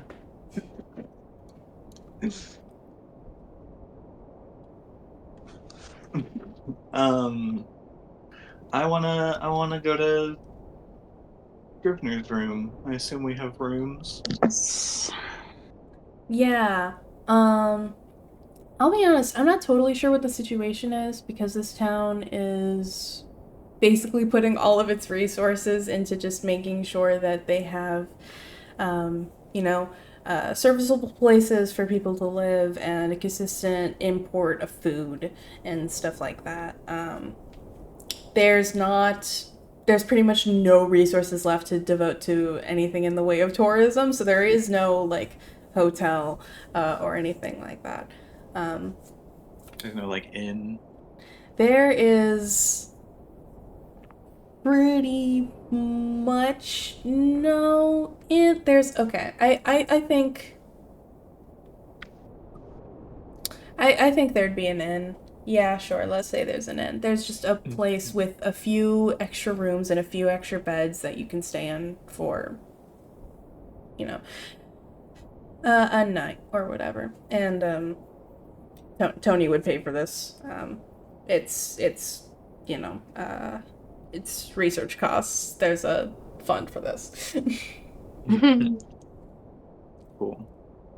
Okay, yeah, I knock on Scrivener's door. Okay. Can I set this after the scene we just had? Absolutely. Okay. Yeah, he hasn't put his makeup back on. He's just wearing a white t-shirt, tucked into his blue jeans. But he's gonna like poke, like creak the door and just poke his eye out. And say, "Oh, does Chelsea need a break right now?" Okay. Yes, she. Okay, cool. That's I'm it. good, because I also need a pee. Little cliffhanger. Let's see what they have to say to each other after the break. Yeah, what's All right. say? Ghani's visiting Scrivener? What? What? Welcome back. Welcome Hi. back. I didn't even notice, but when I paused exactly on 4 hours and 20 minutes. Which one? Any Ayo. number. Pretty good. Milk 'em if you got 'em. You're gonna need him for this fucking conversation. All right, let's see. Okay. Yeah, Ghani is approaching Scrivener in his room. Yeah, like I said, Scrivener would kind of like creak open the door. You can really just see like his eye and like this side of his face a little bit. And he would say, "Ma'am, it's you. Do you need something?" When you open the door, she's wearing her cloak. She also is holding a flask. And she says, "Hello, Scrivener. I just wanted to talk." "Do you want to come in?" If you don't mind. He'd open the door for her. All right, she comes in. Okay, what do you want to talk about? Today was kind of rough, no?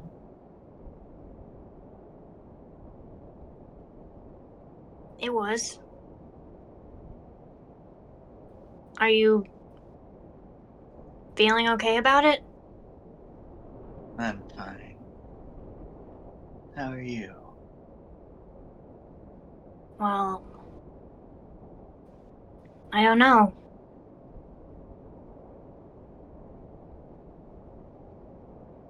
I guess I'm fine. Sorry, what'd you say? I said I guess I'm fine. I was curious if today had gone any differently, if it could have gone any differently, how would you have wanted it to go?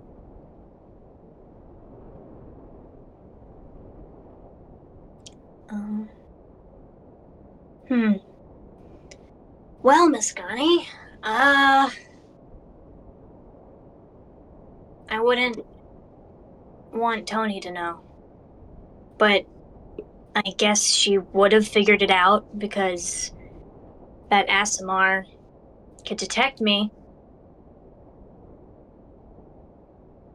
If I had it my way, then Tony wouldn't know, and that Asimar wouldn't know.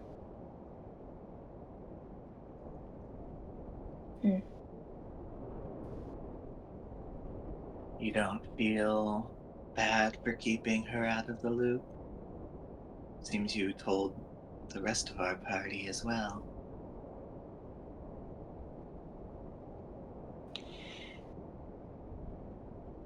Maybe I would have gotten around to it.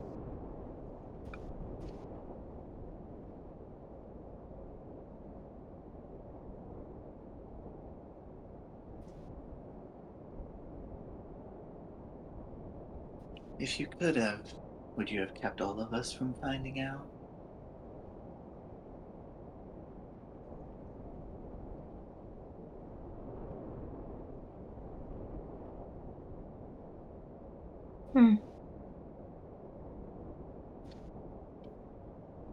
I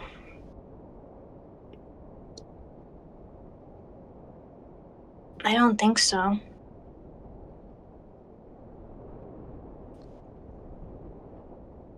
Like,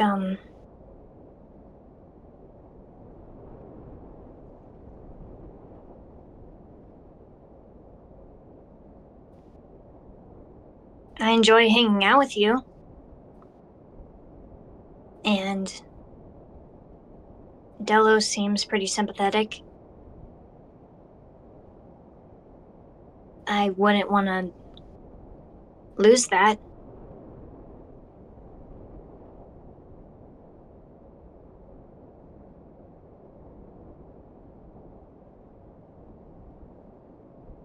Suppose everyone was a joy to hang out with.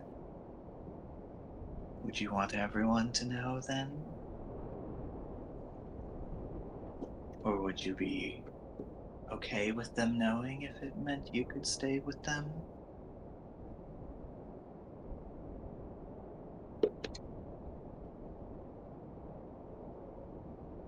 She Yes. takes another swig from her flask. He says yes.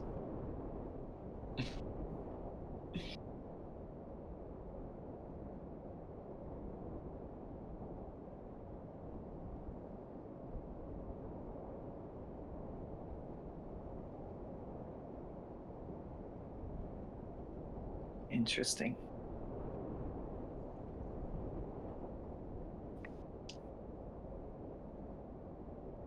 Is there something on your mind?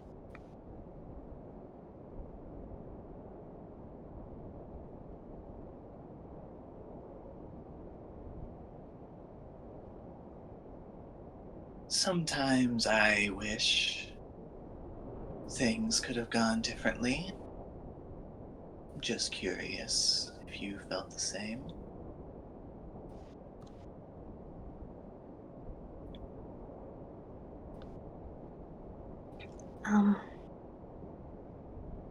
I wish a lot of things went differently. So, I get where you're coming from.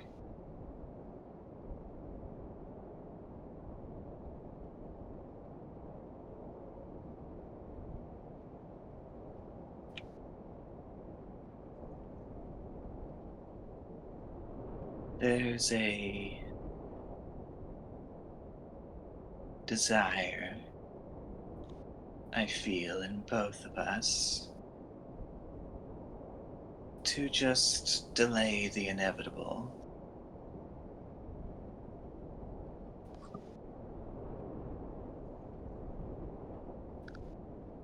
I feel it's just a matter of time before everyone figures it all out. But even still,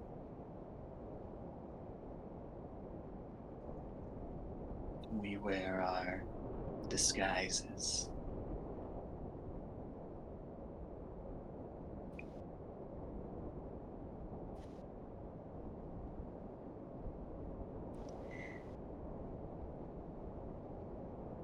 What are you pretending to be?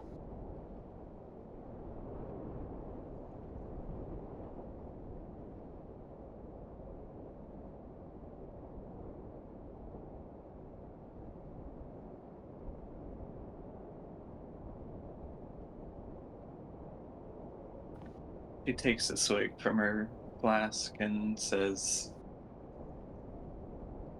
I don't pretend to be anything.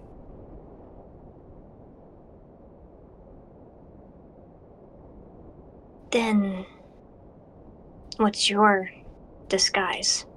I mean, I won't tell. We all saw I wear this cloak for a reason.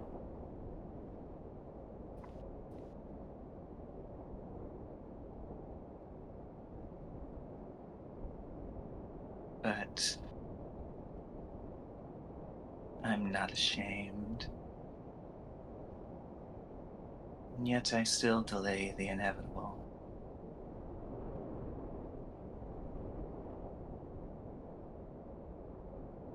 Of people knowing about it?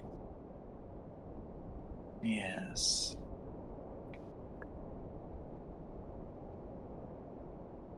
I do wish something went differently today.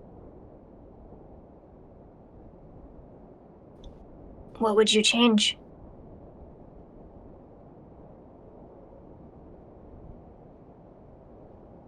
I wish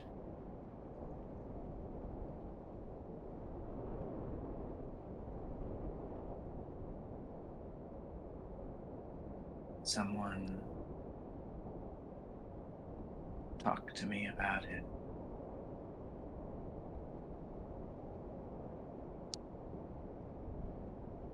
But I understand there are certain things that mustn't be said.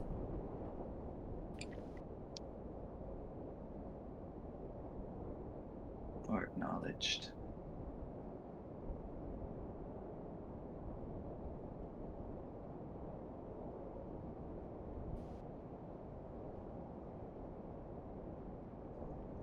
Will you, sit next to me? Yes.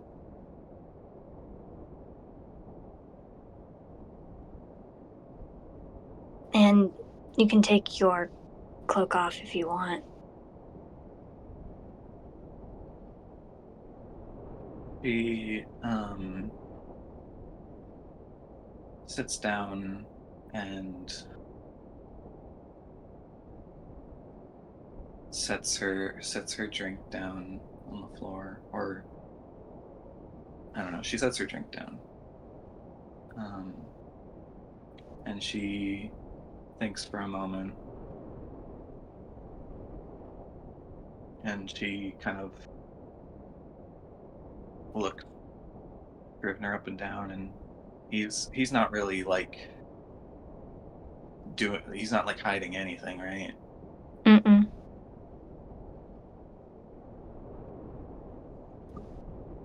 Um,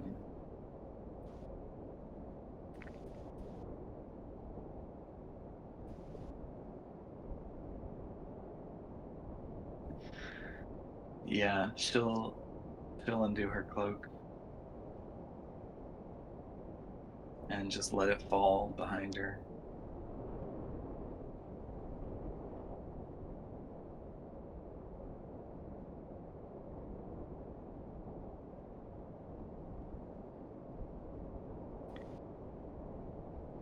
He looks at her.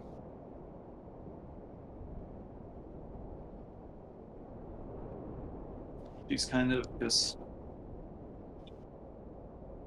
staring at the floor and like um kind of twirling her finger on the lip of the flask.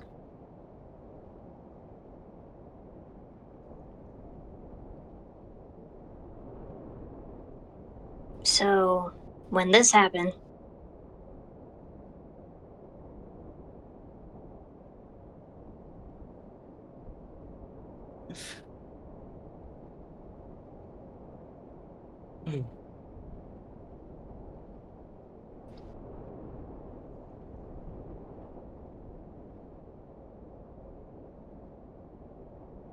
Sorry, I have to.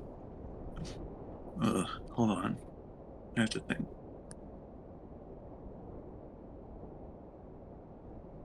Open up the 9-page Gani lore. I am doing that. I am also considering what she's gonna say.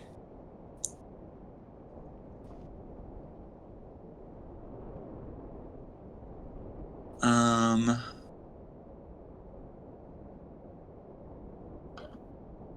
she will think for a bit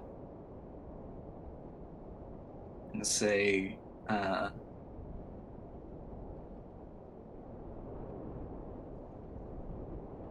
she'll kind of chuckle and just be like, I guess it's been a while. Decades. Wow. And how did it happen? If you're. Well, I'd like to know. It was an accident. And she takes a swig. Hmm.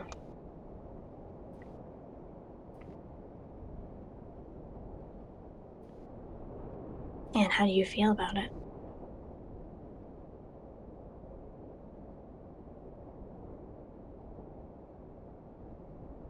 She puts the drink back down and puts her hand on her shoulder.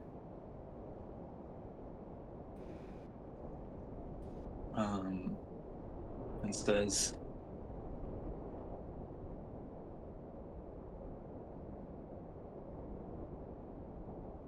Gotta say, I do miss it. Scrivener kind of snorts at that. Um, I could imagine. Honestly, I didn't. Well, of course, I was dealing with my own stuff, but I didn't bring it up because I didn't want you to think that I thought you were less capable than you are.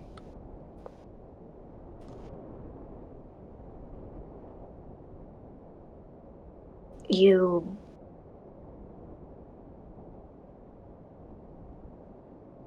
are capable. Damn right.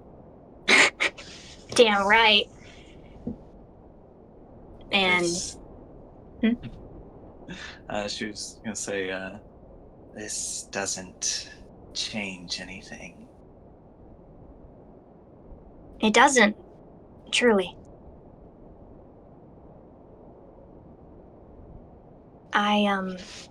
I still think you're a total badass.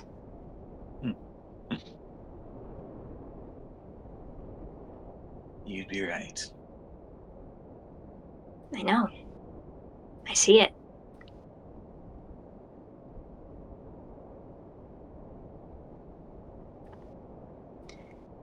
Um,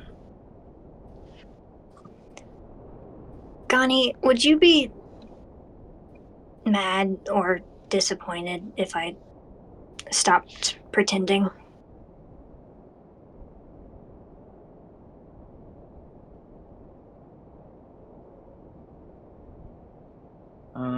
she really thinks on that.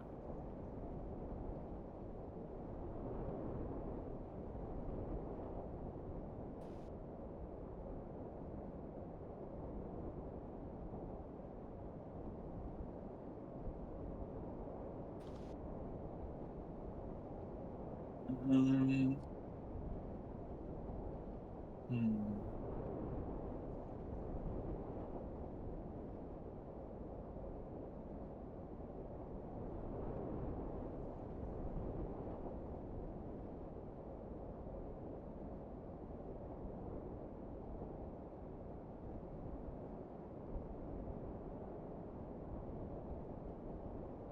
I suppose it doesn't change your effectiveness or usefulness.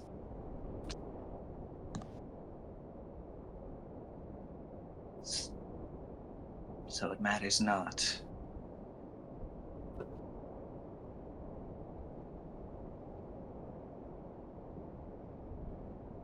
Well, I promise you that I will never let it get in the way of my effectiveness and usefulness, that's for sure. But I asked you because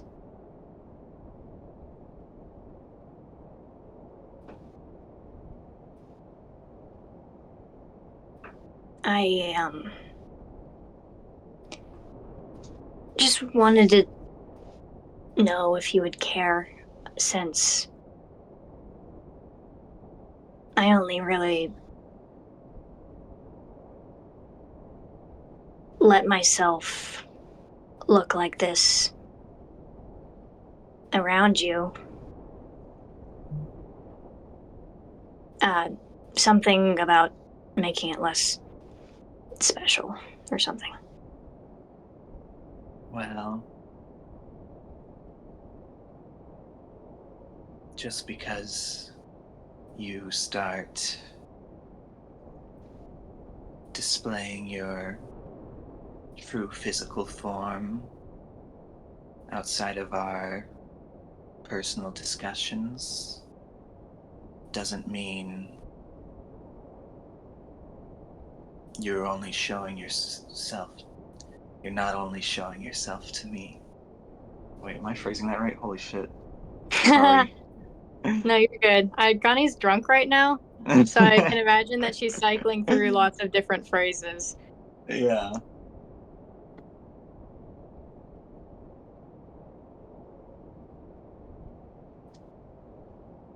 Yeah, it doesn't mean you're not showing yourself to me, is what you meant to say.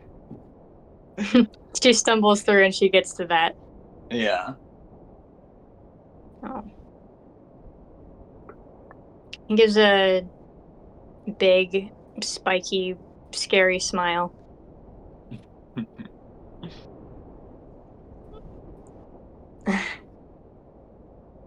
His tail wags a little bit. Ugh, sorry. What the hell? He's kind of cute, though. And what's up? I was just gonna say she sees the smile and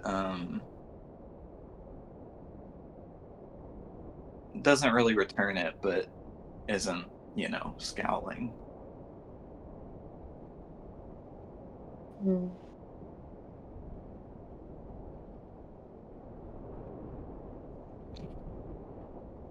I also wanted to ask if you've been drinking. No judgment.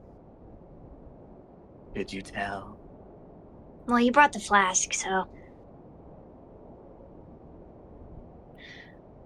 I might have been just a tad. Hmm. And then she takes another drink. Well, I really do enjoy these talks we have. So, I hope you can remember this in the morning.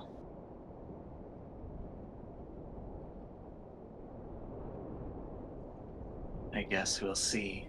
And she takes another drink.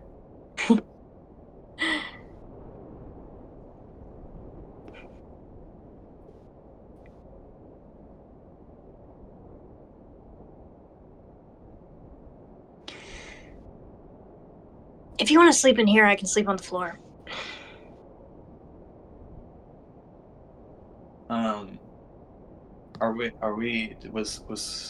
Are we sitting on the bed or on the floor right now? I wasn't sure where Scrivner was sitting down when he asked her to sit next to him. I think that they'd be sitting on the bed. Okay.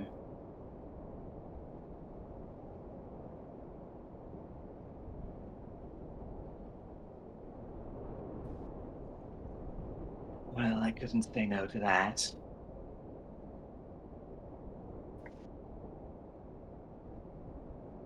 How big is this bed? I mean, Scrivener sized. Definitely Yeah. big enough for her. If it's too big for her, well, I think it's Scrivener sized. Maybe it might be a bit short for Delos. Yeah. Would you say it's about Scrivener and a half? I think And so. a half. That's a lot. Not Are you like talking like? If it's a bit small for Delos, I don't know if it's Not- Scrivener and a Oh, half. you mean like not width? lengthwise. Yeah. Width. Oh, Yeah, give me a big bed. I think it's like two Scriveners, but not like comfortably. Two Scriveners shoulder to shoulder. All right.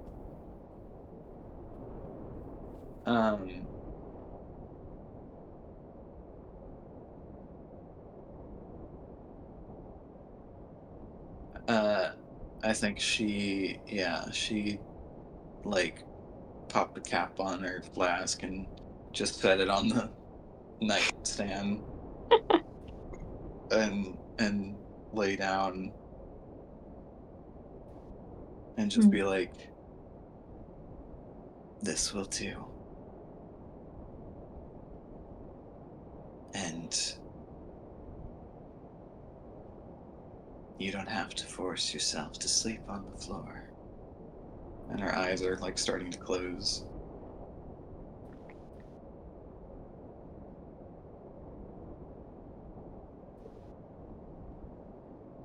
I'll stay up for a little longer. And then I'll go to bed.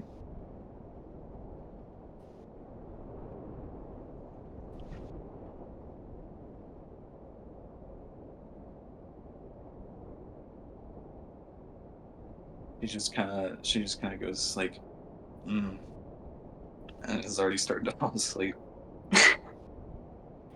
Okay, yeah, Scrivener would. If there's lanterns, he basically can have whatever mood lighting he wants. He just uses thaumaturgy to make the light like very low, but like just enough. All right. He's content with her going to sleep. Okay. He's not going to sleep right away because he's gonna fucking look at her like a freak. Wow. But then later,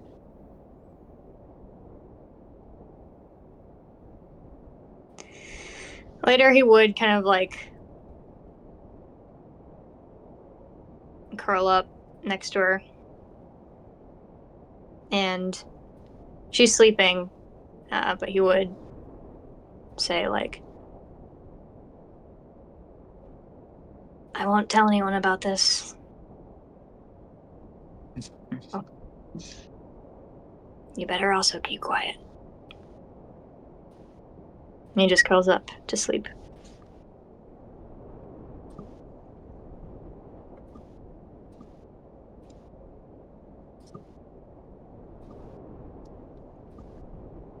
All right.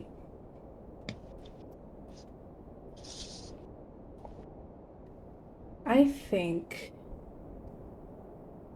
that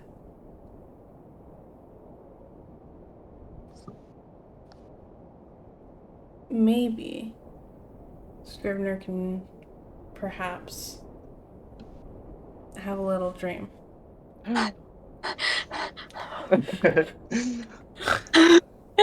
You really?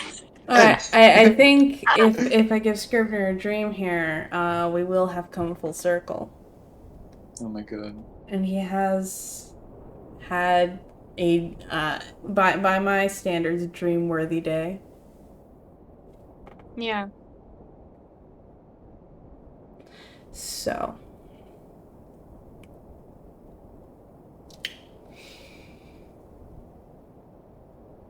Scrivener has a dream that he is not going to have an easy time remembering. This is the norm for him. One of the norms. The other is the banana dream, as we've discussed. Mm-hmm.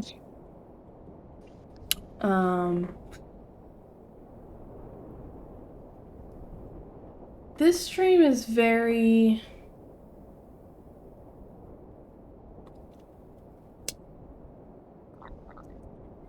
It has the effect of, like, maybe listening to brown noise. Something like that.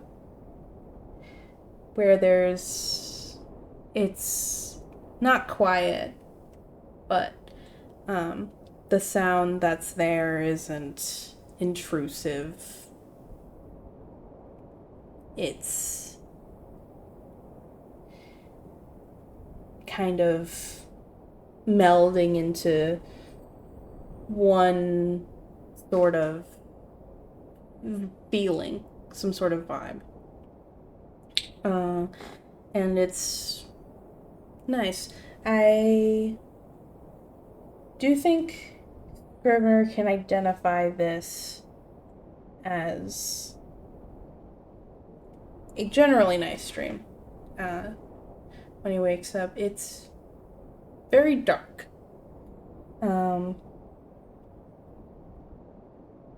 There's the very distinct feeling that he did dream. Things happened. He did things in the dream. It feels different than closing your eyes and then waking up. But it's just too fuzzy for details to come through. I don't know if I'm describing this well. It's kind of hard to describe a dream you can't remember.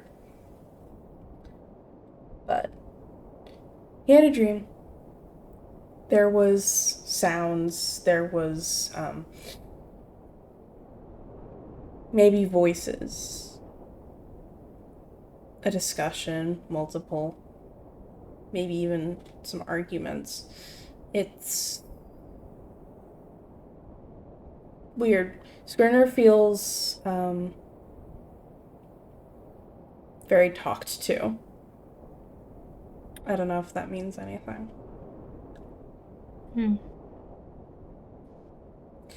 And once again, the setting of the dream is very dark. If there was any light at all, it was very, very dim. Nothing felt like too much.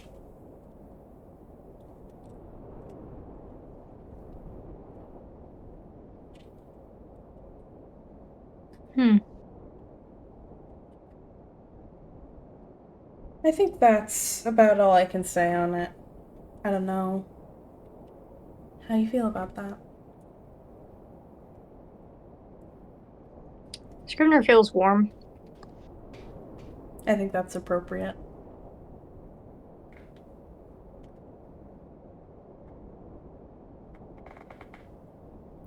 All right. And with that, I think that'll be your session.